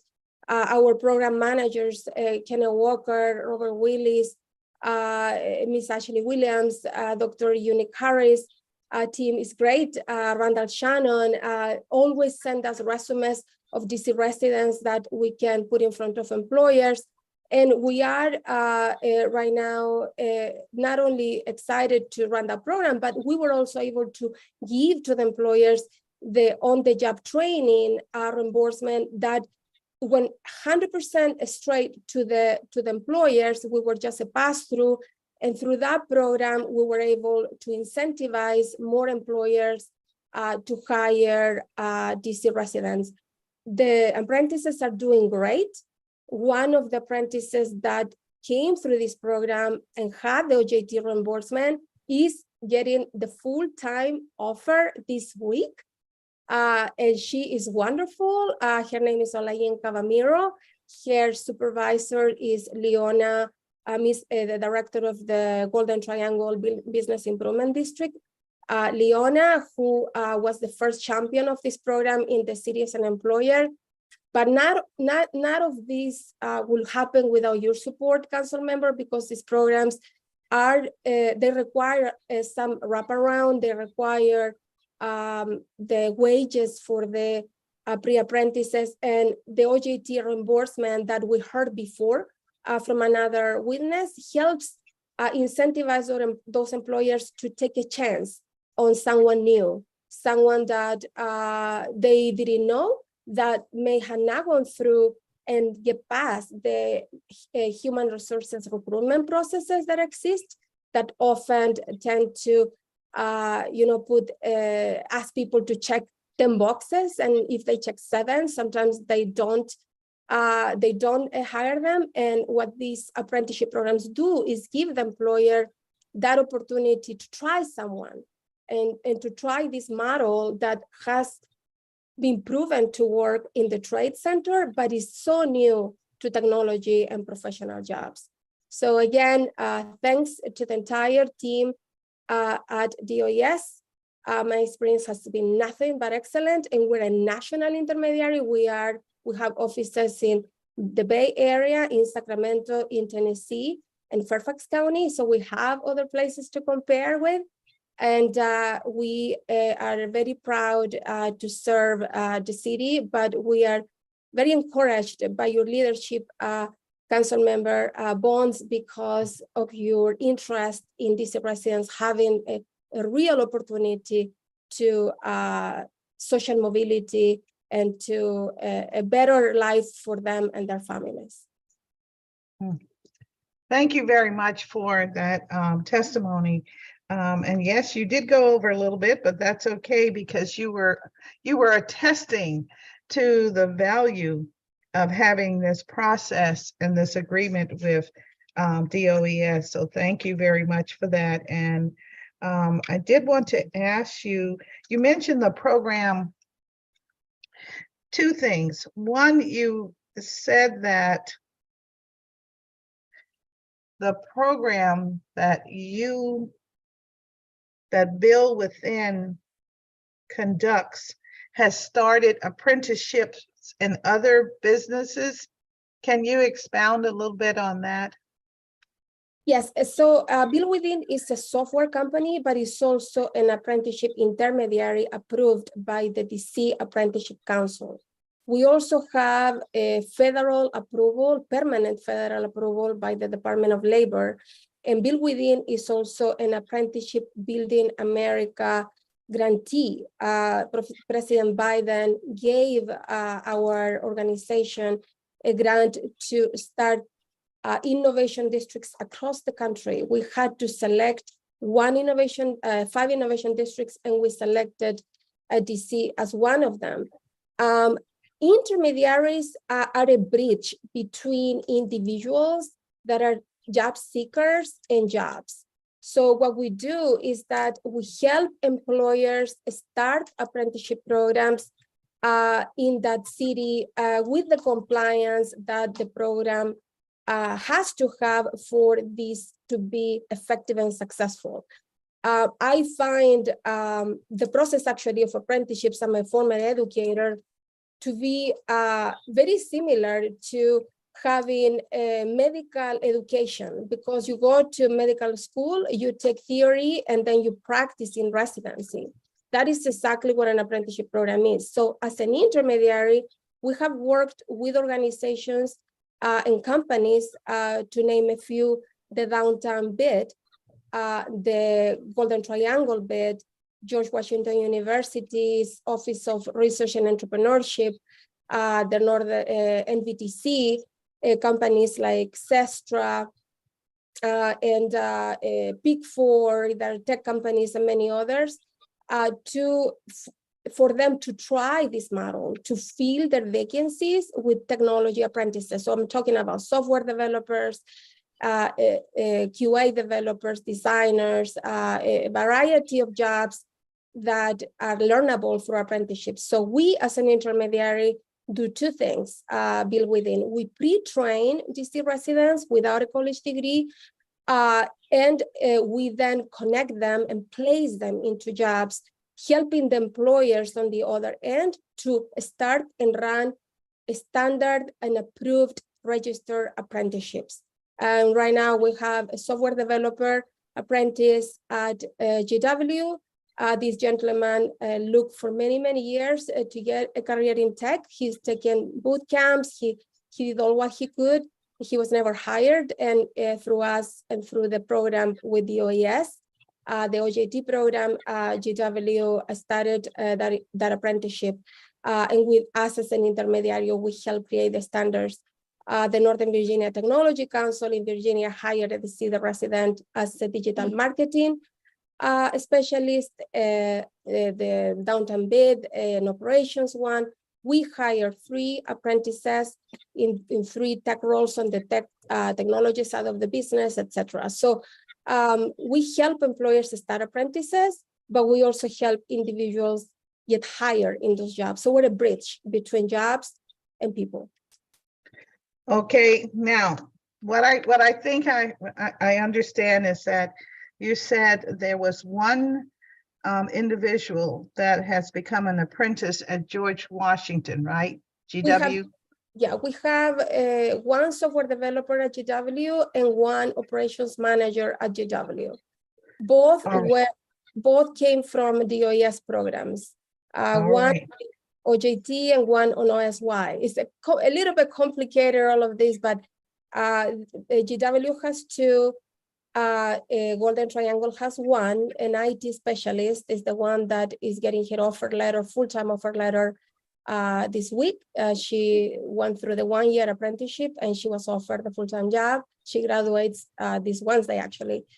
And also we have one in Downtown Bed, one in Northern Virginia Technology Council, one in a company called Peak 6.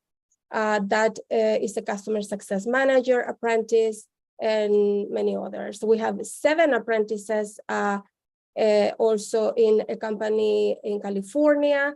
We have a help desk apprentice at a company that is in Colorado called Peak 6. They work remotely.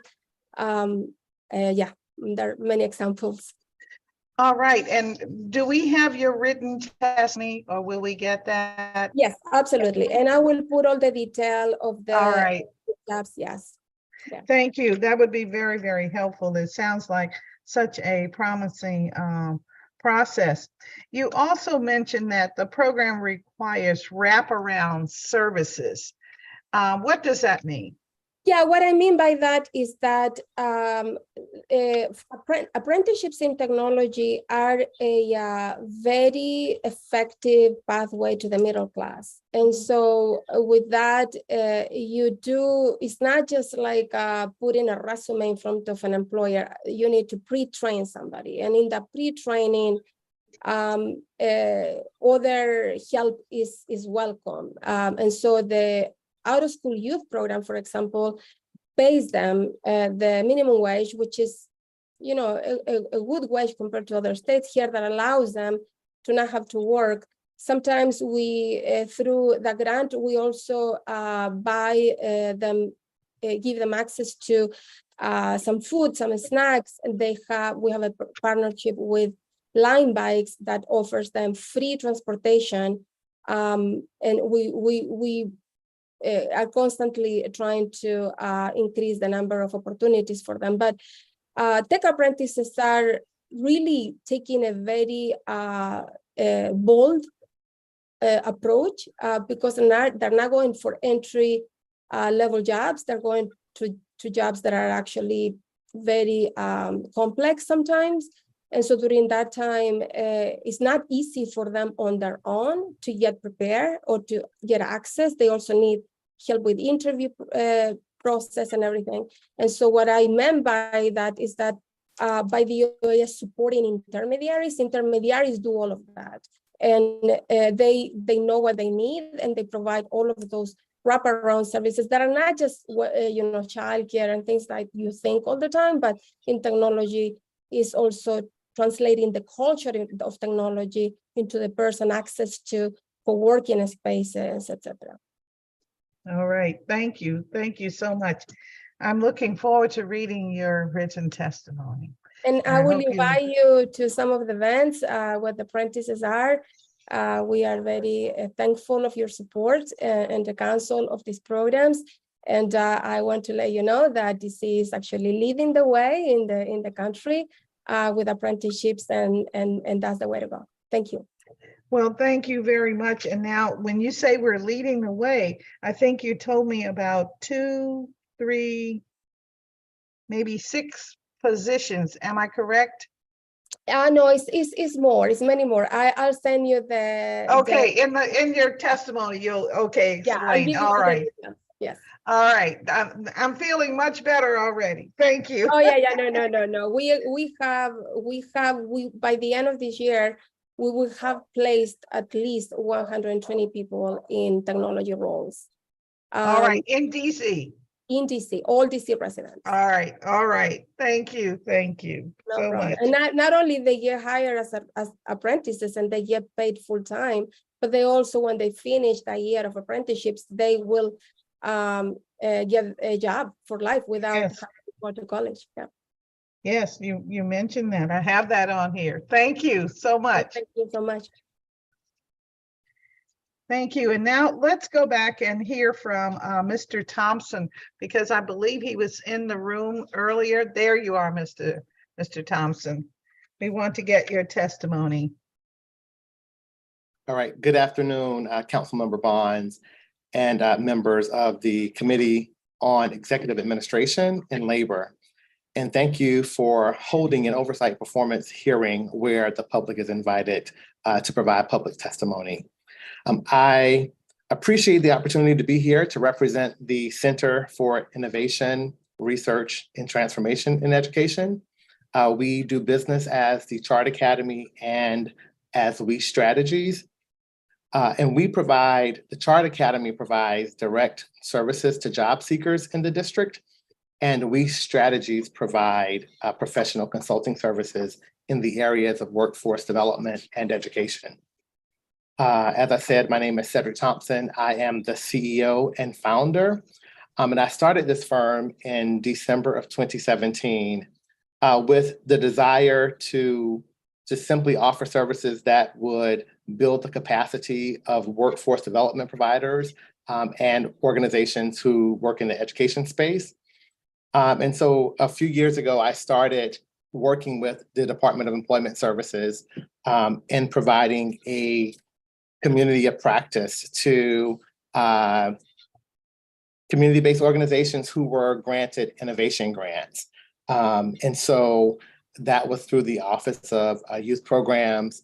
And so certainly I want to talk a little bit today just about and offer some commendations to the staff there at the Department of Employment Services. I work, of course, to the agency director, Dr. Morris Hughes, and then also to the Mr. Hakeem Rogers that I work with and Mr. Michael Watts. But primarily in the community of practice, we brought together all these community-based organizations who had received an innovation grant under a pilot program. And these were organizations who were closely connected to the communities in which they served. And over the course of a year, we all worked together to jointly think about the challenges and opportunities that were available to DC residents who were looking for jobs. And so we've heard over and over, in terms of recruiting the right people, in terms of knowing what other services were available across the community, if you felt there was another organization better prepared. And so I do think through this work, DOES has really been able to put people in the room who does the same work. We are all in this together. We all want to see DC residents get the opportunities to get connected to employment that will allow them to have, a sustainable life for them and their families. But so we provided the community of practice work. And so as time goes on, we got involved with also providing direct services, just understanding the need and understanding where there may have been places for organizations to get involved. And just to go through a number of services, one thing that we provide is a middle school career exploration camp in the summertime. So I heard someone testify about starting some of the services earlier. I know that there are a few colleagues. Each summer, we have been providing a week-long career exploration camp. And so for us, we bring about 100 middle schoolers from across the city we use Gallaudet to expose them to various careers. We have taken them down to the city hall, so to speak, to the Wilson building to kind of talk about, local government and public safety. We've taken them to FedEx Field to show them the various, positions out there, aside from just the football field. There are a number of other positions in journalism and public safety and hospitality. So just those things. So that's one of the ways that we have been able to support the work that DOES is trying to do. And then I think the last thing I'll talk about today is our involvement with summer youth employment. Certainly we have worked in the growth industry sector, which is 14 to 15-year-olds.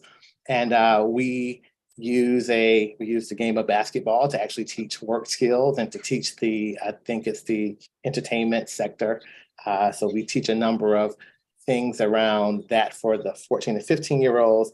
And then we also have been able to do some public safety work. So each summer we have about 25 young people. I think they're 18 to 24, and we work with them in the what we call the community advocate program that we've developed, where we actually allow them to come forward with a challenge in their community that they want to address.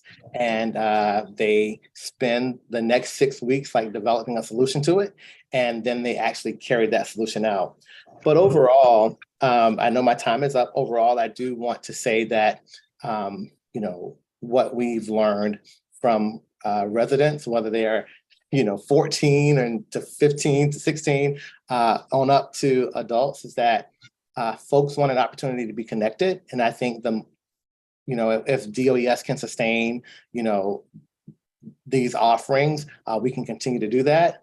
One thing I want to shout out is that I'm sitting in the presence of two of my employees. Both of them are graduates of DC high schools. They went off to college. They came back to DC and joined their SYAP program as a 22 or 23-year-old. And we got connected with them, and they're doing a phenomenal job. They're in a full-time job with full benefits, and they're doing a phenomenal job as we continue to work with residents. And so I just want to, again, commend the team there at DOES, and I want to commend the council for recognizing these priorities and sustaining them. Well, thank you very, very much for your testimony, and truly appreciate it. You mentioned that your involvement with you 14 to 15-year-olds, you use the entertainment sector, and you said basketball. What does that, tell me about that. Yeah, so basically, the game of basketball requires teamwork, for example. So that might be one of the soft skills that we teach in the program. But also, we have a week where we expose them to personal training. That's a role that would be in that industry. We expose them to careers, and this is a growth industry sector program. So it's largely exposure to the entire industry. So we also invite in journalists or commentators during that week to talk about those kinds of careers. We've also done a week on mental health services. So you have to have wellness individuals who work, for basketball teams and those kinds of things. So they're 14, they're 15-year-olds. We just really try to get as much exposure to it. I think one year we had someone from the military's athletic program to come in from the Army, and they talked about various careers there. We really take it to heart to really expose them to what the opportunities are there. A lot of times we know what's in front of us, but it takes that one, opportunity to hear about something that you didn't know exists. And so we try to do that both in the 14 to 15-year program as well as the middle school career exploration program. All right. All right. I appreciate that. And you said folk want to be connected. Absolutely. What does that mean? You also gave us an example. You said you have two of the those who have been participants to come and join your staff with not only salary, but also benefits. Yeah. So folk want to be connected. What does that mean? Yeah, I mean, I think that, I certainly, one thing about DOES is that they will put out, requests for applications, and they always have a good way of allowing you to kind of build your own program and respond to it versus that one size fits all. So we like to build our program around labor market information. So we actually start with what are the vacancies in DC? What kind of skills do you need to occupy those positions? And so with that, we empower people to have the knowledge at their fingertips around all of the options that are available to them. And so when I say, folks want to be connected, once they learn about these options and what these opportunities, they want to know, how do I get there? And I think we've heard about like apprenticeship is one way to go, but sometimes people also have skills that may be hidden in them. And so we have to help them to unpack it and help them to convey it to employers. And so we've done a lot of work around, origin jobs to like gateway jobs. And so there are a lot of work experiences that people have that can lead to, 10 to 15 different gateway opportunities. So when I say folks want to be connected, I'm really talking about empowering them and helping them to understand how to make the right decision and how to leverage their previous experiences to get to where they're trying to go. And so again, in that regard, I think DOES has done a phenomenal job when they do requests for applications to, not design them in such a way where organizations can't, take what they know works and fold it in. I appreciate that response. Now the big question is, how many, you said you've been with DOES since 2017. So if I ask you about last FY year, fiscal year 2022, you could probably tell me how many young people have you worked with through your program? Yeah, so I would say the 14 and 15-year-old program, we work with about 60 young people each year. We work with about 25 people in our public safety program. And then we have like 100 middle schoolers that we work with last year. And then last year we started doing some work with DSI, and that was under Michael Watts. And we are going to work with 100 over the course of the year. We've worked with so far about 20, 25 or 30 DC residents who are at least, I think, 24. And we started our third cohort today with 21 additional residents. But we are seeing progress. So I talked about the 2 employees, like they came to us through that program and they're now full-time. But I think we've placed about 10 of the 30. At least we've been able to justify their 30-day employment. So we're working toward our goal of 100, I think by the end of August. All right, thank you. Great numbers. Please keep it up. Thank you. And Thank you very much. And I'll be submitting written testimony as well. All right, excellent. Thank you so much. Thank you. Ms. King. Yes, she's still here. I think I've got it right. Hello, good afternoon. Hello, how are you? I'm great, how are you? Good, good. Thank you so much for your patience. No problem. All right, we are ready for your testimony. Okay, thank you again, Councilmember Bonds, other council members and the audience for allowing me to speak today. My name is China Keene, a DC resident of Ward 4 by way of East Orange, New Jersey, and I'm a technology apprentice. I'm here to share my positive experience as a recipient of a DOES out-of-school youth apprenticeship program. This time last year, I was working 2 jobs as both a host and a server so I could save money to pay off my college balance. I was not allowed to continue my education until said balance was paid off. Budgeting for basic necessities like paying for rent, groceries, as well as saving towards paying off this balance proved to be really difficult with my income as a restaurant worker.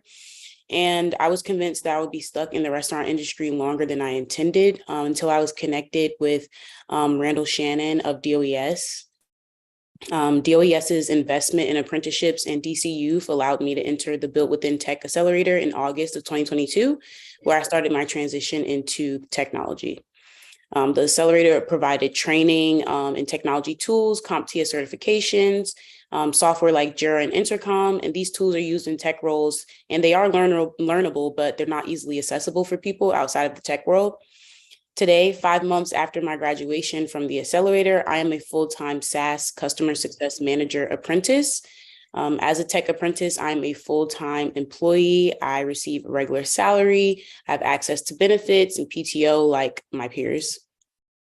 Unlike an internship where interns work for little or no salary and rarely receive formal training, tech apprentices learn while they earn, and at the end of a year, they obtain a nationally recognized credential. Today, there are 358,000 registered apprentices in the United States, but it's just 7% of the number of apprentices in England. The concept of a formal paid training program can be applied to almost any occupation. And I'm grateful to DOES and the DC City Council for supporting DC residents to have an opportunity to break into the tech industry, which is very difficult. Apprenticeships benefit young people who are struggling with high unemployment, low wage jobs, and college debt. Apprenticeships in tech create promising new pathways to a professional career at no cost. By the end of October this year, I will have graduated as a SaaS CSM. My salary will increase as well as my job prospects because I will be officially a customer experience manager in tech. Customer success managers are key positions in software development companies because they help with technology adoption and address technical defects in software. Other DC residents who attended the accelerator with me are also happily employed now in technology careers. Apprenticeships can provide an opportunity for every unemployed or underemployed DC resident to pursue a professional career that they deserve. And once again, I thank the City Council and DOES for supporting the expansion of professional apprenticeships in the District of Columbia. Thank you. Thank you very much for your testimony. We appreciate this success story. And the very best to you, and send us a note when you get this promotion, okay? So we can send you a big congratulation of some sort or the other. Of course. All right, thank you so much. Our next, I believe the next is Miss Fillmore, I believe, or is it Jessica Champagne? I'm sorry. Hi there. Hi, Ms. Champagne. How are you doing? Thank you for your willingness to be here with us and waiting with us. Thank you. Well, thank you for this important work and for the opportunity to testify today. My name is Jess Champagne. I live in Petworth in Ward 4, and I'm testifying here today as a member of Jews United for Justice. We are a community of thousands of Jews and allies who are committed to advancing social, racial, and economic justice in DC. And I was so glad last year when the council passed the Domestic Worker Employment Rights Amendment Act of 2022. And so I wanted to talk today about my experience as a domestic employer and about the implementation of the bill. So in my home, I've benefited from the labor of childcare workers and cleaners. And it's really clear to me that we'll all benefit, including employers, from clear, robust implementation of the law. As you know, the individuals that employ domestic workers are often not used to being employers. I think we've been hearing a lot today about like great employment practices, and but people who are employing domestic workers don't have HR departments or compliance staff. And my experience when schools went remote in 2020, we were lucky enough to be able to hire a childcare provider, but I found myself really frantically Googling sample contracts and labor law provisions and working from scratch to try to figure out how to create a fair workplace in my home. So given this, I want to urge DOES to promptly move forward on 3 areas of work that will really make this into a lived reality for employers and workers. First is providing clear, easy to find information online, particularly clear, accurate sample contracts in a variety of languages spoken by workers and employers.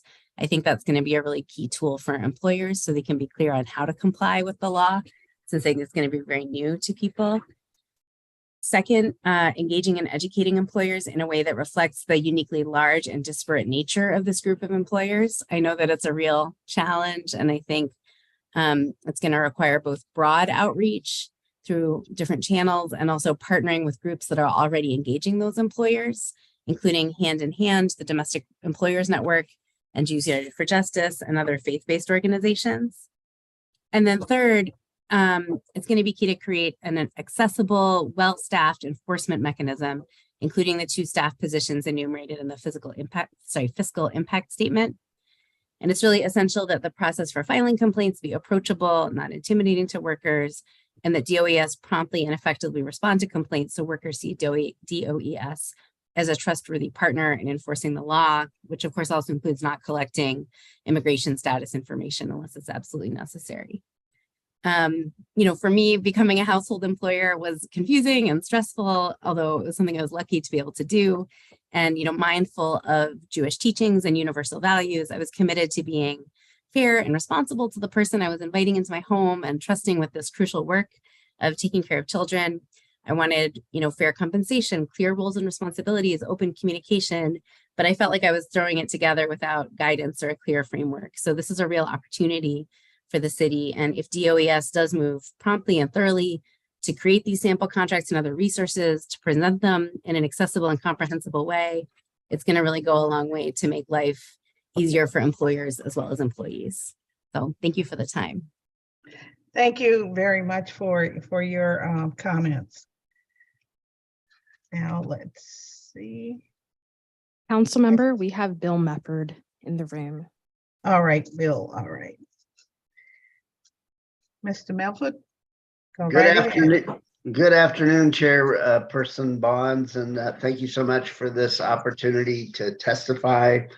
My name is Bill Mefford. I'm the Executive Director of the Festival Center. Our work is coming alongside faith communities and nonprofits in DC and supporting their work.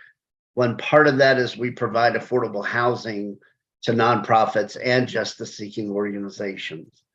It's my pleasure to testify, especially after the historic passage in December of the Domestic Worker Employment Rights Amendment Act of 2022. The long-awaited legislation reverses the legal exclusion that was the result of over a century of racism dating back to enslavement. Following the lead of domestic workers themselves who fought for this change for over 4 years, I joined with well over 50 faith leaders, including Jews United for Justice. It was great seeing Jess on here, from across the district, and signing letters, submitting testimony, attending and leading rallies to support the passage of this bill. For me, it was the most joyful campaign I've ever been a part of because the domestic leaders led it. This hearing marks a crucial time in the life of this legislation as we move into implementation. It is so important that the promises of this legislation become operational so that there is real change in the lives of domestic workers. A crucial part of implementation is that domestic workers actually know about the law and to be able to easily access the necessary steps if their rights are not respected. Accessibility means that all guidance and information is made widely available in the community and that all materials are in multiple non-English languages that are commonly spoken in DC. This also means that any steps taken by workers to file a complaint be simple and straightforward. Filing a complaint itself against one's own employer is very intimidating and stressful. So the least that can be done is for the process to not compound that stress. And if I could just mention, I heard earlier you were talking back and forth with a couple of folks who testified earlier in the hearing about creating perhaps some kind of an advisory committee as part of DOES. And it's something that's made up of both workers and employers and perhaps others. I would strongly support something like that created. However, I did want to mention and caution against trying to legislate such a committee, just simply because implementation, the very process of implementation doesn't need to be delayed by further legislation. So even in the creation of that committee, which is something that DOES can do in and of itself and doesn't need legislation. So I just want to raise real quickly a few areas of concern as we move into implementation. One is written contracts. Written contracts for domestic workers is a new protection and one that is important because of the numerous stories we heard throughout the campaign of those who experienced wage theft or those who were told to work a certain number of hours or a certain number of tasks and then were given more, and there was no actual way to hold people accountable because nothing was written down. To help solve this, we would like to know DOES's timeline for preparing and releasing the contract templates. Further, to promote accessibility, the following should be taken into consideration. One, that various levels of technological ability will exist among those who will access these templates. Two is translation into multiple languages. Three is making sure they're publicized. 3 and 4 is making sure they're publicized widely to workers and employers, which includes working proactively and collaboratively with organizations and faith communities and groups, just as Jess had just mentioned, Hand in Hand, Jews United for Justice, and other faith communities. Other important questions that need answering include knowing when DOES will start writing these regulations for important implementation of the law, and knowing when DOES is planning to hire the positions that will handle enforcement of the law. There's much to do, and I hope both DOES and this committee will move forward expeditiously. In December, the DC took a historic step in passing the Domestic Worker Bill of Rights, but that victory will only be a hollow one unless the important work of implementation is done. I look forward to working with this committee and the DOES to ensure the promises of this legislation become a reality for our domestic workers. Thank you. Thank you very much, sir. And I can assure you that if any legislation is created, that it would be done with the idea of moving rather quickly. I'm not sure if it were legislation that is needed, if we were to do it as emergency legislation, it would become effective immediately. If we do it as standalone bill, we have to go through Congress, and that is where we would have a little bit of a delay. Sure. But the idea is to move on this issue as quickly as we can. Thank you. I can assure you. Okay. And we use legislation to make sure that the processes of intention are fulfilled, because sometimes when you just leave regulations to be promulgated, you don't get what you intend. And then there's disruption in the marketplace with our residents and everything else. So, but I appreciate your comments. Thank you so very, very much. Thank you. Mhm. Now, did we get everyone through panel 13, or did I omit someone by mistake? No, you're correct, council member. We can move on to panel 14. There's currently one person on panel 14, so it's probably best to consolidate 14 and 15. We have present Carmen Brito, Araya Shelton, Ayoka Miller Agayemi, Ayominde Miller Agayemi, for the total of 4 people. All right, we will start with Carmen when she's in the room. Oh, she's here already. All right. Thank you very much. Welcome. Thank you. Greetings, council members. My name is Carmen Brito, and I'm a junior at Jackson Reed High School. I live in Ward 3 in DC, and I plan to go to college for graphic design and animation, and I am a youth advocate for the Young Women's Project. I'm here today to share my thoughts on why early work experience for teenagers is important, and to share my experience as part of the DOES school year internship program, which provides part-time work for 1,000 youth during the school year at businesses and nonprofits, including YWP. I personally benefited a lot from DOES youth employment programs. The first job I ever took was part of the summer youth employment program in the summer of 2020 when I was 15 years old. And I worked as a jewelry maker for Department of Recreation as part of the Marion Summer Jobs Program. My job was both in person and virtual, kind of like my current job. And my first job taught me to make jewelry instead of business if I ever wanted to take my jewelry making to the next level. My current job right after summer was the job in 2021 where I worked for the Youth Justice Campaign. where I worked as youth advocate for the Young Women's Project under DOES, and I am still working there to this day. With the Young Women's Project, I learned about mental health and things like toxic stress and trauma, and learned ways and to cope with mental health problems in a healthy way that I could share with the youth in my school and all around DC. I also learned how to step out of my comfort zone and email representatives from my ward about mental health issues and ways to deal with them, as well as type up and read out testimonies to chair people and council members such as yourselves. My experience with SYIP has been good. I was certified right away and received payment for the first SYIP payroll in November. About half of our YWP staff has been able to get certified and paid right away. The others took several months to get certified, and some members did not get paid at all. I first learned about SYEP from my school and from my job during the summer. I learned more about these programs during my time with the Young Women's Project.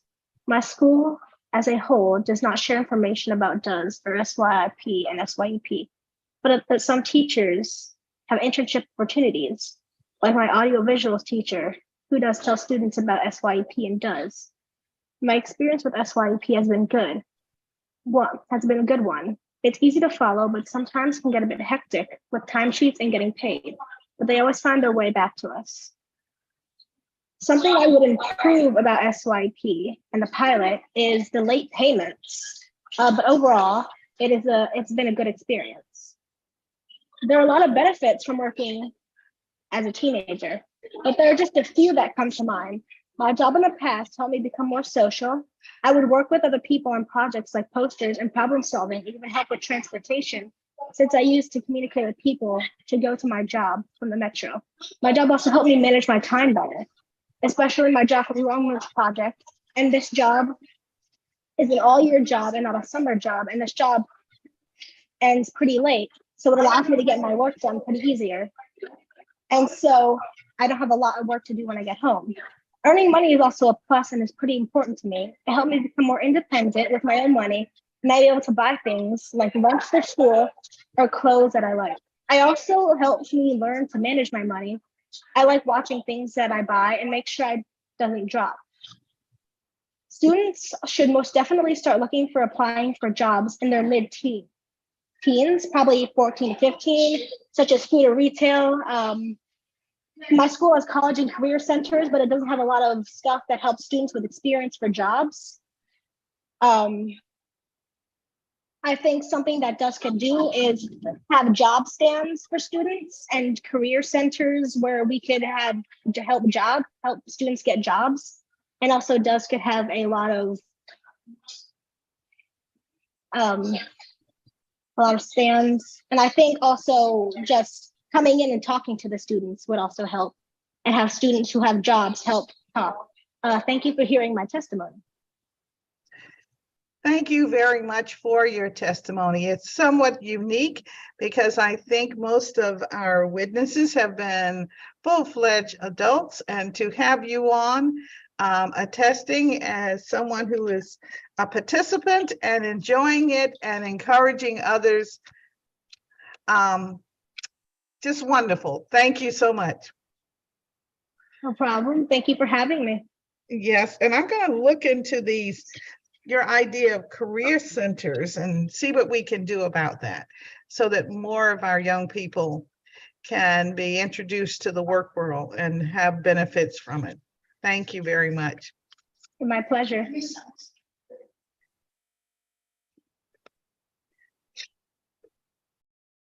Now we have Ms. Shelton, I believe it is. Araya. Good There you evening, are. Councilmember Barnes. Thank you for the opportunity to testify today. My name is Abrea Shelton, and I'm a Ward A resident and a sophomore at Dunbar High School. I sit on the youth. I am a youth council member. I'm a youth council member for the DC MICRA Challenge and a 2022 Soapbox finalist. I'm here today to share my work experience through DOES. My first job was through SYEP last summer. I worked at the OAG during my time there, and I worked with other high school students to create policy solutions for topics such as human trafficking, mental illness, and teen dating violence. to present to the previous Attorney General, Carl Racine. During my time there, I learned a lot about court proceedings and the legal system. My second job and my current job is with the Young Women's Project as a youth advocate. I am grateful for the opportunity DOES gave me, allowing me to gain early work experience. Through my work experiences, I have been able to make communications with important people that can connect me to great opportunities. I am able to build a work resume early, making me super prepared to find a job once I am done with school. Through my early work experiences, teens have access to money. This means that they are able to use it without asking for permission.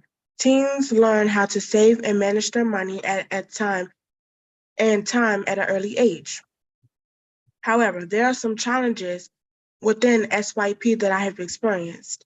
My first issue are around receiving payments and new cards. When I first filled out my application, I put down that I wanted direct deposit. I sent my direct deposit form from my bank along with all other paperwork. I was then told that direct deposit was not an option and I would be receiving a prepaid card. Why would you tell me direct deposit is an option to ask me to get a form from my bank if you are not going to offer direct deposit? I got my hopes up about direct deposit, but was then disappointed when I received my card. I have received multiple US bank cards through the mail without even asking. It is hard to keep track of how much money I have on each card if I keep receiving new ones. I cannot see past transactions once I get a new card. My recommendation is that DOES actually offers direct deposit as an option to avoid new cards randomly being sent to us. They should tell us how much money we are supposedly going to receive so that way we can let them know about the wrong amount before payday. The DOES office should be easier to get a hold of as well. I have never had an easy time getting a response back from DOES. Thank you. Thank you very much. And I believe I met you over in Ward 8 on Saturday. Yes. All right. Okay. I remember it.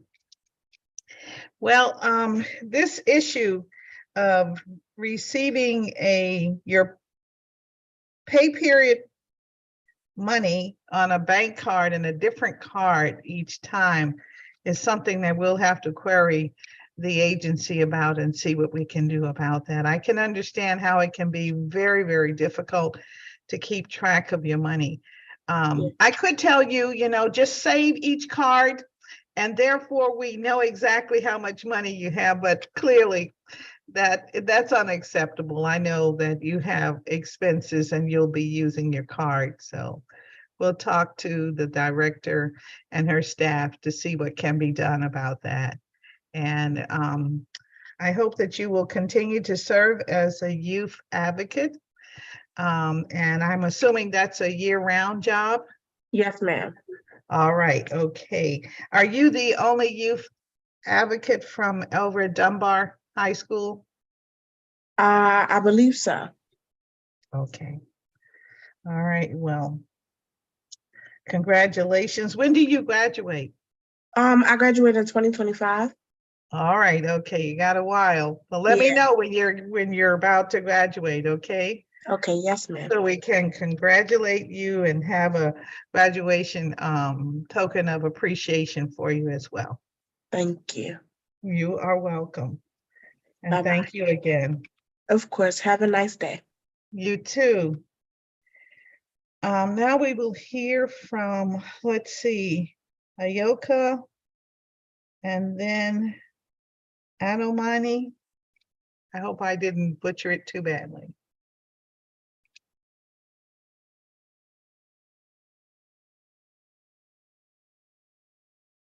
I did.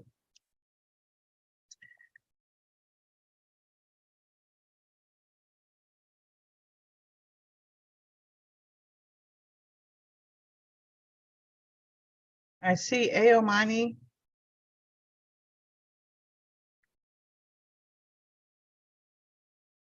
Council member, we don't see Ayoka. Maybe we can begin with Ayominde. Yeah, that's who I see. All righty.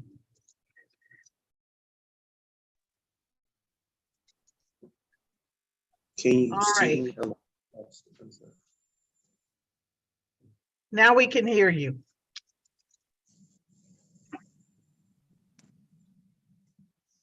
Good morning, council members, councilmen, and females. My name is Ayaminde Miller, and I am a freshman at Phelps Ace High School. I am a Ward 8 resident, and I plan to pursue a career in engineering. I am a youth advocate with the Young Women's Project.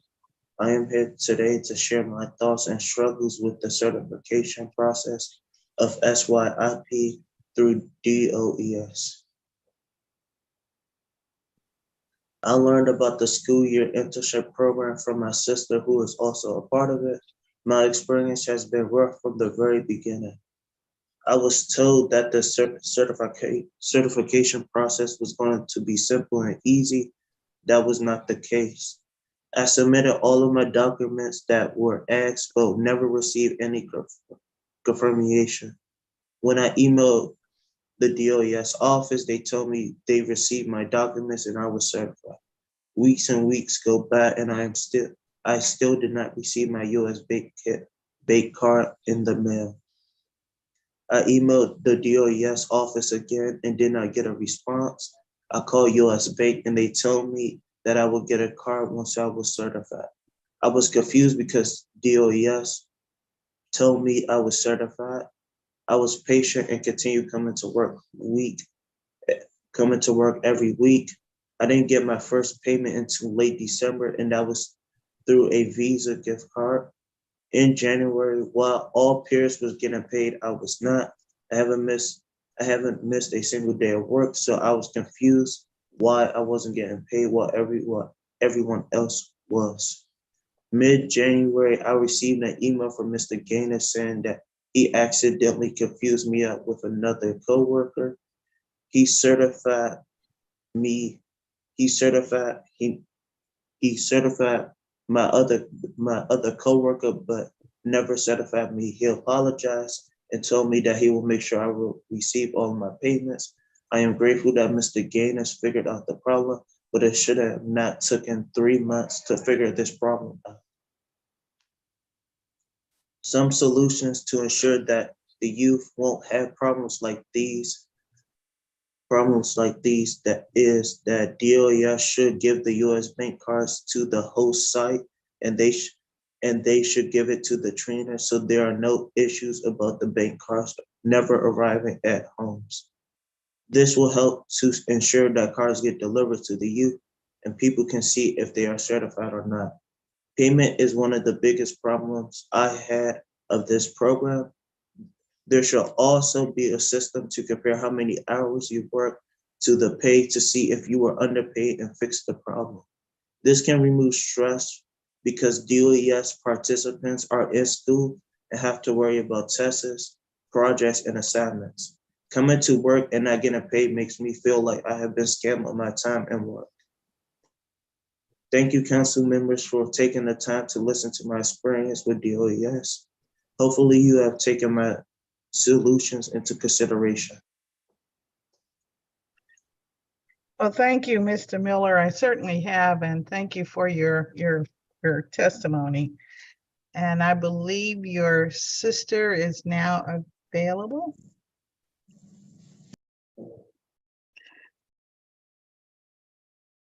Hello? Yes. All right, go right ahead. Thank you. Okay. Good evening, council members. Thank you for the opportunity to testify today. My name is Ayoka Miller Agayemi. I am a Ward 8 DC resident. In the 10th grade, attended Bar High School Early College DC. I plan on attending college and med school after graduating high school with my associate's degree. I am also a youth advocate with the Young Women's Project since October 2022. The Young Women's Project is an organization that brings the leadership of youth to solve impactful issues in the communities that affect youth's lives. I am here today to share my thoughts on early work experience and my experience through the school year internship program through DOES. My first job is I'm sorry. Please pardon the interruption.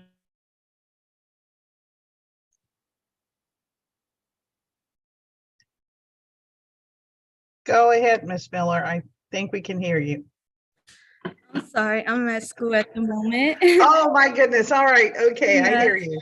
My first job is the one I'm currently with, a youth advocate with the Young Women's Project since fall of 2022.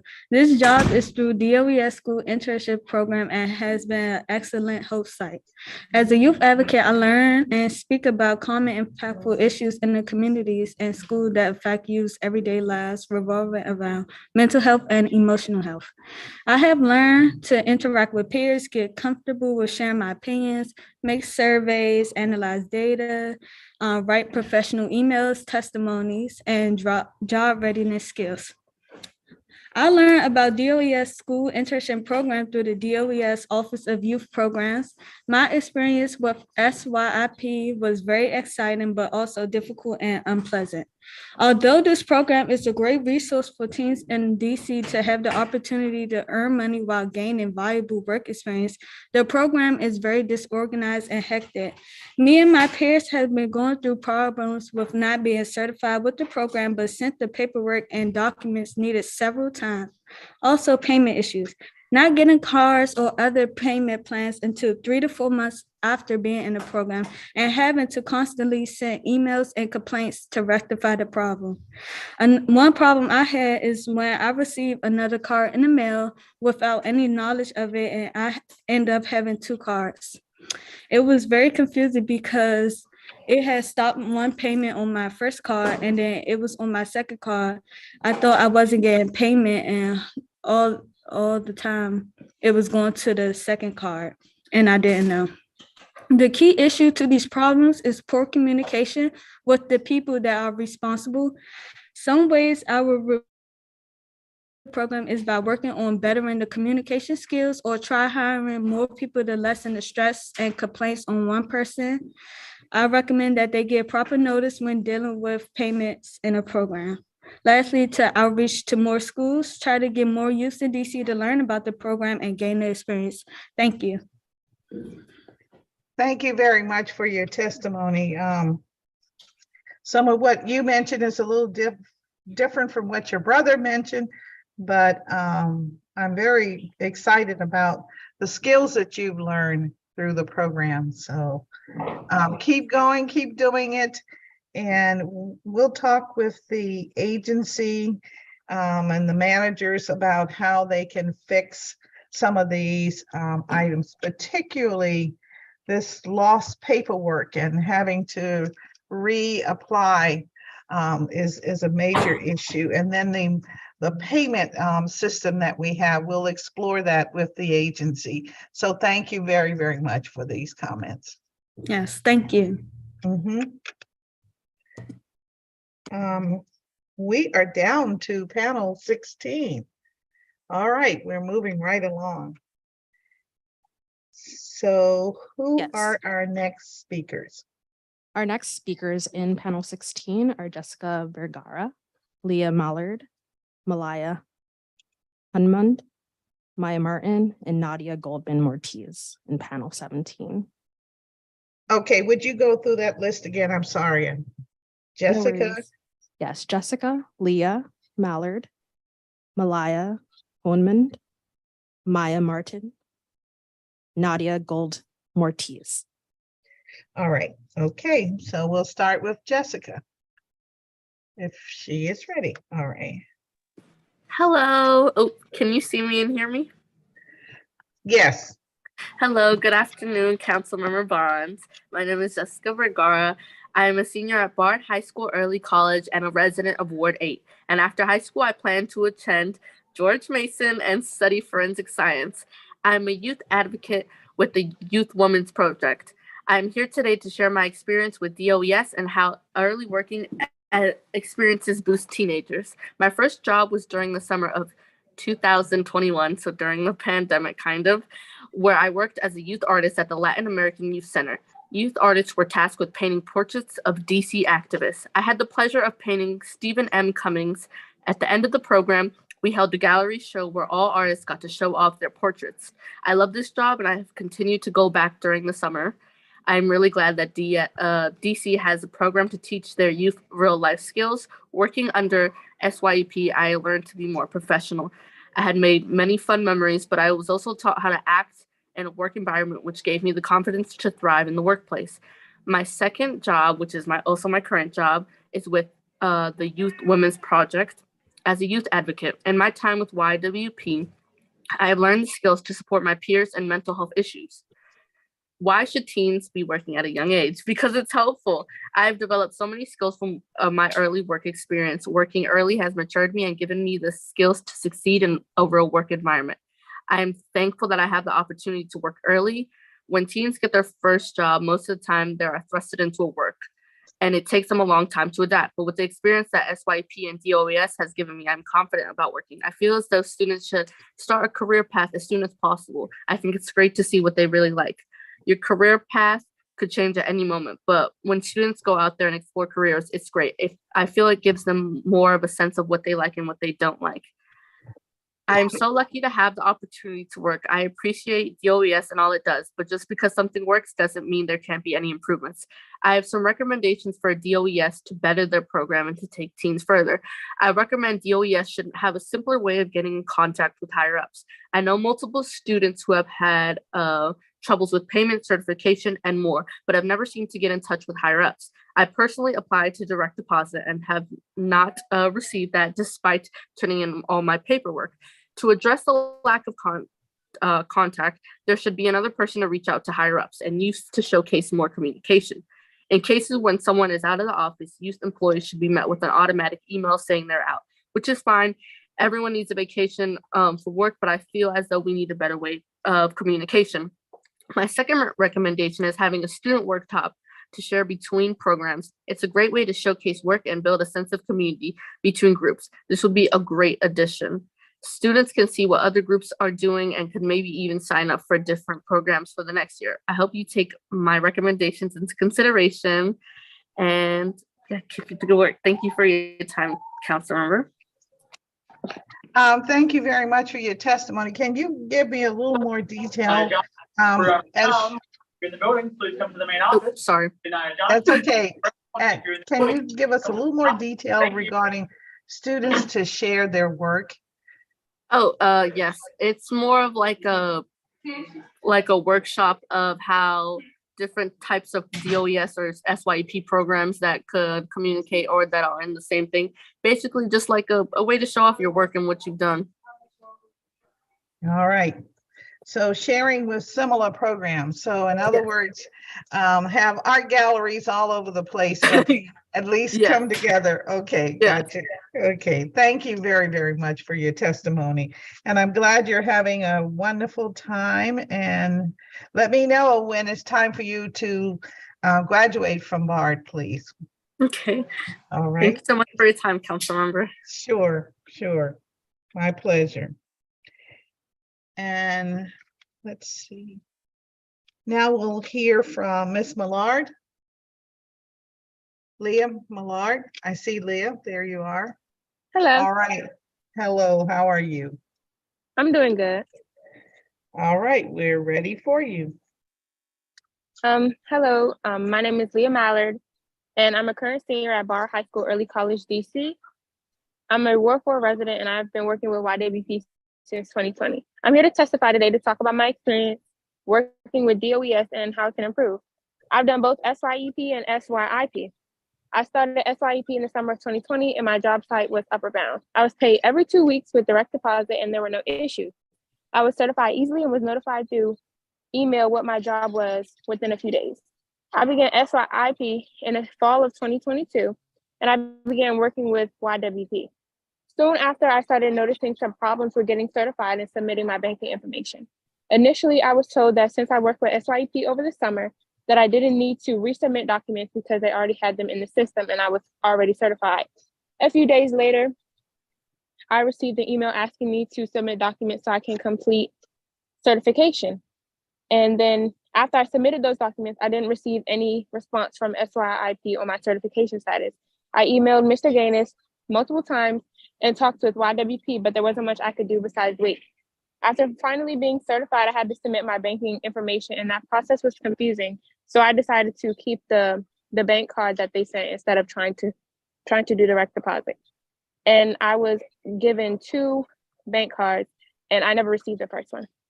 My school does not offer a ton of post-graduation career opportunities, which is why DOES, the school year internship program, is so important, because there are tons of students that might not have access to this kind of experience. The school year internship program is so important because it gives students the chance to make money during the school year, provide work experience, and career exploration. Students should begin exploring careers as early as possible. There are many benefits from working as a team. While working with YWP, I established meaningful connections with my coworkers, bosses, and my peers.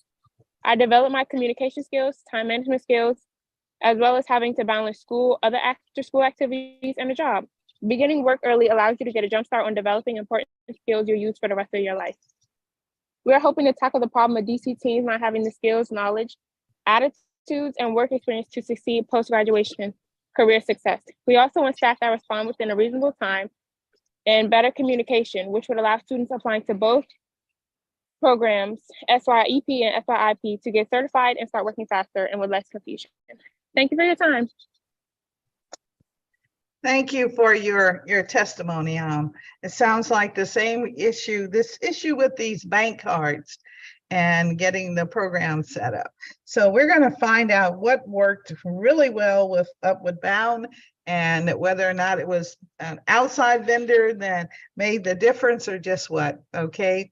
But thank you very much for your testimony. Thank you.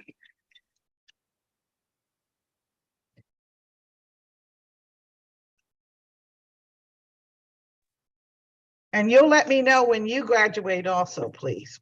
All right? I'll make sure to. Thank you. Okay, all right, let me know. And I think our next witness is Miss Mia Martin. No? Yeah. I have a different name. No, I have, oh no, I have. Who is our next witness, please? We should have Malaya on. Is Malaya on?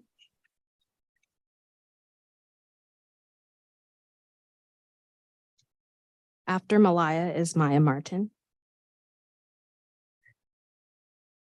Okay, Malaya.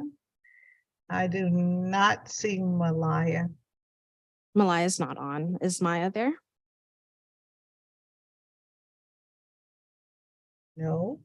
Maya has to accept the promotion to panelist. In the meantime, we do have Nadia Gold-Moritz.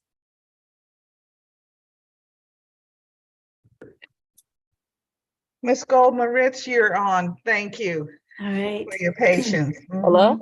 Yeah. Oh, sorry. It's all right. Thank you, Chair Okay. Bonds. Thanks for this opportunity to testify. I am Nadia Gold-Moritz. I'm the executive director of the Young Women's Project. I'm also a Ward 4 resident, and I have 2 kids in the DCPS school system. As you know by now, the Young Women's Project builds the power and leadership of young people and puts them to work solving community problems. We've employed youth since our founding in 1994. So we've employed thousands of youth, and we have 120 right now who are working on our staff. They are working as peer educators, data collectors, connecting young people to mental health services, sexual health services, condom distribution. So they're in the schools filling critical gaps with mental and sexual health needs. We are very grateful to be part of the school year internship program. We worked with Alyssa Silverman, Councilmember Alyssa Silverman, in 2021 to get that program started. And we're part of the pilot, and now we have 100 young people who are part of it. This provides a significant boost to our organization. We wouldn't be able to do our work without it. It allows us to hire more youth and to pay them more money. So it's a great, great asset to the community. And we're grateful also to the staff, especially Mr. Gaines, who some of our young people mentioned, who's often working weekends trying to make sure young people get what they need. So while we're really grateful, there are some serious administrative and payroll problems with this program that really undermine its goals and undermine the great work of the staff. I kind of outlined in excruciating detail the process that young people go through for this program, but mainly it's set up in silos. There's the DOES silo, there's the employer silo, the US bank silo, the youth silo. There's no communication, formal communication between the three of them. So as an employer, we have no idea who has been certified, who got paid, how much they got paid, whether they got paid. We can send Mr. Gaines hundreds of emails, which we do, but there's no portal to log into. There's no way of knowing. Once youth are certified, DOES passes the baton to US Bank, and then we are at the mercy of thousands of call center operators who are anonymous. So youth have to call these call centers over and over again, on hold for 40 minutes, ordering a new card, which they may or may not get. As you can see by the numbers we included, only about a third of our young people actually got paid when they were supposed to. But most of them had to wait a whole 4 weeks, 6 weeks, 8 weeks. I have some young people who still have not been paid for a program that started in October, because they have not been able to get those bank cards. The problem is no one is accountable for this. US Bank is not accountable to these young people. DOES is not accountable for making sure young people get paid because they pass it off to US Bank. Also, like I said, there's no portal, so you can't log in. Everything is done paper timesheets. We submit paper timesheets. The paper timesheets are input by DOES staff. So there isn't a central database, a central portal. And as wonderful as this program is, it's like I said, it's the bad infrastructure is really undermining the goals. Our recommendation is to hire ADP until we get a portal. They are cost effective. Other cities have used them, including San Francisco, have used them for their youth employment program. It's a simple infrastructure. Employers can log in, youth can log in. Youth don't get paychecks. They don't even know how much tax is taken out of their money. They can't access previous payments, so I think that is our recommendation. Please, Chair Bonds, help us to get this in place so that we can do our job, what we're supposed to do, so that our job is not trying to track down youth wages. Thank you so much for your time and this opportunity. Well, thank you very much for this testimony. And I do plan on looking into this program. I'm very intrigued by the so-called youth advocates and what they do. I mean, they're testing today about the skill sets that they're learning. So that's exciting. This payment issue, not so exciting. So we will have to look into that and see what we can do. I did want to know about when your program was set up. You said in 2021. It was set up as are you a contractor or you have an MOU with the agency? Yeah, we do not. So the school year internship program is modeled after the summer youth employment program. DOES recruits host sites, they recruit youth, they match them. So we do not receive any direct funding from DOES, but our young people are paid through them. So our young people work for us, mostly doing education, data collection, outreach, and then they're paid by DOES. So we don't have any control over that payment process, but we're the ones employing the young people, so we're accountable to them and for their work. Yeah, but our organization was started in 1994. So we've been around for a long time. We've employed a lot of young people, and mostly what we do, we have two main programs. One is the youth health educator program that does sexual health education, condom distribution, classroom trainings. And then we also have a mental health team, which is most of the young people today are part of that. And they just released a big mental health survey. We'll send you a copy of it, but they also do education, data collection, advocacy, and other kinds of projects like that. As you know, there's a big mental health, school-based mental health crisis. So we're trying to fill the gaps with that work. Well, thank you. I mean, I'm now, I really must see this report that you have. I'd like to know how the youth are advocating for themselves to address this issue. So I'm looking forward to hearing from you, and we'll explore this situation that the young people find themselves in. So thank you. Thank you very much. Thank you. And let's see, do we have, oh, I see Miss Martin. Miss Martin, you're on now. You were missing for a minute. How are you? Hello, I'm good. How are you? I'm sorry.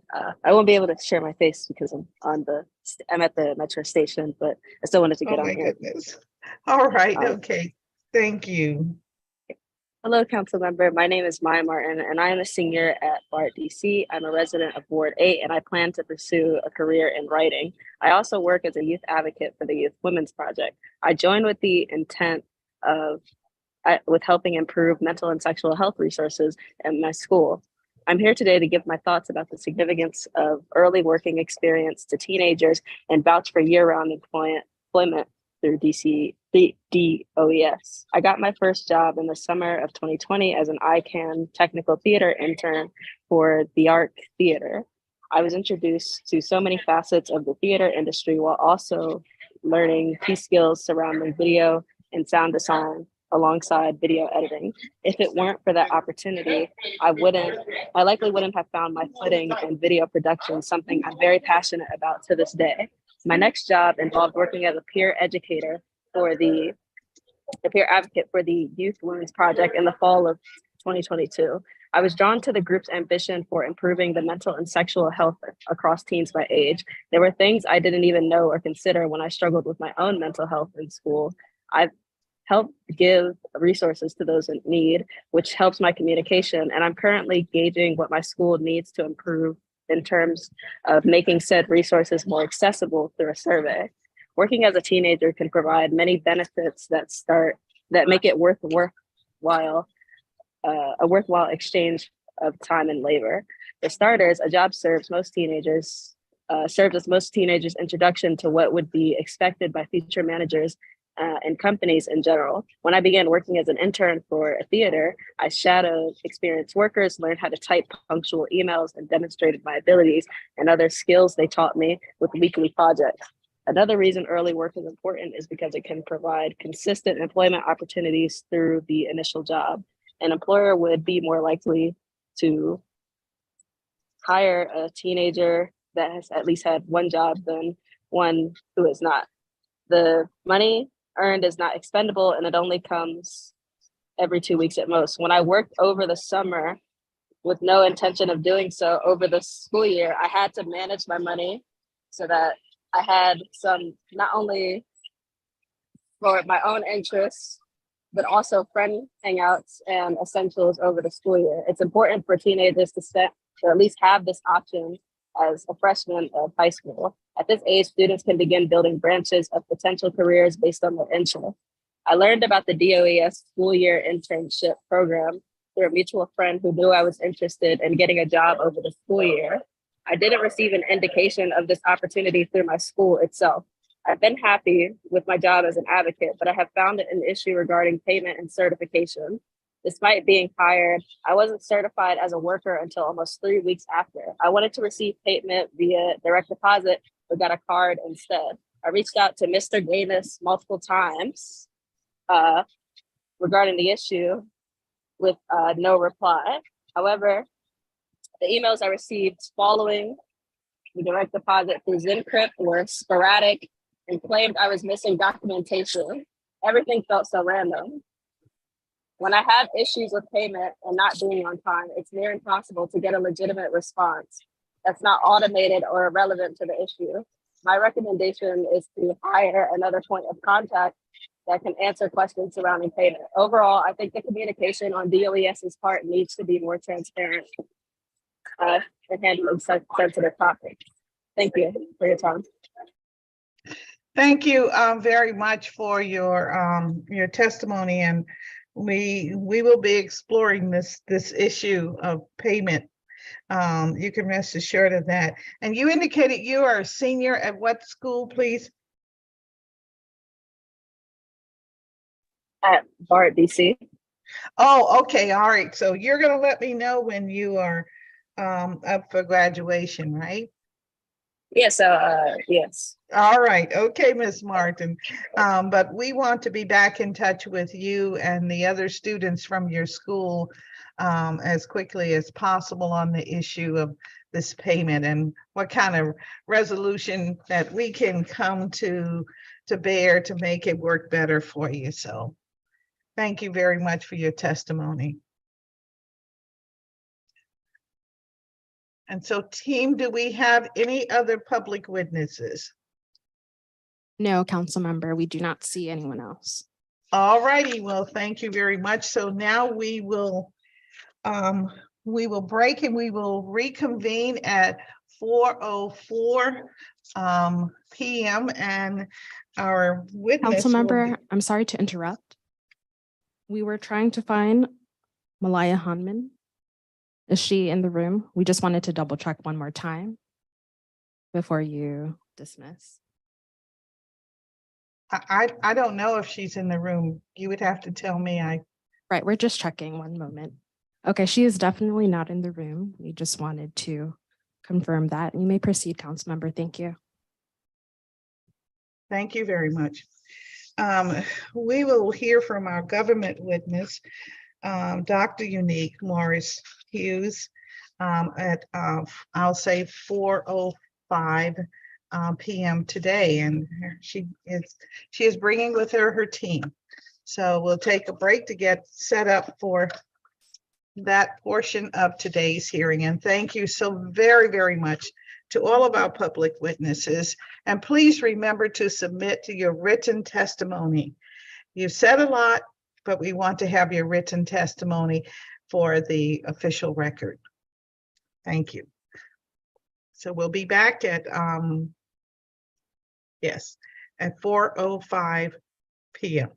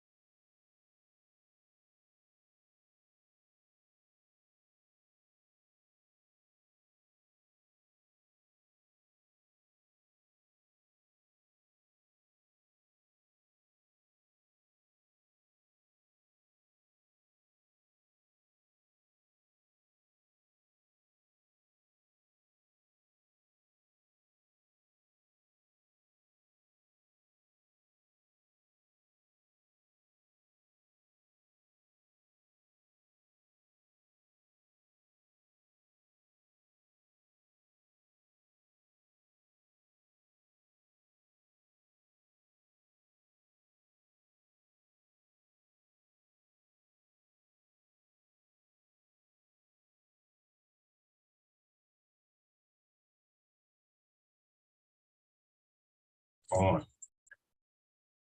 Hello?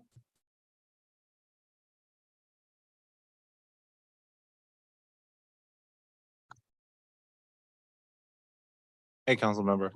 Hey, so are we ready? Not yet.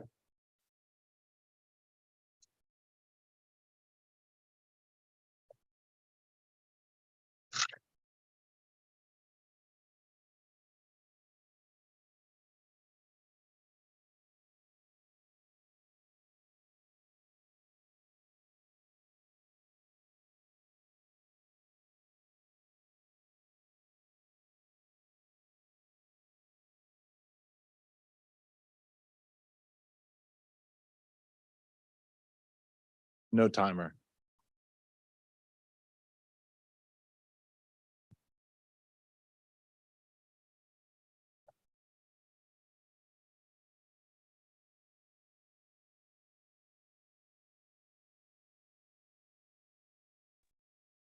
Hello, good afternoon. Can anyone hear me? Yes, we can hear you. Okay, perfect.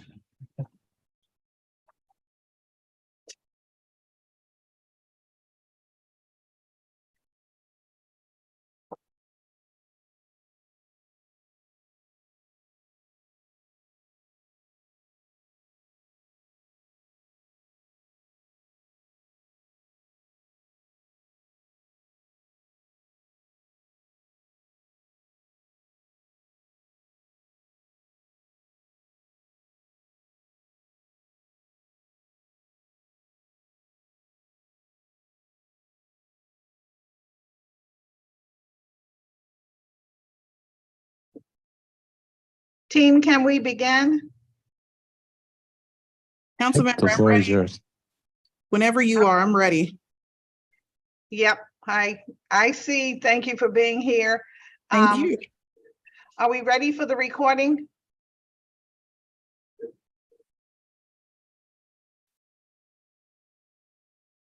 Yes, we're ready. Ready to go, All Councilman. right, thank you very much. Now we will hear from, have testimony from our government witness. We're going to hear this afternoon from Dr. Unique Morris Hughes, the Director of the Department of Employment Services. Welcome, and we'll receive your testimony and then have a few questions that we can chat about. All right, please proceed when you're ready. Thank you. All right, so I will read my testimony, and I believe we have submitted it for the record. Good afternoon, Chairperson Bonds, council members and staff of the Committee on Executive Administration and Labor. My name is Dr. Unique Morris Hughes, and I am the Director of the DC Department of Employment Services. Thank you for the opportunity to testify on DOES's performance in FY22 and FY23 to date. Under the leadership of Mayor Muriel Bowser, DOES continues to support and advance district residents and workers as we champion equitable workforce development and invest in economic security. There is no greater testament to those efforts than the recently announced historic low unemployment rate of 4.7% in the district. At the ward level, it was a major milestone to see the unemployment rates in wards 7 and 8 have come down to a single-digit rate, despite the harsh effects of the recent pandemic on the labor market. I want to thank my staff for their tireless efforts, which have helped to make this a 34-year historic low a possibility. Chairwoman Bonds, let me say that again, a 34-year historic low. A possibility. We know that opportunity gaps still exist, but I want to acknowledge this win and affirm that together, alongside our partners in the district, we will continue to ensure that residents have the tools they need to secure good paying jobs. Mayor Bowser's vision for her historic third term is one of optimism, hope, and big wins for Washington, D.C. Over the last year, the Department of Employment Services has continued to lay a foundation to empower workers and residents that will set us on a course for DC's comeback. My testimony today will demonstrate how DOES has maintained our commitment to the district and how we look to create future success through our Vision Forward goals, which include promoting the district's human capital, aligning workforce with education, creating equity and access, achieving excellence in service delivery, operating smart and effective systems, and providing the best-in-class customer service. In FY22, DOES promoted the district's human capital by investing in high-quality training opportunities for in-demand local jobs and connecting employers with local talent. We move the district forward by putting our workers and residents first, by providing solutions that are custom tailored for our communities. Critical to promoting the district's human capital is our commitment to providing high-quality training opportunities. In FY22, the Department of Employment Services DC Infrastructure Academy was recognized by our very own President Biden for its innovative infrastructure training programs and was promoted as part of President Biden's Build Back Better plan and the introduction of the Infrastructure Investment and Jobs Act. DCIA completed 18 cohorts in FY22 and served 383 individuals through its commercial driver's license program, IT, PEPCO Solar Works, and energy and construction and utility training programs. As a special milestone, in February of 2022, DCIA graduated its 10th PEPCO cohort with more than 175 graduates since the inception of the program. 100% of the program graduates have received job offers from PEPCO or one of their subcontractors. In FY22, our Office of Apprenticeship, Information and Training brought on 36 new apprenticeship sponsors and continued its expansion of non-traditional sponsors to broaden options for participants. In partnership with the District of Columbia Human Resources, the apprenticeship program now includes 5 government agencies, including DPR, Healthcare Finance, HR, and even MPD and our very own DOES. Another standout addition to the list of non-traditional sponsors is our partnership with the George Washington University, which enables participants to earn a bachelor's in education and a master's degree in special education. Alongside our training programs, the Office of Talent and Client Services work to connect district residents to high-demand jobs and careers by managing more than 65 hiring events in FY22, both virtual and in person.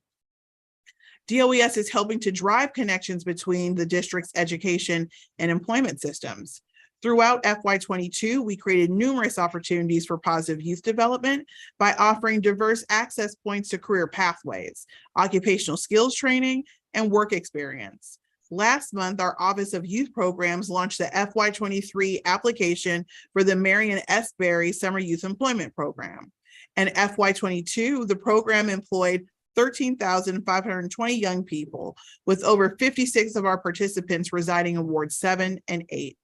Throughout the summer, youth engaged in trainings and workshops and focused on team building, public speaking, personal development, communication skills, community service, increasing employability skills, and college and career preparation.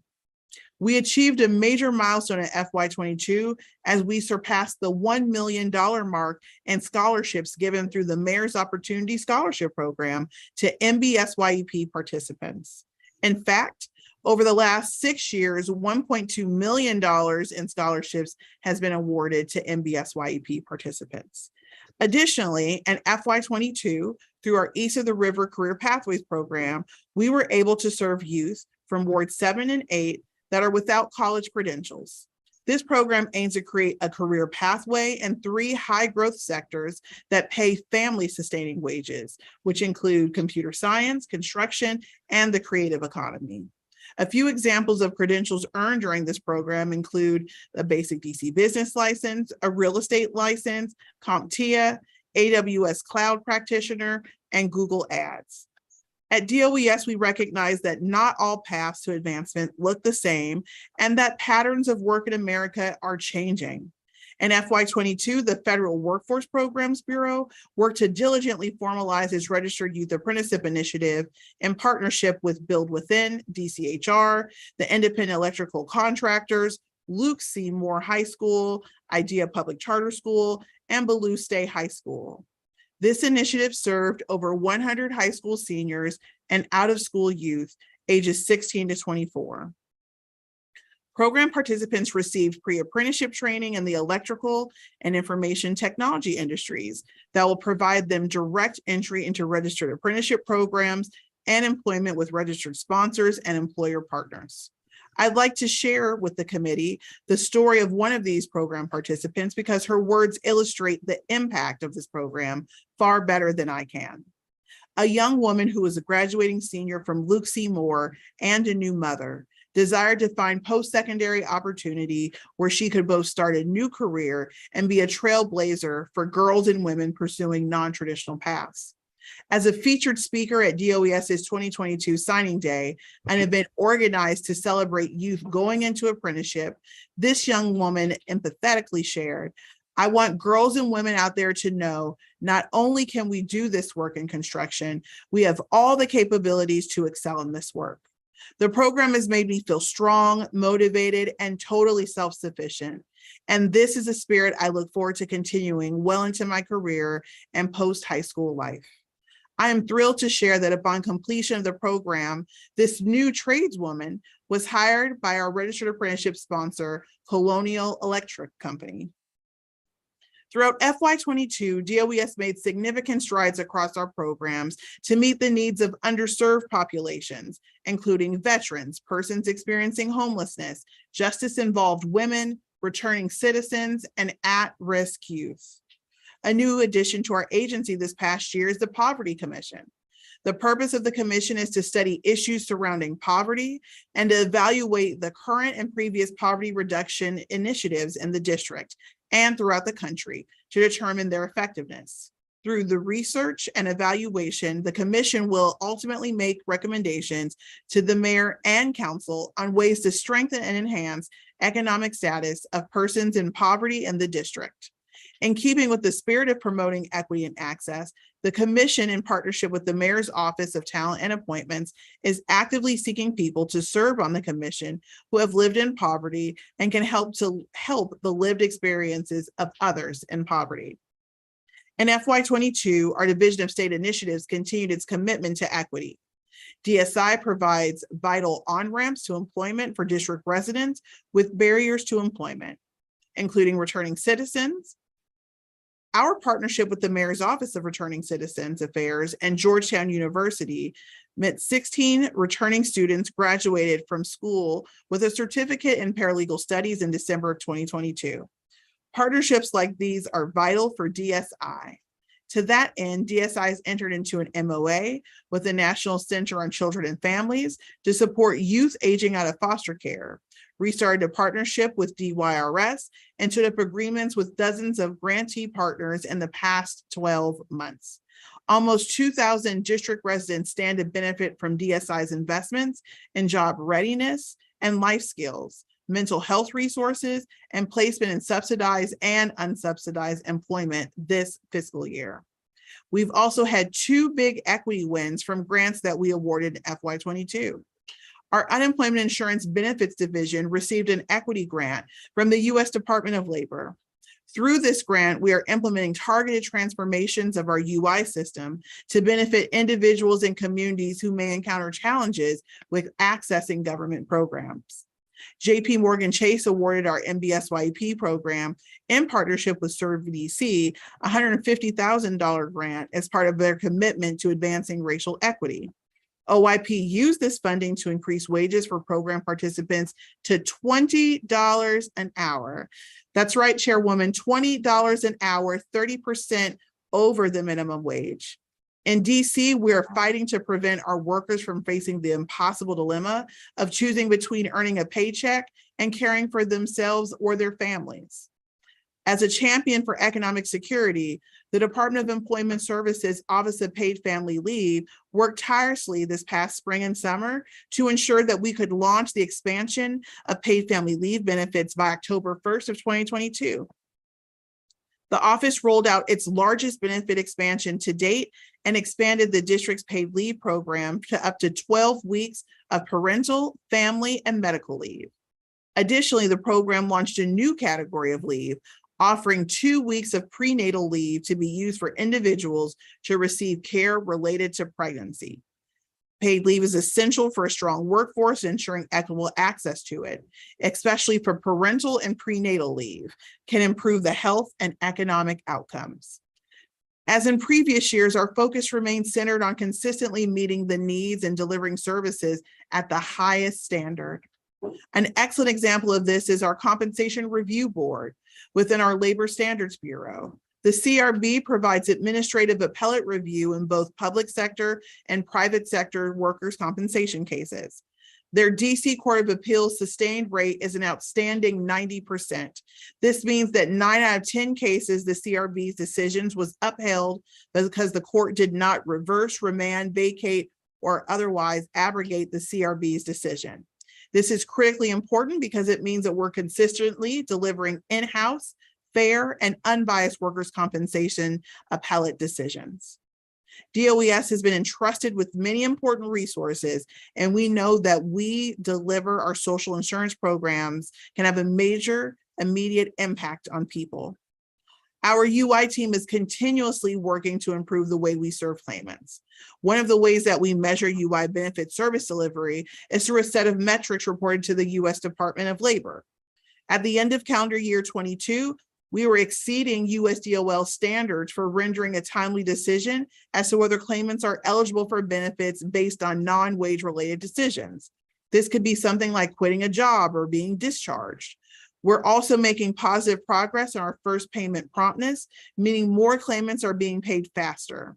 These metrics are not just isolated data points, they represent real impact for real need, and we will carry this momentum into 2023. DOES continues to critically assess how we use and present data as an agency. The DataWorks project, our effort to improve, standardize, and modernize DOES data management and data practices, continued in FY22. Major milestones this year include the creation of an executive dashboard for unemployment insurance claims, an updated interactive labor market awareness dashboard that'll be released in the spring of 2023, and an online mobile-ready business glossary. Looking forward, we will continue to automate much of our data and performance reporting to promote our outcomes and increase transparency. DOES has also continued our work toward the modernization of UI tax and benefit system. The modernized systems will improve the accessibility, efficiency, and accuracy of our UI programs. Individuals filing claims can expect more user-friendly filing experiences with 6 different language translation options. The new system is also expected to reduce the burden on UI staff, which will in turn lead to faster claims, process, and benefit payment times, while reducing overpayments and underpayments.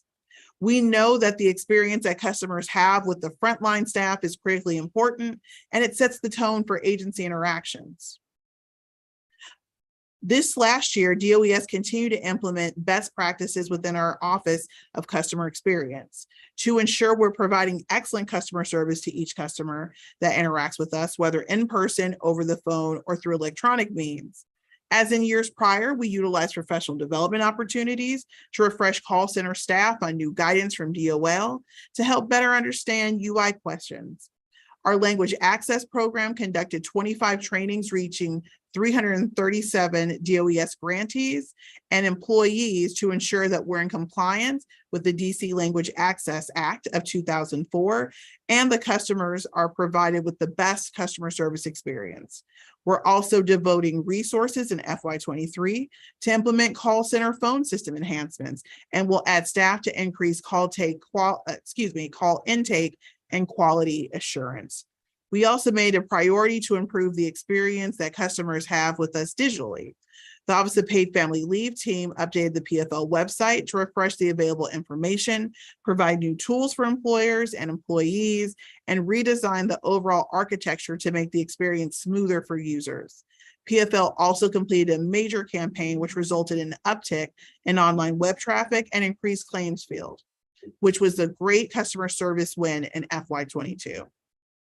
In conclusion, in this last year, DOES established a strong foundation on which we can help the district move forward into its comeback era. DOES is ready to take bold, decisive action in this next year and the coming years to further the mayor's vision of creating new jobs and increasing economic prosperity in the district. Our programs like DCIA and the Office of Apprenticeship, Information and Training are working every day to increase apprenticeship program offerings and are filling gaps in training and credentialing. And we will continue to find ways to scale up these programs. Throughout the pandemic, I maintained that DOES was an economic first responder. That role will remain due to the nature of some of the way we service, some of the services we offer. But DOES will also play a role in increasing economic prosperity, especially for Black residents of the District of Columbia. This agency is a catalyst for empowering workers. We ensure that workers receive fair wages. We educate employers to make workplaces safe. We provide training and career connections to jobs that have longevity and put people on a pathway to the middle class. We provide peace of mind through paid leave and unemployment insurance. This is the empowerment of workers, and that empowerment is critical to building economic prosperity, and we will continue to be at the forefront of that fight. I'm proud to lead this team of dedicated, optimistic public servants, and I'm proud everything our staff has accomplished in the past year under Mayor Bowser, City Administrator Donahue, and Deputy Mayor Kine's leadership. In closing, Chairperson Bonds and council members, I appreciate the opportunity to share our accomplishments and plans for continuous improvement and look forward to working with the committee. This concludes my testimony, and I'm happy to address any questions at this time. Thank you.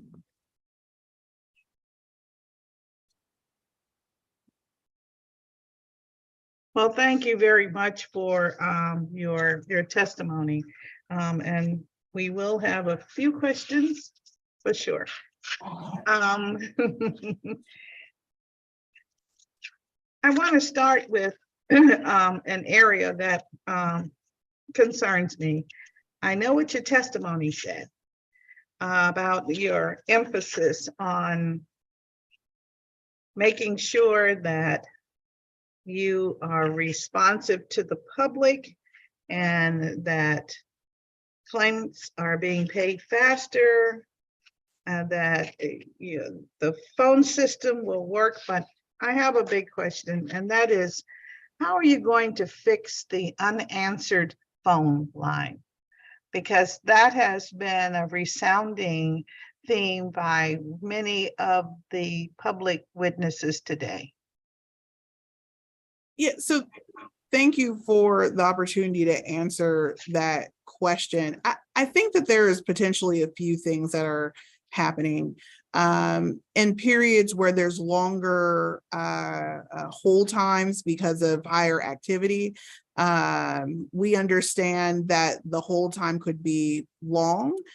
We know that our customers may get frustrated with the hold time, but we generally answer all of our calls. We actually run a very large and efficient call center where we've received over 1 million calls during the course of the pandemic. But we think that with some improvements with the UI modernization work that we're doing, the phone lines will be enhanced. I expect to see an improved phone tree or IVR, but generally we don't just abandon calls. That is not our practice. Okay, and I believe that you're working on it, but I really want to come back to you time and time again. If I could get on starting this month, if we can get indication of the number of calls that have been received and the number of calls that where you've spoken to a customer, and then the number of resolutions to their issue. If we could get that on a monthly basis, let's say over the next 9 months, that would inform us as to how we are working diligently to get this particular issue fixed. So what I can commit to is sharing the data points and how we collect them over a specific period of time. I think it would be a bit difficult to share monthly data points. That hasn't been our practice, but we can, through our staff, work out some agreed upon data points to share with your office. I do have, because I think this is important, between October 1 and December 31st, we had approximately over 26,000 calls that we received. Of that, I'm sorry, we had about 26,000 calls we received, excuse me. We answered approximately 23,000 calls.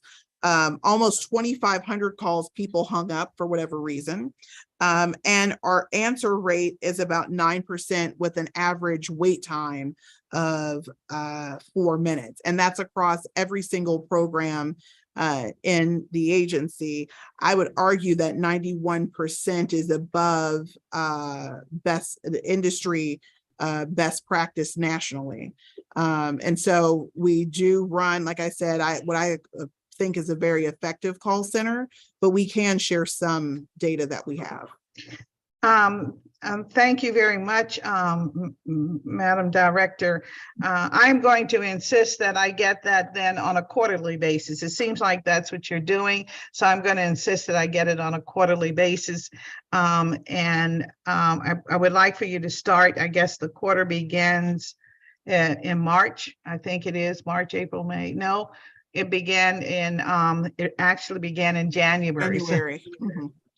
So let's see what you have at the end of March, and then we'll go from there. And then the following quarter, I really want to see this improve, because you are such a vital service in the city, and we want to make sure that we're doing as we say, of course, but more importantly, if there's some particular kind of glitches that stand out, let's try and get on top of them.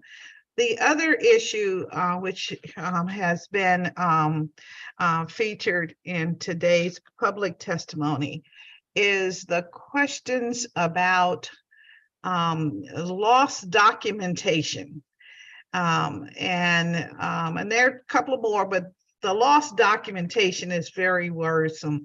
That seems to happen on a regular basis throughout our various agencies. And so I'd like to know what you're doing to improve that system so that a family turns in their paperwork once and not have to worry and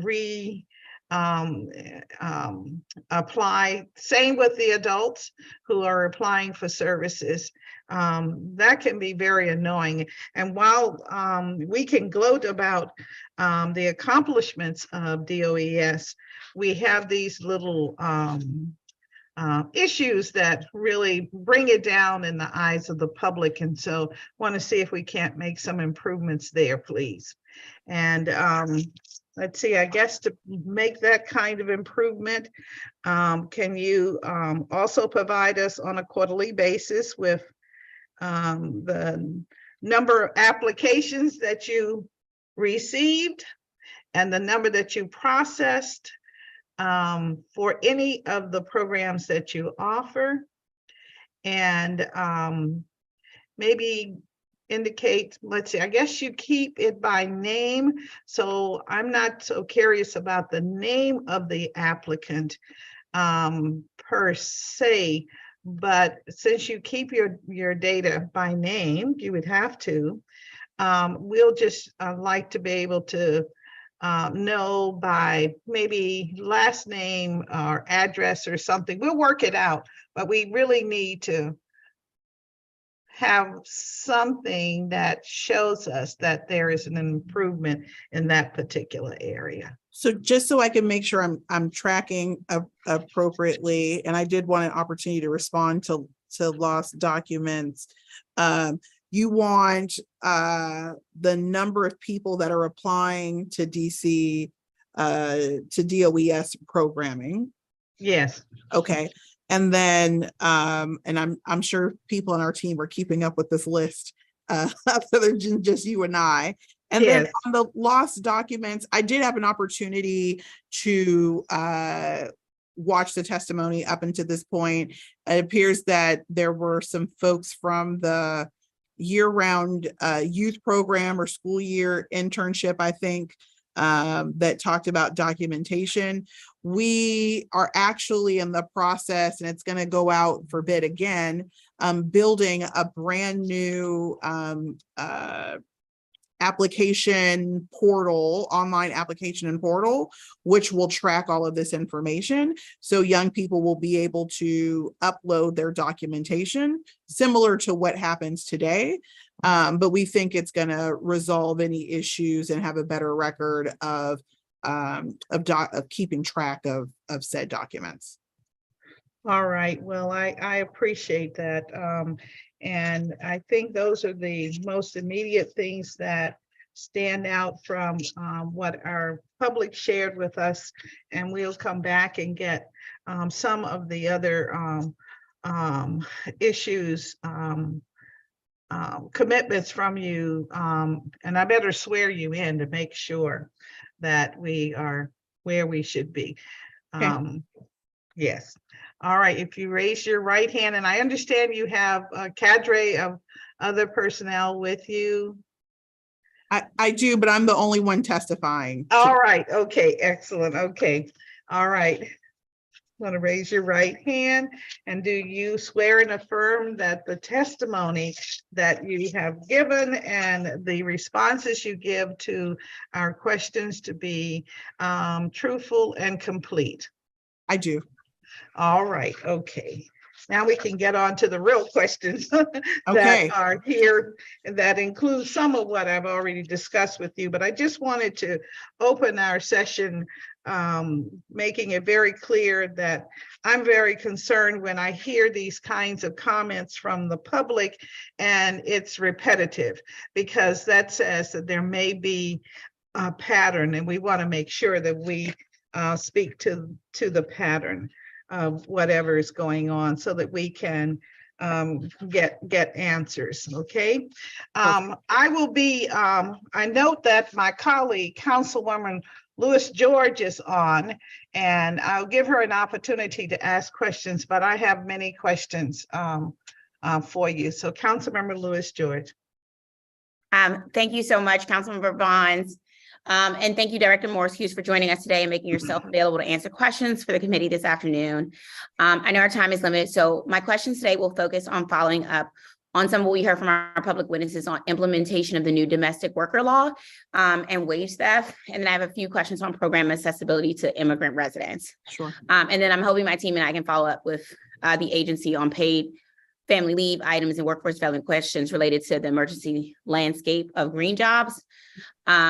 So with that, I want to start where our hearing kicked off this morning with contracts for domestic workers. As you know, one of the requirements of the Domestic Worker Bill of Rights passed last year was the right to a written contract. And we heard so many stories during last year's hearing of domestic workers who experienced wage theft and abuse on the job with no recourse because they only had a verbal agreement with their employers. Similarly, employers share their own hardships complying with district laws without better guidance. DOES is now tasked with developing model contracts for domestic work services. And so I want to check on those plans. What is DOES timeline for preparing and releasing the contract templates? So I think you're aware that the bill was just signed in December. It's under congressional review, and it was not funded in FY23. So currently and it's subject to appropriations. So there's not been any appropriation made yet for this legislation. And so if council. Do we need you need to begin, I guess, like you have staffing in-house already. So do we need additional staffing to prepare contract templates? We do. There was a FIS that was completed, and the FIS, and it's in the legislation, there were 2 FTEs and approximately $300,000 that should go to DOES. There are other agencies as well, but it was not appropriated in FY23. And it's still under congressional review. So it hasn't actually become law yet. And so short answer is yes, we need staff to write the contracts. Oh, that's weird. I mean, I know, like when I just feel like general counsel can do it. When at OSSI general counsel, if we needed a contract written up, the general counsel department wrote up a contract.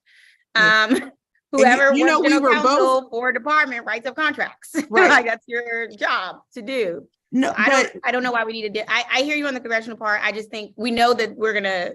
I mean, I guess we can't say anything with Congress, but I just think it's like one of those. It's, if anything, I think this one is an easy work task. I don't know how to put that. I think for an attorney. Developing a contract, you know, we were both at OSSI. That's and, right. You know, the general counsel's office is quite large. There's an attorney per practice. And so there is not one that specializes in contracts and developing contracts.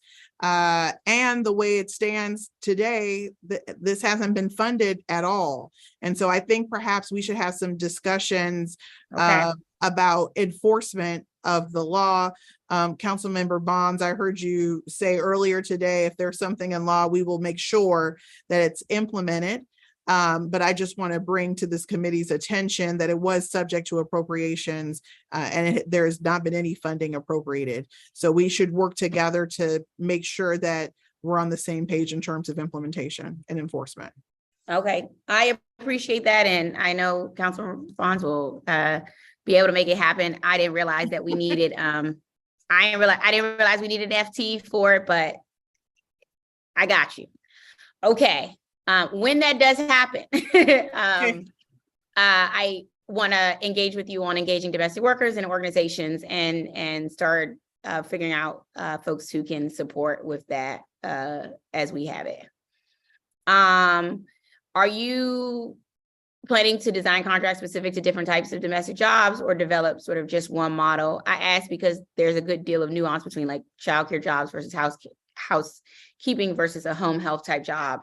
So and I guess I suspect both employees and employers would appreciate job tailored model contracts. So this is why an FTE would be, would be needed if there's an interest in developing contracts based on industry. Let me just say first for the record, because I want this on the record, that this does put the agency in a vulnerable position developing contracts. Should there be a contract dispute, the district does not desire to be a party to any kind of contract dispute, but this legislation essentially requires the agency to draft a contract. I got you. So there's Why? I mean, should we get Office of Human Rights to do it? There is a role for Office of Human Rights in the legislation. Okay. But in terms of, what I'm thinking in terms of implementation, I think at best, maybe one or two standard templates makes the most sense. You really don't want, you really would not want in my best professional opinion, any agency, whether it's OHR or DOES, to be put in a position where they could become a party to a contract. And you just certainly don't want the OAG to do it, the district's attorney. But I think 1 to 2 standard templates would make the most sense. Yeah, and we can always write legal disclaimers into the contracts. We would have to. That's part of implementation, right? For sure. Okay, I want to go to, for a second, wage theft. As you heard, DC Jobs with Justice and Rock DC's recent report checked out found that more than 1.2 million hours of tip worker labor went underpaid in 1 year. And this is just a reflection of the 25% of restaurants who comply with filing information in the tip portal.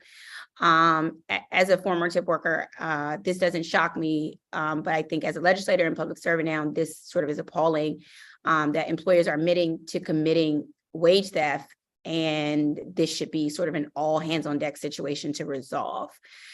So could you tell me what specific steps DOES takes when a business reports they are paying a worker below the minimum wage minimum wage into the tip portal?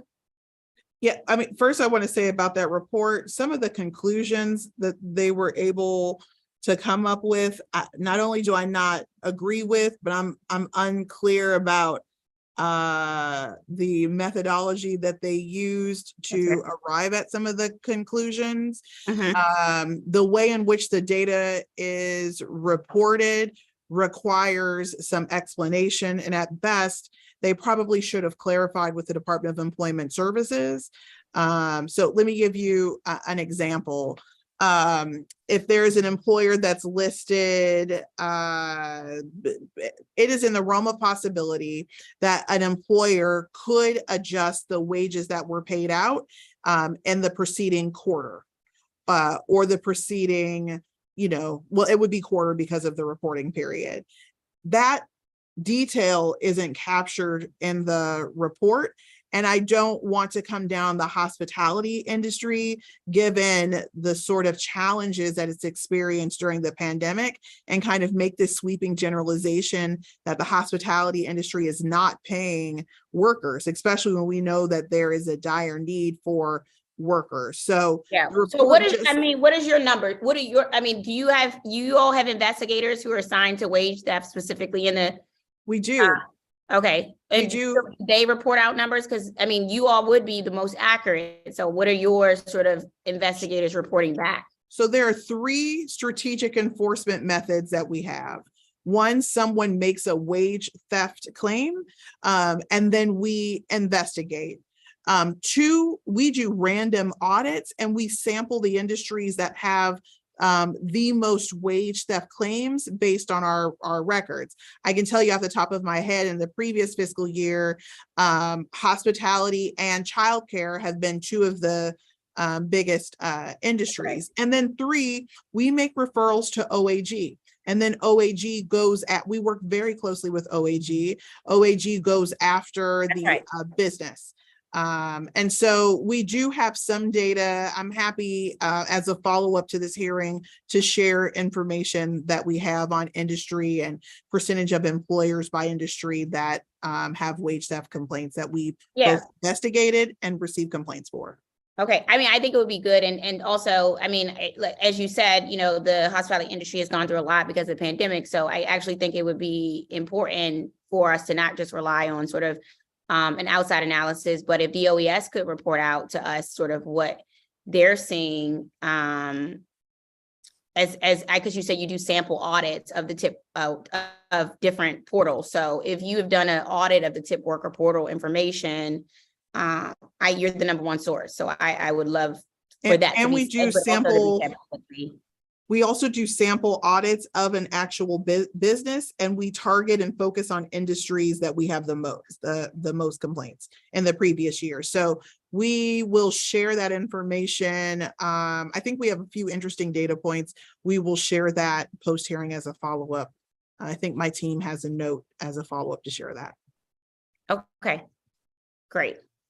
I think my time is up. My last question, because I'm about to leave actually, because I have to go somewhere else. But and then as far as wage theft goes, a worker who sort of has experienced wage theft I think is supposed to be made whole within a pay period. But I think you said within a quarter. So I'm just is it usually within a pay period, or is it typically within a quarter as we're seeing it play out?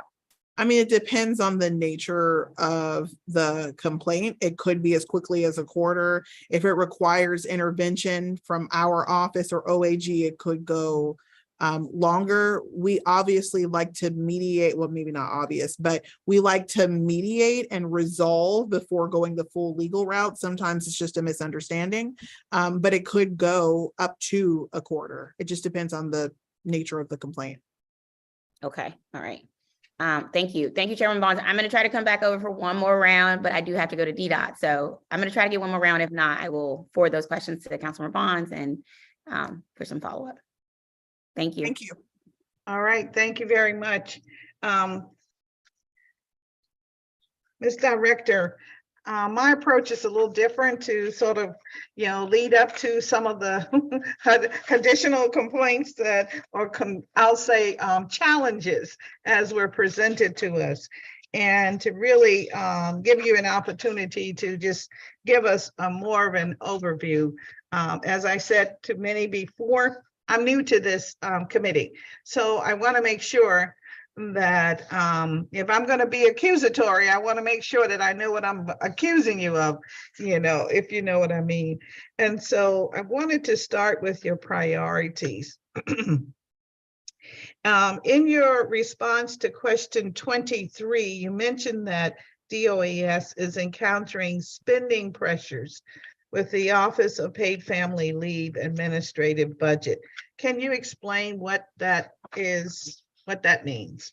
Sure, I'd be happy to. During the last council session, there was, just to kind of, jog everyone's memory, there was the withdrawal of the surplus that PFL program had amassed through tax revenue. There was extension of benefits. There was adding a new benefit program, which we're very proud of. It's the prenatal benefit. And there was the lowering of the tax rate. And currently, there is a percentage that we use to determine our administrative budget. And out of that administrative budget, we cover lots of things. We have a requirement to do community outreach. We think that with the fluctuating balance of the PFL fund, it doesn't take into account the constant expenses that we have and inflation and the increase of cost of those expenses. I think it just may have been a slight oversight from council when they were adjusting the benefits and decreasing the tax rate. So we just need to make sure that regardless of what happens with benefit payments, we still have the same bills and the same number of staff that we have to cover out of the administrative fund. Okay, so when we talk about these critical benefits that you pay out, are you thinking you're going to, or you're on the road to not having enough resources to make what has been your traditional payments? I'm thinking now we're out of the pandemic, and so I'm not thinking about the last 2 years, but let's say 2020. Can you match those payments, you believe? When you say match the payments, are you saying the surplus that was there, or? I'm thinking about making sure, first I want to make sure that you have enough to meet the demand. What would be your average demand? I see. Okay, so there is a trigger in the legislation. We have to have 9 months of benefits in the fund before we halt benefit payments. So today we are not in jeopardy of reaching that trigger point. However, we have to have enough administrative funding to cover the basic expenses of the program, which is the place that we're at today. So I mean, am I going to make payroll today? Yes, I will make payroll today, but we need to make sure that for the longevity of this program, we don't find ourselves with an admin rate or amount that fluctuates based on how much money is the fund. The bills are what they are, and we just need to make sure that we always have enough to cover our bills. All right, so what is your current admin rate? Our current admin rate is, let me get that from my team. Let me get it from my team. All right. If someone from my team can hand me a note or something.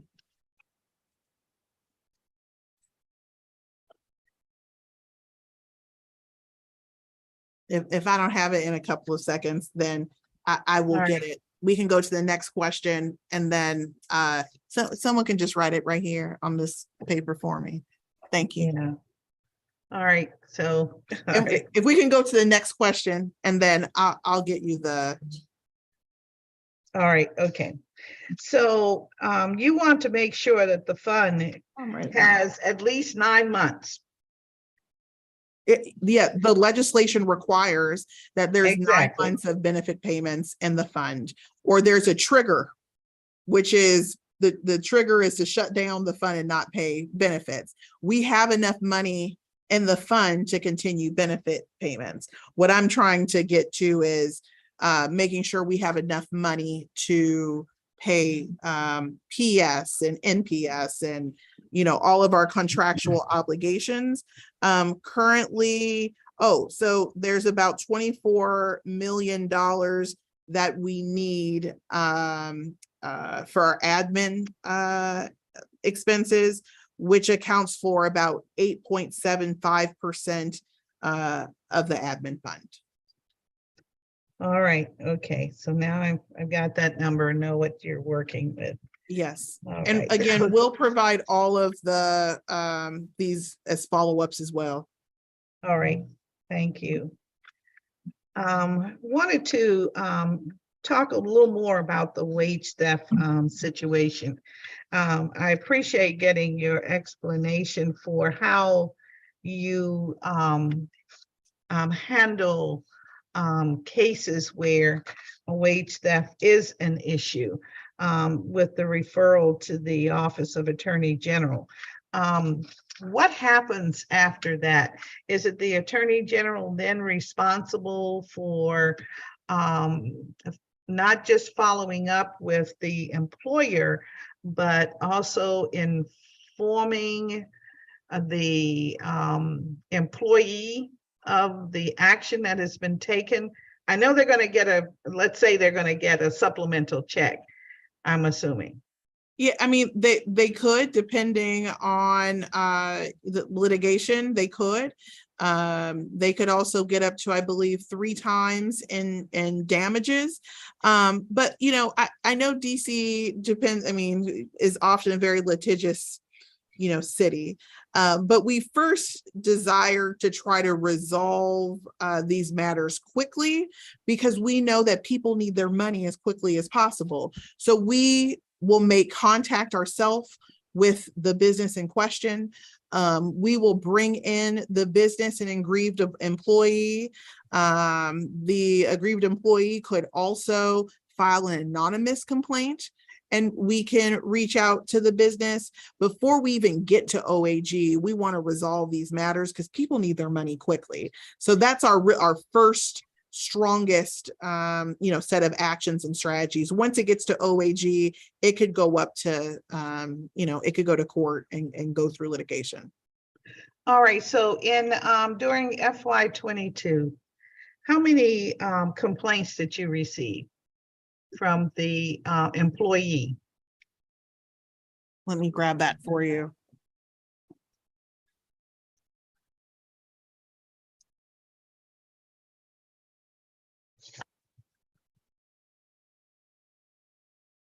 $519 complaints from employees. All right, and how many were investigated? Okay, we'll provide that number for you. Let me say this though, that each of that 519 intake was done. And that's the first step of investigation. So there's a follow-up phone call where we get details. This could be done anonymously, and that determines what requires an investigation. If we can resolve the matter first before going into the investigation and have the employer agree to pay, we will do that first. Okay, so all right, you said the right words. Have the employer to agree to make the payment. And what do you do to make sure that they follow through? I mean, how does your staff follow up with the employer to make sure that the employee actually received the remittance? So in order for us to close this out, the employer has to prove to us, usually through like certified payroll documents, that the payment has been received by the employee. And we're not shy when it comes to damages. You know, we will seek damages depending if it's egregious. You know, if it's a payroll reporting error, mistake, you know, we could do some verbal counseling with the employer and help mediate it. But you know, we will go after funding for the aggrieved employee. All right, so when you get the 3 times in damages, how is that transmitted to the employee? Is that in that lump sum that they get from, payable from their employer? Or So, is their money, you know, sort of shifted or channeled through DOES? That you got it. So the money is shifted to us, paid to us, and then we will pay it out. All right, okay. I want people to understand the process because, you know, we kind of like put it out there and it's kind of left dangling as to what is the process. And for any one employee who feels that they are not being fairly paid, I want them to understand that we do have a process in place and this is how it would work. Councilmember Bonds, this might be something our offices can work together on respectively. In previous council periods, we've done community outreach grants where we've awarded community-based organizations money to do intake on our behalf. They'll work with populations that have been the most impacted. Services are offered in different languages. Those grantees work with us to transmit you know, cases that have not been able to be mediated and resolved, but the previous committee did end those grants. And so this may be a place that we can work together on in the future. I think there's some utility and value in engaging CBOs that have some expertise in this area to help us do this work and represent communities that need the most support. And I agree with you on that point. I think that the government, though, is very concerned with making sure that we're getting results for the dollars that we expend. And therefore, I think it would require taking a look at the data that when we had this process in place before and whether or not we benefited greatly from it. It sounds good to me, but I'm the new person on the block, so I'm not sure. But let's take a look at it using the data points that you have to make some determination. My goal, from what I heard from our public witnesses today and looking at your testimony, it sounds like we're at a point following the pandemic where we may have to reinvent some of the procedures that you use, some of the processes that you use in order to get money out the door, to get people in jobs and to keep people in jobs, which is your number one concern. And then to make sure that your system is well oiled and that it's working at top speed. And I know that's your goal. So I appreciate that. As far as your goal to strengthen job seeker employer relationships, I see that the Jobs First program served 75 people and there were multiple barriers to employment that they encountered. Is there some way to increase the number of persons who are served through the Jobs First program? So we did run this program as a pilot. I believe it was ARPA funded.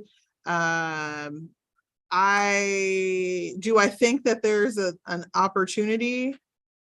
Sure, it's in the realm of possibility. You know, resources are at a premium, so I need to look and see what resources are available. But I mean, I think it's worth the review. Okay. Can you talk a little bit about the program that you've been working with, Division of State Initiatives that identify people's of promise to provide job readiness and life skills training, particularly to those, I guess, through the Building Blocks grants? Yes, so we're really proud of our work that we're doing with community-based organizations. Let me take a step back and talk to you just a little bit about our approach. What we have found is that there are people in the community that are really experts in this work as well. And so we wanted to find a way to extend our services. So these CBOs are an extension of what we do in the Project Empowerment Program. And some of them have areas of specialization based on population, women that are court involved, homeless court involved individuals. So we've made, I think, close to, if not 20 different awards last fiscal year and some this fiscal year.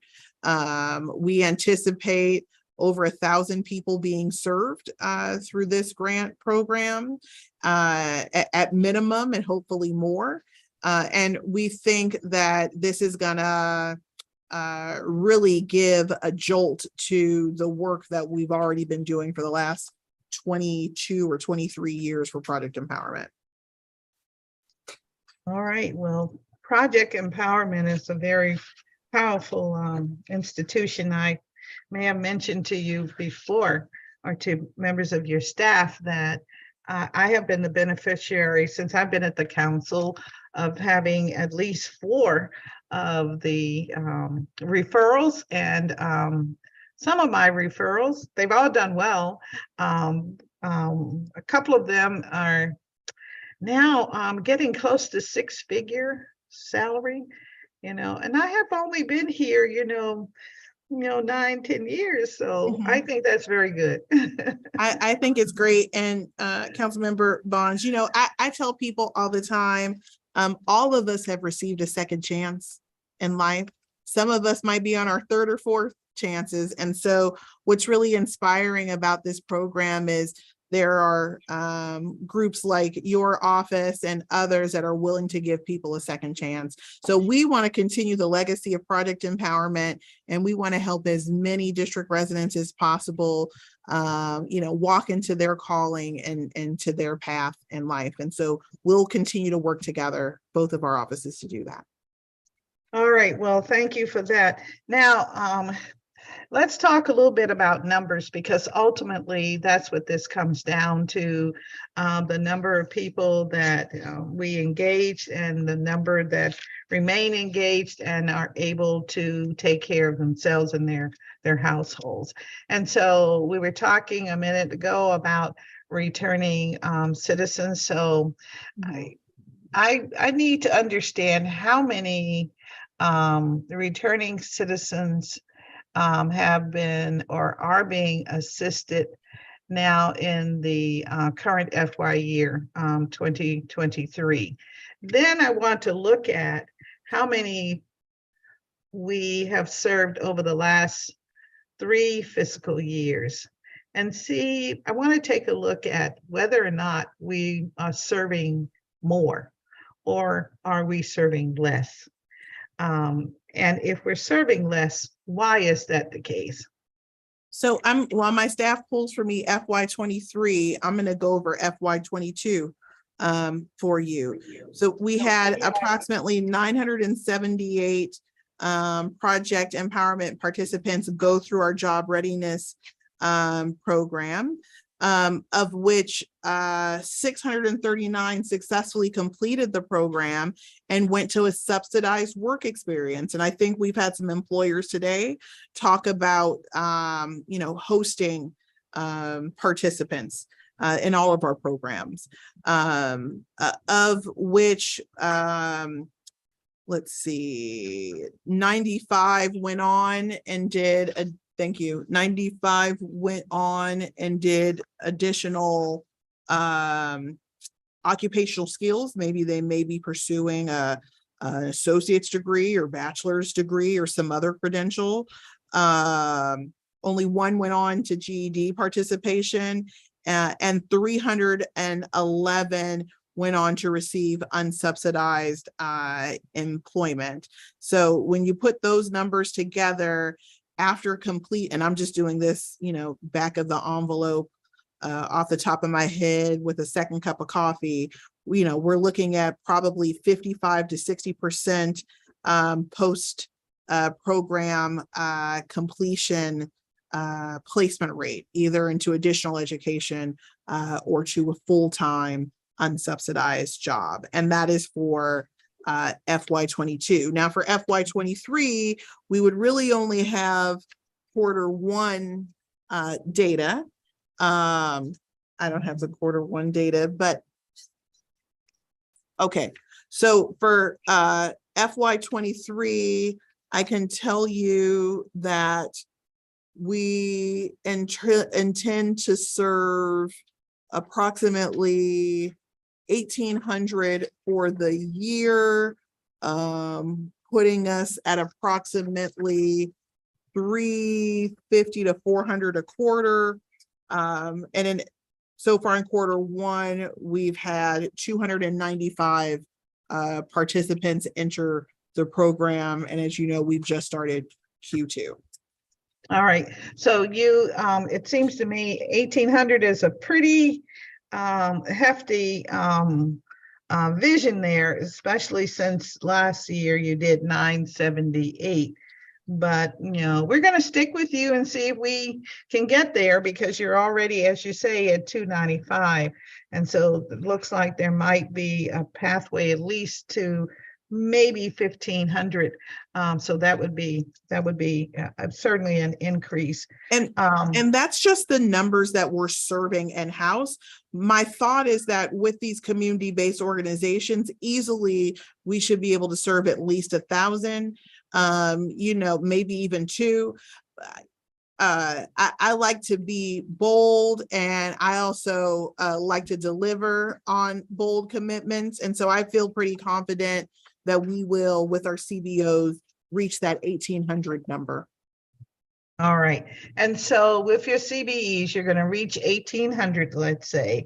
Mm-hmm. And so what percent does that really represent in the universe of those that are unemployed and looking for work? Well, in DC now we're getting into a very interesting discussion on labor market participation, because these individuals may not show up as those that are actively seeking employment.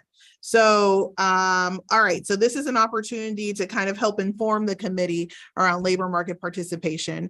Labor market participation is how many people are actively searching for employment. They may be registered with DC networks, seeking unemployment insurance. This particular population usually falls under the radar and isn't necessarily counted because they're not unemployed, they're not seeking traditional unemployment services. What I think is a more correct denominator is, given the court involved and justice involved individuals, how many people may be released from jails or federal prison that are returned back to the community, and how many are we serving? And I think that number fluctuates.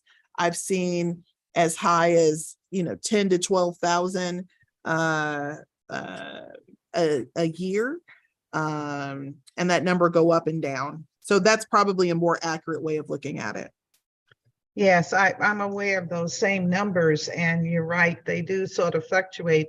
I recall at one time we were talking as many as 1,500 a month as an average, and I think we're down now closer to maybe 600 a month. But we can guess. Okay, we'll look at that. I just think that we've got to put our money where our mouth is. As you said, we believe in second, third chance. And so we just have to do that. And we know that our returning citizens are, they're confined. They must have a job. as they must also have a place to live. So and it seems to me that's one of the responsibilities of our government, to make sure that our returning citizens at least have the opportunity, and hopefully will take advantage of it. And Councilmember Bonds, if I can just plug really quickly that April is Second Chance Month. Again, I think this is another place for us to work together. We will send the dates to your office, but April 7th, we'll have a panel on reentry. April 12th, we're going to have a specific hiring fair for returning citizens. Both the 12th and 13th, we'll have a hackathon. I don't know if you've ever participated in this, but we're going to have a policy hackathon where we will bring in experts from across the country and talk about big ideas for court involved and returning citizens in DC and what we can do from a policy perspective. And then I'm really excited about this. On April 26th, we'll have an entrepreneurial showcase where we're going to highlight our CBEs that are returning citizens and ask other, larger businesses to support and give these CBEs that are business owners an opportunity. We will share all of this with you and hope we can have your participation and the committee's participation. Yes, thank you very much. That sounds very exciting, and I'm sure that we have a number of those who want to be showcased, and some are probably CBEs themselves. So this is great. Excellent. Very good.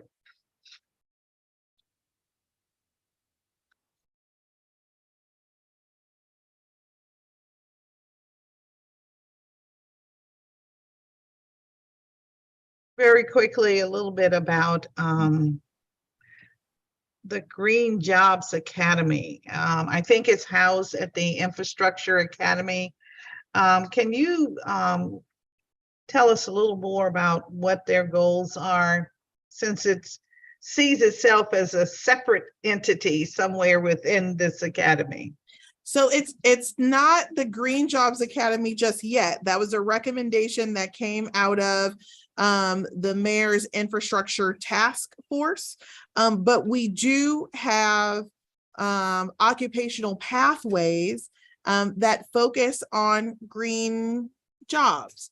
And so I just want to clarify that and make that clear. This Thursday, we have the Green Jobs Summit, where we're bringing people together across the district to talk about opportunities in green jobs. But there's not a separate academy yet, but there's certainly pathways and workforce development programs.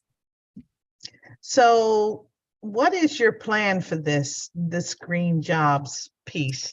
How do you see that? Because we heard from a couple of public witnesses the idea of getting on top of things like, more solar jobs as an example. And also just the thought about how there may be an industry here, as you know, we're looking closer at how we manage our waterways and things like that. Yep. So it's really quite easy. I intend to expand the talent pipeline for people from communities of color to have access to green jobs. That's one. And two, that they build a career in green jobs and build a career and earn a family sustaining wage. So it's really those two primary goals. We don't see people from communities of color represented in the talent pool. So I'm trying to build that pipeline and give people a chance to compete for jobs that have been overlooked or underlooked. Again, when you say you're looking at this area, have you made any judgment about the number of workers that you would like to move into or think about doing green jobs? So we have done some preliminary work through this task force with the mayor. What we have determined so far and the industries that we're focused on right now is solar, water, electric, and in the past, we've piloted autonomous vehicles.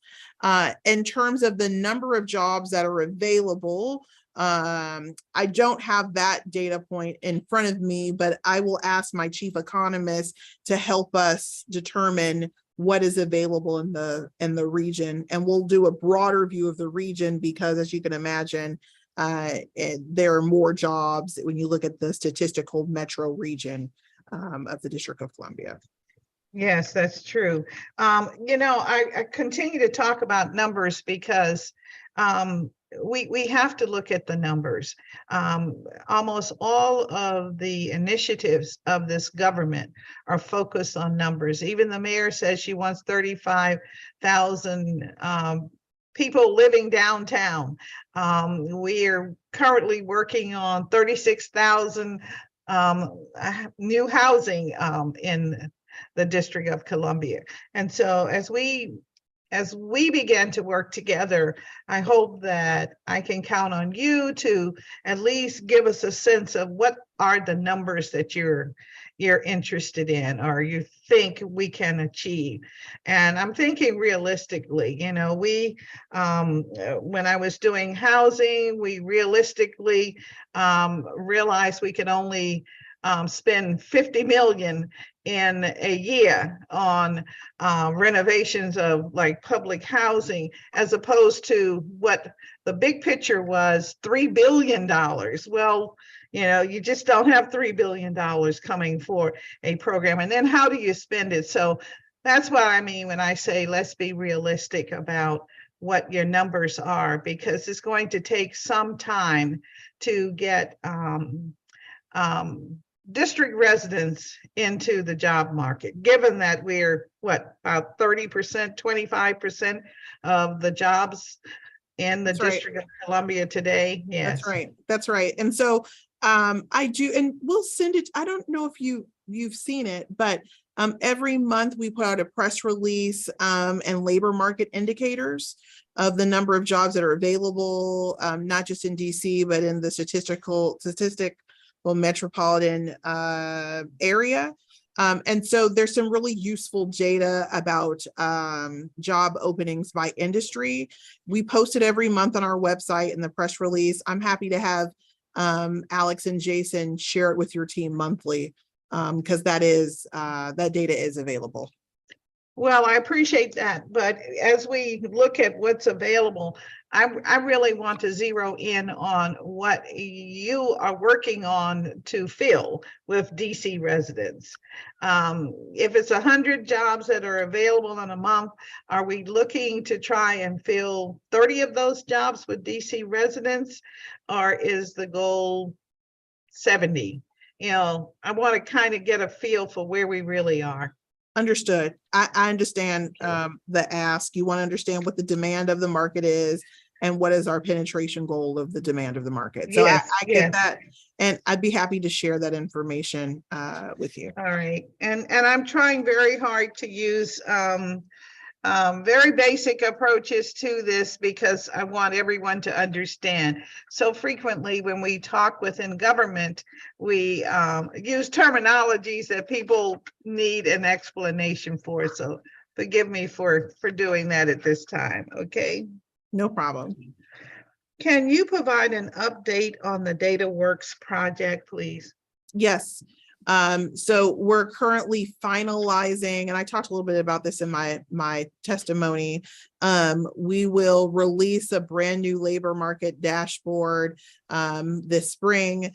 We will also offer a mobile ready business glossary to help people understand the data that we have available. I've looked at the mock-up of the labor market dashboard and it's pretty cool. It would likely answer all of the questions that you're asking regarding supply and demand in industry, and it would be available to the public. There's also a substantial amount of work that's been completed this far, including setting up our governance board here in the agency, creating a set of standards in which we collect data When I started the agency, everyone had a different definition for job placement. We had a different definition for enrollment and post-program completion. That's now standard across the board. We have one single tool that we're now collecting that data. Let's see, we're finishing up the data repository for all of our data assets. We've completed a gap analysis. We're currently working on a portal where residents will be able to look at through some sort of rating system. We're still trying to evaluate what that will be, the effectiveness and success of our community-based organizations and grantees that we are funding. So I'm really excited about this. This is next level wonky data talk for the agency that's been a long time coming.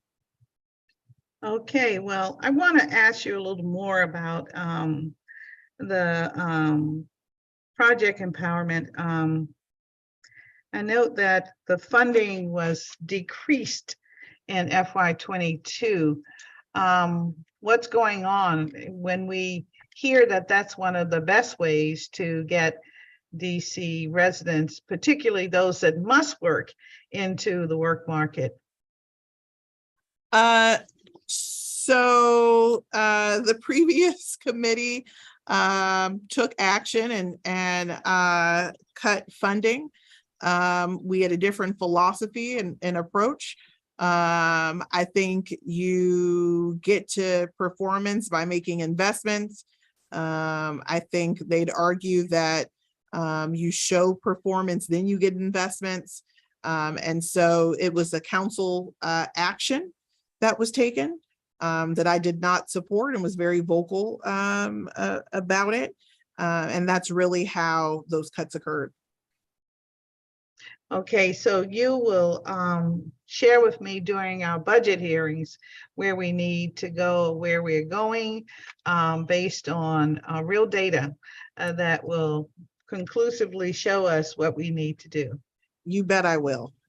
Oh, all right. Okay, thank you for that. All right. Well, I have a few more questions, but I see that Councilmember Henderson has joined us. Councilwoman, if you care to have a few questions now. Yes, thank you so much. And well, it's evening time, so good evening, Director Morris Hughes. I wanted to ask a couple of questions. I'll first start with UI modernization and fraud, and apologies if some of these are questions that you already answered. But I just want to make sure that we are still on track for the modernization project for the website and systems to be completed in Q4. Is that still the case? Unfortunately, not all of it will be completed Q4. Since probably the last public hearing, there have been several things that have occurred with UI modernization regarding our vendors. So the plan is to have, to the extent possible, as much work completed no later than Q4, but I'm anticipating some slippage there in terms of the timeline. The last hearing we had, though, you said, oh, we are definitely at the top of the list. The vendor, we know him, so what's causing some of the delays? It's just a vendor issue at this point? Yep. So the vendor we have for tax and the vendor that we have for benefits for UI are also the same vendors for PFL. So let's start with benefits. I've always said from the very beginning that I anticipate the benefits work to be the most complex. It's the oldest system, maybe arguably in the district, that we have. And so we've run into some challenges with some of the requirements, including data migration and having the right sort of technical SMEs on the project to support that. My goal is still Q4, and I hope to deliver that, but we have run into some delays. Also, it's the same vendor that stood up paid family leave. As you know, the council increased the number of benefit weeks. And so we had to make updates to the system to deliver a 10-1 or deliver the system by 10-1, in which we did. And during that time, that vendor's entire system across 28 states went down, but they prioritized the District of Columbia and they were able to deliver for us. So I'm confident that they will make every effort to do that, but I know that the complexity of the UI benefits program, there may be some slippage to the timeline. So under the current timeline, in the event that we have some unfortunate surge that happens in unemployment claims, how confident are you in the capacity of our current system to handle that again? I'm as confident as the experience that I have in delivering the unemployment insurance benefits during the pandemic. I was with all of the state secretaries and commissioners of labor last week, and everybody has the same exact issue as we do. Nobody can get their unemployment insurance systems modernized fast enough. Now, let's hope that we don't see a surge in unemployment. Obviously, nobody wants to see that happen. We don't, but we have the system that we have, and I will continue to steer the ship to the best of my ability. Some of this is out of my control, unfortunately. Yeah. Well, I just want to put in a plug in. You know how I feel about two-factor authentication and why that is like critical and necessary to help not only ensure with the fraud issues that we've had, but that, people don't get unnecessarily locked out of the system to be able to get the benefits that they're owed. On this front, or I guess something sort of similar, do you have some data in terms of how many unemployment claimants are still owed back pay? Let me see if my team can grab that for me quickly. Okay. I want to remind folks though at home, back pay is not an entitlement. And so just because someone requests back pay does not mean that they're entitled to it. I've heard a lot of language we use today. So let me ask a different question. And I think I kind of know the answer to this, but I was reading about this in the news in terms of what's been happening in some other jurisdictions. We don't currently publish how much money we suspect is lost to fraud, correct? No, we do not. And most states do not. And the states that have are likely, according to what they've said last week, regretting that they have, because it's a moving target. Got it. So Director Hughes, while your staff gets that response, I want to switch to talking a little bit about our youth employment programs, which I think are some of the more storied programs that we have across the city. How many youth were part of the year-round internship program? Sure. So we had more people apply for the program than slots. I believe approximately 1,200 youth are in the program. And I think we had, that number is right, approximately 1,200 youth were in the program. I think we had close to 1,500 young people enroll. Our goal was only 1,000. So we exceeded our goal in the number of youth that we were serving. How are we evaluating the success of this internship program? Are we doing surveys with the young people in terms of their experiences? Are we also doing, surveys with their employers? I think it's important that, and you probably agree with this, right? That both sides are getting something out of it. It's not just here's someplace to spend a couple of hours, but it is an opportunity for you to get hands-on experience in terms of job skill training. Nope, I would agree with you there. We do a survey towards the end of the program, similar to SYEP. The survey goes out to both youth and employers. We, for the last several years, have posted the SYEP data as part of a report, but we will do a survey just like SYEP for the year-round program. Okay, will you post that data and make that available as well? I will share that data with your office. Okay. If you are requesting it. Oh, and I have the number for those that have requested back pay and we're evaluating their requests. Yep. It's 1,362.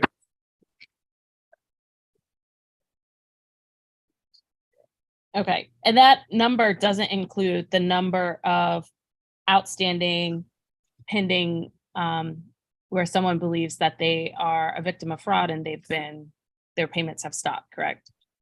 This includes everybody who's requested a review of back pay. Okay.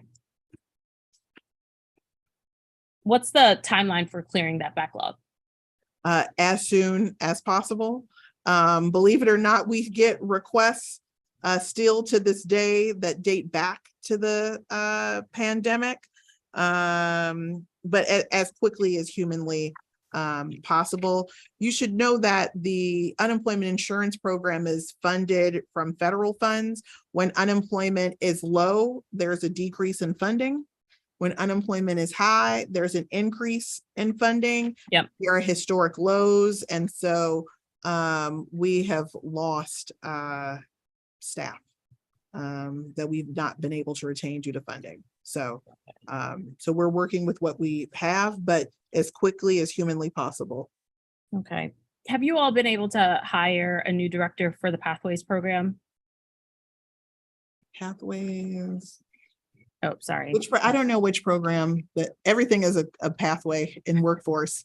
You have to be a little bit more specific. You mean like youth programs or? No, adult.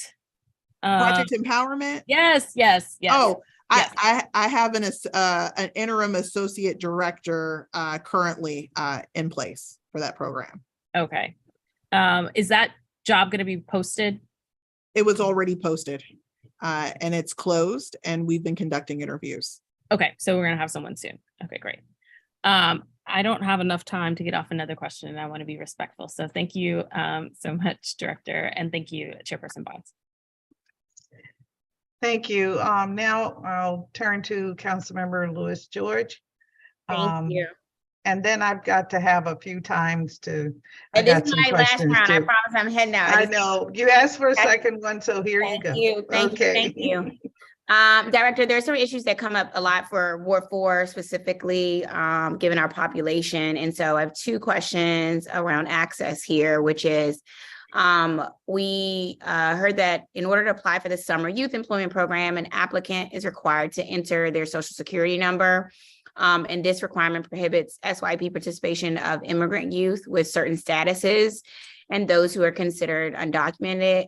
It is my understanding that DOS does have a workaround for the situation, but I can't find any information on potential accommodations. Can you explain more about the Social Security requirement and why it's required on the application? And then what accommodation processes are there? Yep. So the EIN or Social Security number is a federal requirement. So that's not a local requirement. That's a federal requirement. Do we use federal dollars? No, but we participate with, we have to report to the IRS. And so in order to have a W-2, you have to have an SSI or an EIN number. Okay, so essentially then there isn't really a workaround. Essentially, everybody has a what I like to say is that we have partnered with the Mayor's Office of Latino Affairs to provide opportunities for young people that have certain statuses to work with community-based organizations to provide them summer youth employment experiences. Okay, so essentially, a teen can apply to MOLA with their ITIN number if they need, and MOLA can place them with a community-based organization, but they won't be placed in a SYEP placement. A young person and their family can make contact with MOLA about workforce development and SYEP opportunities that exist that they support with. And it would be better to have a briefing on the Social Security number where we can talk some specifics and not nuances related to compliance with the Social Security and EIN number. But MOLA is as the agency we partner with to give youth an opportunity to experience SYEP. We still count them as SYEP participants, but they're not paid through the traditional SYEP channels. Okay. And then I want to ask the same for the ESSP instructions on the TIP portal. And that also came up that the Social Security numbers are again required details to be entered for TIP worker records. And I'm also worried this is a barrier for employers that are potentially missing out some of the most vulnerable TIP workers who are working under ITINs instead of socials. So why are socials specifically required here? Because remember, we utilize unemployment insurance tax data, and a Social Security number is required for UI tax data. I know, but I thought UIs accept ITINs? No, it only accepts Social Security or an EIN. So that's one of the efficiencies that we've heard from the business community, is that they have the ability to report. We can use that data and their certified payroll records for tipped wage compliance. And so that's why we need a Social Security number or an EIN number. Okay, so what's the difference between EIN and ITIN then? It's a great question, and I will confirm with my attorneys the difference of both. I think perhaps maybe, and you correct me if I'm wrong, but I thought the heart of your question is for people who are allowed in district residents that have different statuses in terms of working here. How do we collect information related to tip wage compliance? Correct. If we're only collecting SSNs or EINs. Because I'm not sure ITIN, I think ITIN would be covered under SSN and EIN, right? Well, I think because undocumented workers can get ITINs in order to be able to pay taxes.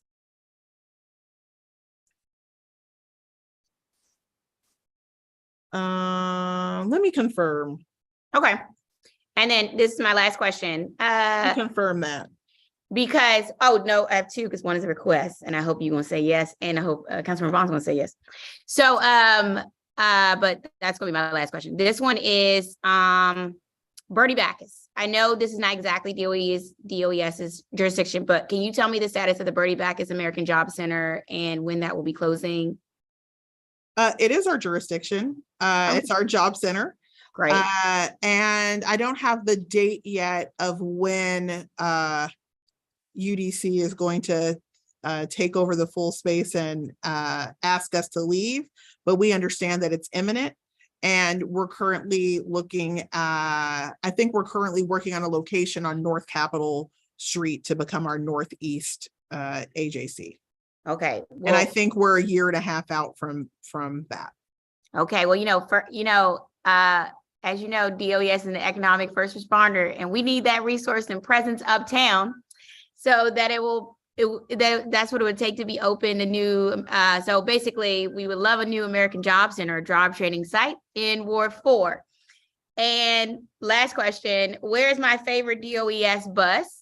And can it be at Coolidge on April 1st for our Ward 4 Jobs Not Guns Fair?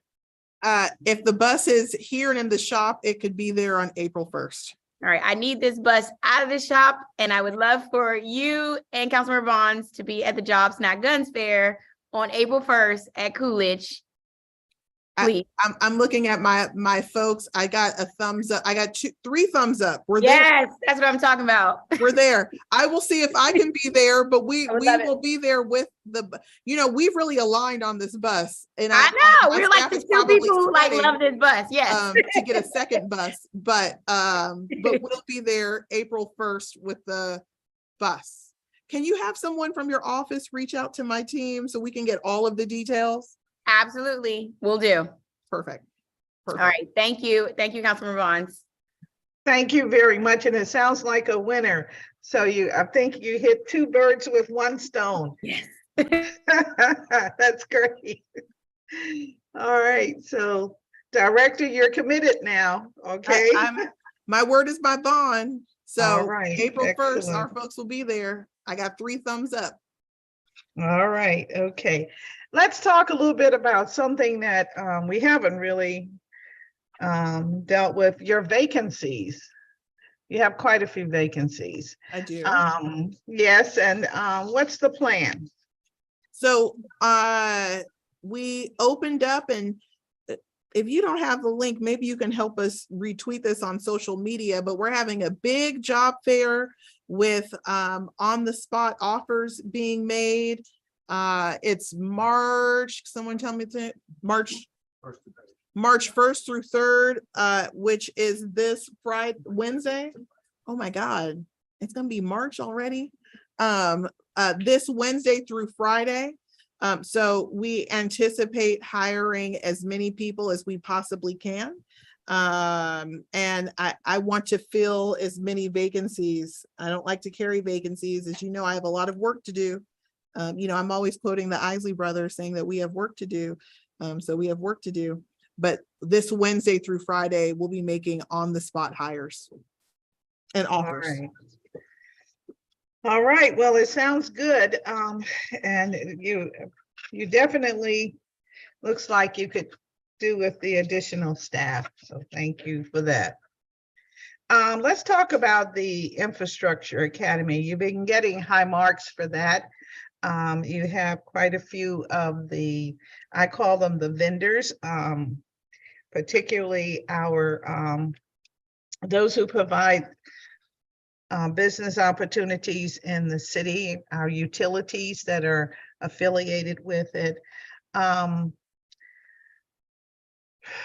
Let's see, how did you modify any of the programming in order to receive the Federal American Recovery Plan funds, or what we see today is that what we have?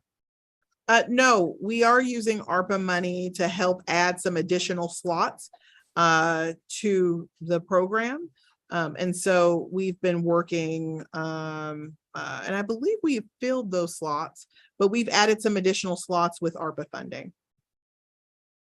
Okay, and when you say slots, that means that when this funding ends next year, the slots are gone, the personnel are gone? Correct, unless we find a way to close the gap. I mean, the good news is with the Build Back Better plan and the bipartisan infrastructure law, we are hoping that there'll be money, both competitive and formula dollars, that we can go after to support the expansion. We have put in a request to double the number of DCIA slots with jobs that could be supported both in the green, infrastructure careers and additional slots with what we're currently offering. So that's our plan. And so how many personnel do you have at the academy now? Currently, we have approximately 22 people on staff. And then we outsource the provision of instruction to CBEs and community-based organizations. Okay, so when you say you outsource, how do you evaluate the outsourcing of those services? Our contract administrators do a quarterly assessment and evaluation of their performance. We look at job placement, completion, the quality of the provision of training, whether or not we have issues or incidents that come up during the provision of training. Those are some of the areas that we evaluate. Okay.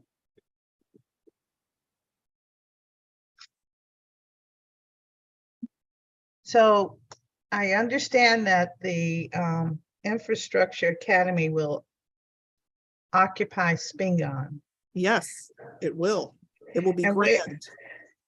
Where are you with that? When will that, and when can that occur? Or when do you think it will occur? I think realistically, we're 2 years out from moving in and construction being completed. We're currently working with DGS. We have architectural renderings. We've worked with the Historical Society. We've engaged the community and did all of the things that were required to do pre-construction. Fall 24 is what we are looking at. But I always like to leave a little room and be conservative. Because we never know what's under the hood of the car until we open it. So will all the programming be located at Spingarn, or will there be some programming at other locations? There'll be some programming at another location. We'll have a satellite location at Reunion Square, which we will offer both IT and it looks like potentially hospitality. Okay. And when you say hospitality, is that culinary science or is it something else? We're still exploring what exactly that's going to mean. Could be culinary science, it could be building maintenance and management, building services. We're still unpacking and deciding what's the most appropriate content to be offered. Okay, and when you say you're unpacking the content, what is it based on? How do you make your decisions on what goes where and how many, let's say what the curriculum looks like? So we use this demand-driven approach. We'll look at the number of jobs in the industry that are currently open, and then we'll make a projection of jobs out for a few years, and wherever we see the highest demand is what we will offer. Okay, I'm thinking about how UDC is currently the location for, let's say, our nursing program, as an example.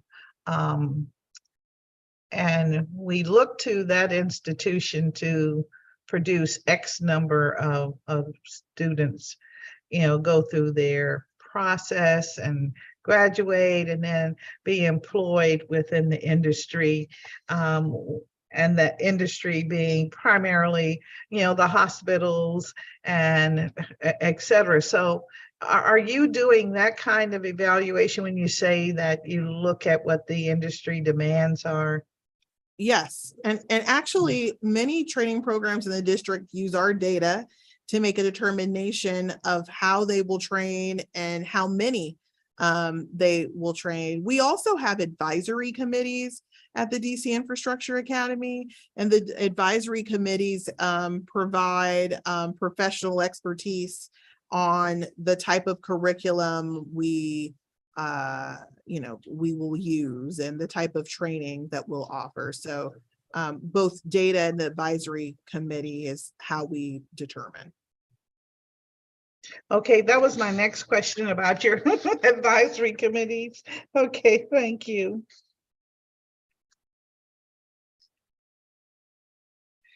Can we get a list of the advisory committees, please?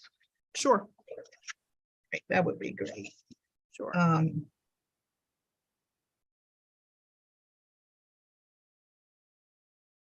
How does the Infrastructure Academy work with the WIC? What's that relationship? So, you know, the Workforce Investment Council is one of our federally required boards. And so there is not, there's not a strong nexus and connection there because they are a compliance and policy board. So they're not as connected there. But we certainly work with them. You know, we fund, I don't know, I think 75% of the WIC's budget. So we work closely with them, but they're not as much as a value add there as in other parts of the workforce world. I was concerned because I know that the WIC is interested, and their mission is to look at how we spend our money overall for employment training and the jobs, the monies we spend on that. And so I just cannot perceive that they don't have, that this entity doesn't have impact on what we're doing at the academy. Well, I'm not sure if that's their stated mission, but that's not the federal mission of the Workforce Investment Council. So the Workforce Investment Council is one of 5 or 6 boards that we have. And they are a compliance board, and they help with business. They're a business-led board, and they help to advise the workforce system and coordinate policy from the with the workforce system on workforce matters. I do meet, except for when not available, weekly with the WIC, and you know, there's an opportunity to talk shop and all things workforce. But we really value the federal relationship and funding connection that we have with the Workforce Investment Council versus the local DC Infrastructure Academy. So we're happy to plug them in and engage them. Like I said, we cover 60 or 70% of their salary with budget from the agency. But currently the working relationship as it relates to DCIA is, you know, good where it's at, and, you know, not necessarily any issue. Okay, we'll leave it at that. Thank you. That sounds great. And Council Member Bonds, I need 3 minutes for a bio break, and then I can go until 6:30. Is that possible? I just need 3 minutes. Yes, we can. Let's do that. We'll give you, we'll give you 10 minutes, okay? Okay, less than that. I could be back in 5. Do you want to do 5? All right, I'll be right here. Perfect. Okay. I'll be back in less than 5. We will take a break, everyone. Thank you.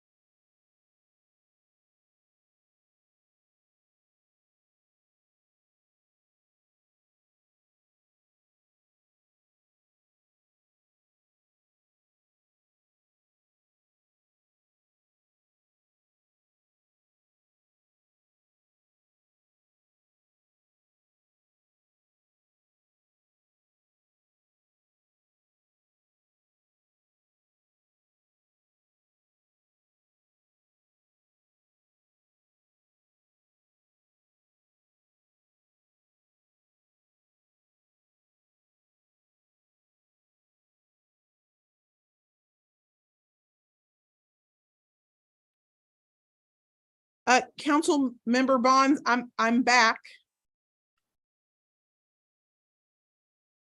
Okay, all right, thank you. Thank you so much.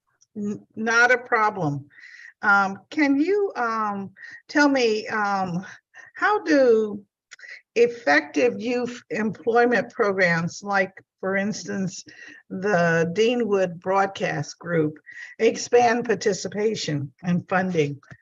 Yeah, I'm so impressed by that group and the young people and their advisor that they have. I think this has to do with continually investing in the summer youth employment program. We can offer more grants to community-based organizations if there's some additional investments, but it's a great program. We love to see it, and I just think it has to do with continuing investments, which the mayor has been very supportive of. Well, I appreciate that response. I think this is one of your year-round programs. Yes. Okay, all right, and I think they have about 20 students. Yes, and they also do SYEP as well. Yes, they're planning on doing that. There were a couple of other programs that I got to learn about at the Saturday meeting that Councilmember Trayon White and Brooke Pinto convened over in Ward 8. And so I just want to make sure that those programs are adequately funded.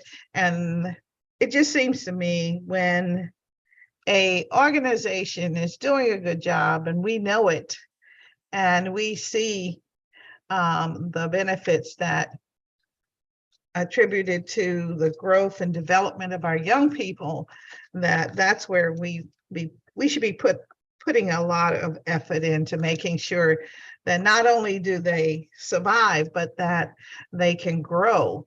Of course, that's a tall order. I understand that. I mean, you're already talking about just the difficulties you have and such a large organization trying to, put every penny together so that you can have what you need. But let's look at those programs that we know are working.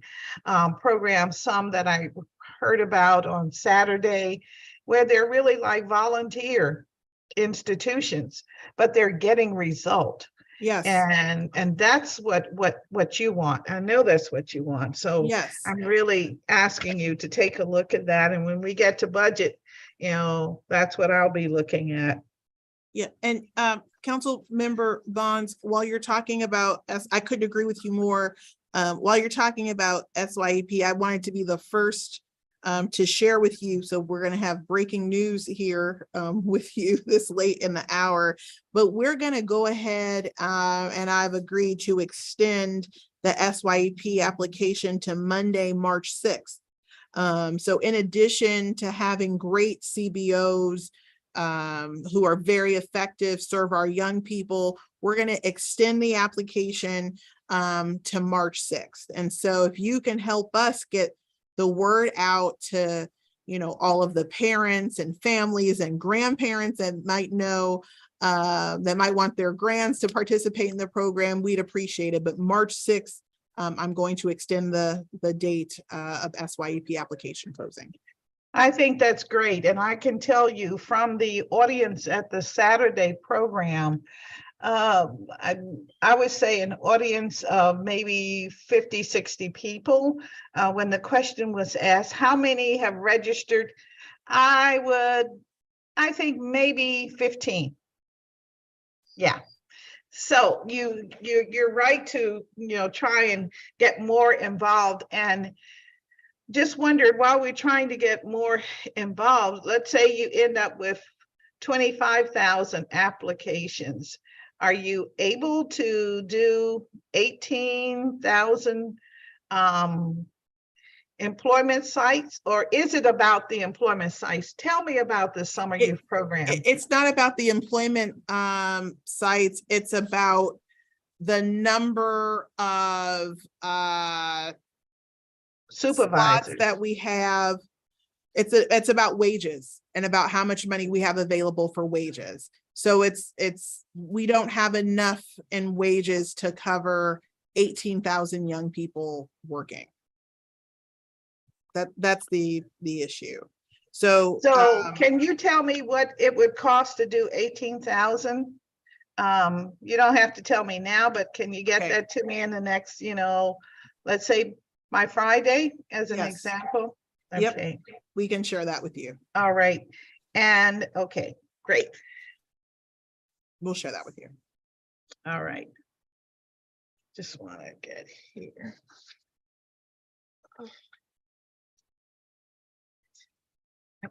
Yes, we kind of talked a lot about our youth programs and the number. I know that there are many difficulties with getting our young people work, but you're saying that for the summer employment program, if we were trying for 18,000, it may be difficult. How do we increase the year-round employment program? So it's all about wages, and it's about how much money we have available for wages. The more money that we have available for wages, the more young people we will accept into the program. And so we're only budgeted to serve, I think it was 1,000. We placed more youth because we had attrition. So as young people drop out, we fill it back, fill the slot right back up. But it's about how much money we have budgeted for wages. Okay, so for the year-round program, tell me a little bit about that from the standpoint of what are the requirements to be enrolled in that program, and what is the financial for that? Sure. So, okay, so we've had about 3,000 young people apply. We have about 1,200 young people participating with 70 hosts. Our budget is approximately $8 million, and that includes, or that is ARPA funding. The budget covers wages. It also covers the cost for community-based organizations that receive grants from us to provide supportive services.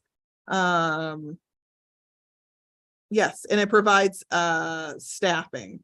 So I think we only have 2 or 3 people working on that program. So that's just kind of a, 50,000 level view. Gotcha. So what is the how are the young people paid for this on this year-round program? You mean like through what mechanism, or like how much are they paid? How much and the mechanism. You can do both. Okay, so someone can hand that to me again. How much? The mechanism, and I heard some young people talk about their bank card and the issues that they've had with a direct deposit, but they are paid through the Department of Employment Services. They'll receive, we don't issue a hard check, either a direct deposit or money on their US bank debit card. Payment is bi-weekly, and I think that's the gist of payment. It's very similar to the rest of our participant payroll program. The wages are $10 an hour, and they work up to 10 hours a week. Is that? Yep. $10 an hour, and the young people work up to 10 hours a week.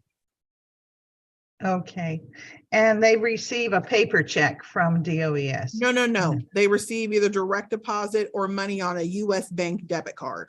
Okay, all right. No I was paper gonna check. say, my goodness, Eureka, we found the answer. Yeah, no paper check. I Okay, don't think no the paper district is check. cutting paper checks anymore. No, But- no.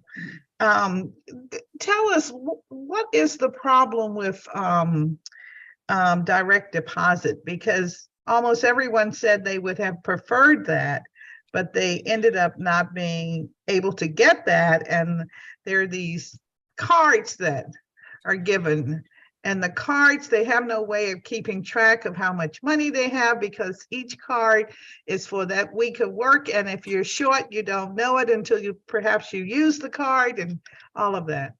Yeah, I'm going to dig into this a little bit further. I've had an opportunity to listen to the testimony. We pride ourselves, especially in the SYEP program, on financial literacy and asking people to do direct deposit. But with the Summer Youth Employment Program, we have a bit longer of a runway to test and do what we call a pre-note test, make sure the account is active and working. We'll send a payment to the bank and test the account. So let me look into that.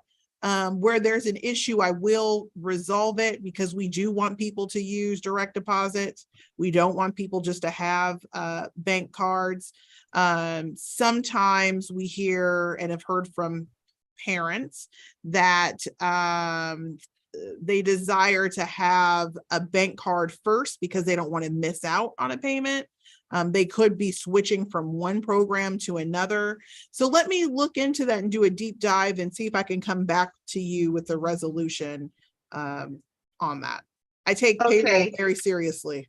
Very would you get back to me with at least something saying you're working on it or you resolved it and here's a solution? Can we hear from you, let's say in 10 days on this matter? Okay. Yes. Thank you so much. That's great. So you have 70 hosts for 1,200 young people, right? Correct. Yes. Okay. So how would you increase the number of hosts for this kind of program? This is year round. Correct. So we would increase the number of hosts based on the number of slots for each host. So if we're gonna fund more, when I mean slots is, wages and people we're budgeted to serve. But if we're gonna increase the budgeted number to serve, then we will look for additional hosts. But we try to find the right combination of, the appropriate number placed at a host site and the number of young people that we have budgeted to serve. Okay, so how many, you have 70 locations now. So what does that translate to as to the number of young people that are part of the program? Because I think we heard earlier there's something called the Young Women Leadership Program, and they have youth advocates located around the city. I think maybe 120 that are enrolled.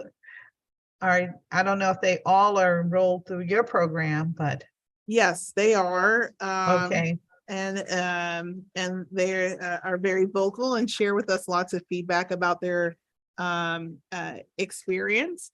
It's really based on it's just based on the availability and what the host site can take. There are two types of host sites.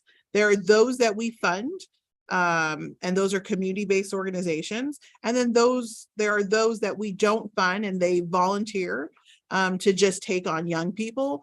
On average, our host sites that have multiples will take on average about 17 young people per site. So Young Women's Project is probably the largest, if not one of the largest host sites that we have. Okay, and I note from the young people who testified earlier that they feel that they're learning a variety of skills. And so it leads me to ask, is there a prescribed set of skills that each host must provide for the young people? And if so, how do you determine that that actually happens? I mean, is there something, a discussion, a survey that's given to the young folk at the periodically? I mean, I'm trying to understand how we are really preparing our young people for the real world of work. Yeah, so the role of the host site is to provide work experience. And so with our volunteer host sites, there isn't a set curriculum, because remember, these employers are volunteering and really doing this as a labor of love. They provide a description of what the job or project that the young person works on. We then have monitors that go out and observe what's happening. They're making contact with the young person. They're making contact with the host site. And that's how we determine if what they say is happening and their description of a position or project is really occurring. Okay, and so the voluntary sites, they may or may not pay the young person, but they're not paid through DOES funds. That's correct. The volunteer host sites are not paid, and we pay all young people. Okay.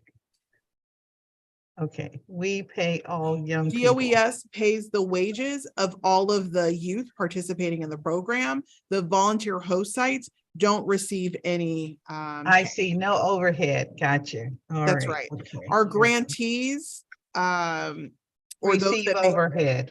correct, from DOES. All right. And what is the level of their overhead? Is it 15%? It ranges in, so think a little bit more broadly than overhead. We provide grants that cover the cost of programming.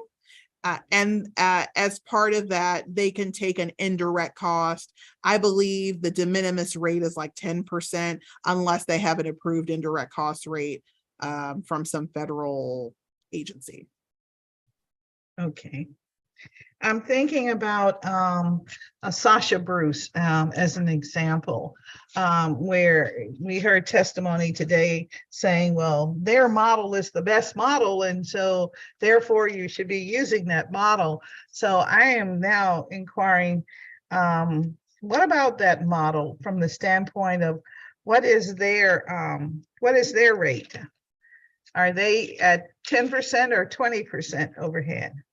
You know, I don't know the rate off the top of my head for Sasha, and I have a lot of data points in my head. That is not one of them. Okay. But what I will, well, I Will know you get that, back to me on that, please? yeah, I will. But I know that they've been very vocal about how community-based organizations are paid by district government agencies through grants. I know that they've been very vocal about that, but I will dig into that and get back to you. I don't think we actually have a grant with Sasha Bruce, but let me get back to you. Okay, they talked to us today a lot about the youth build model that they use. So they may have previously been a youth build grantee, which is a grant that's given directly from the Department of Labor. DOES does not award those funds, the Department of Labor does. And so maybe they are advocating for a funding model that's similar to that of the youth build model, but we currently don't have funds for that from labor. All right, and they also indicated that the WIC is not conducting adequate oversight of DOES. So I'm getting all my terminologies together. I make notes. Yes, I mean, Sasha Bruce, we have heard their feedback from them, and you know, they are a trusted community-based partner and organization in the district for many years. They do have a lot of interesting perspectives on things. including their particular model and what they believe. We're open to all sorts of feedback, but given our strong relationship with the Department of Labor, because they are our primary funder, I think Labor would probably argue otherwise, but. Okay, all right, I'm going through my list now. No Want us problem. to get all the answers that we can. And I recognize that we're getting close to 6:30. And so we may have to come back on Friday to talk about the apprenticeships a little more in depth, if that's okay with you. Yes, and I think our respective teams are going to work to find a time, because Thursday might be an option as well. But they're working for a time for me to come back this week. Okay, all right.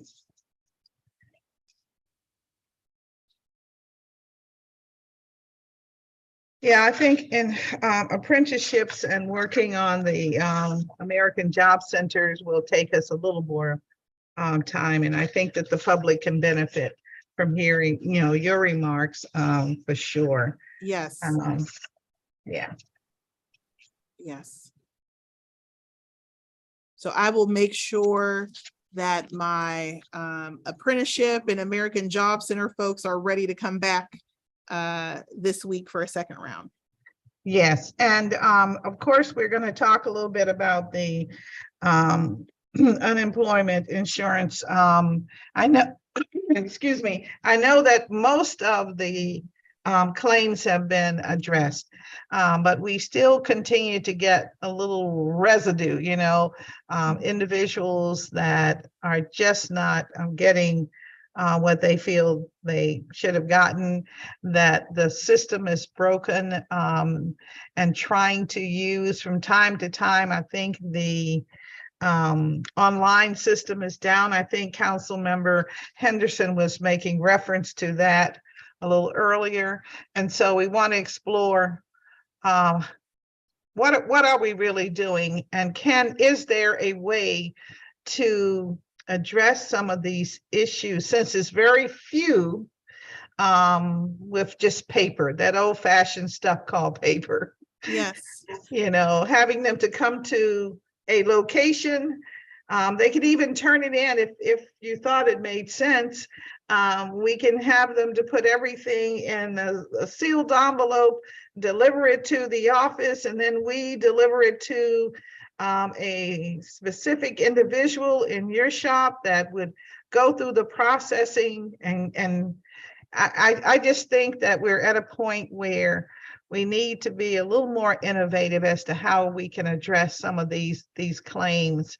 When it's very sad to hear people explain how they're losing their home now. They've exhausted all their and when this issue of fraud, I mean, I know that it's real, and I know that anytime we're dealing with dollars and cents through our government processes, it becomes even more of a glaring issue, and we have to be careful. But meanwhile, these individuals, we have to have a prescription to help them. And I think we have some systems in place. So let's think about how there is some emergency remittance that can go to the individual, and then we continue to work on satisfying the claim so that the individual doesn't sink to the bottom of the sea, but has an opportunity for survival as well. And I would love to spend some time on this, when we come back, because I think we can really dig in here. And I can answer some questions for you and the public that I think would give some context and insight about why things happen the way they do, or what is happening. So I will be prepared. I'll have all my folks back and ready to discuss. And we can talk about like emergency escalations, which is what I've established here. Councilmember Bonds, if you hear of anyone who is saying they're in jeopardy of losing their home, they don't have food to eat, please alert me we will put somebody on it. I don't want anybody injured or harmed and not without, funds. We will work through this. But just know that when I come back, I'll be prepared. We can roll up our sleeves and dig into this. All right. Well, I thank you so much. And you have one minute if you want to make a closing note for today. If not, we can just move forward. I thank you very much. Sure. I want to thank you for you and the committee on your flexibility. I have some mom duties I cannot get out of tonight and some commitments that I've made for this evening. I also want to thank the amazing staff at DOES. You can't see behind me, but there are about 20 people that have worked their behinds off to support not just this hearing, but the work of the people of the District of Columbia. I look forward. We're not ending tonight. We're just going to continue one day later this week and look forward to really answering the tough questions that you may have and getting folks some answers and exploring new ways that we can work together. So thank you. All right, you are quite welcome. And so with that, we are going to recess. The Committee on Executive Administration and Labor is recessing today's hearing until possibly continuation on the, let's see, that would be on the 2nd of March or the 3rd of March. And we will get an announcement out to the public tomorrow, which is the 28th of February. So with that, thank you all so much. And again, thanks to my staff. And as the director said, thanks to DOES. I understand we had 20 people lined up ready, and they did an admirable job of getting some of the answers for us today. Thank you. Thank you. All right. Good Thank you. night.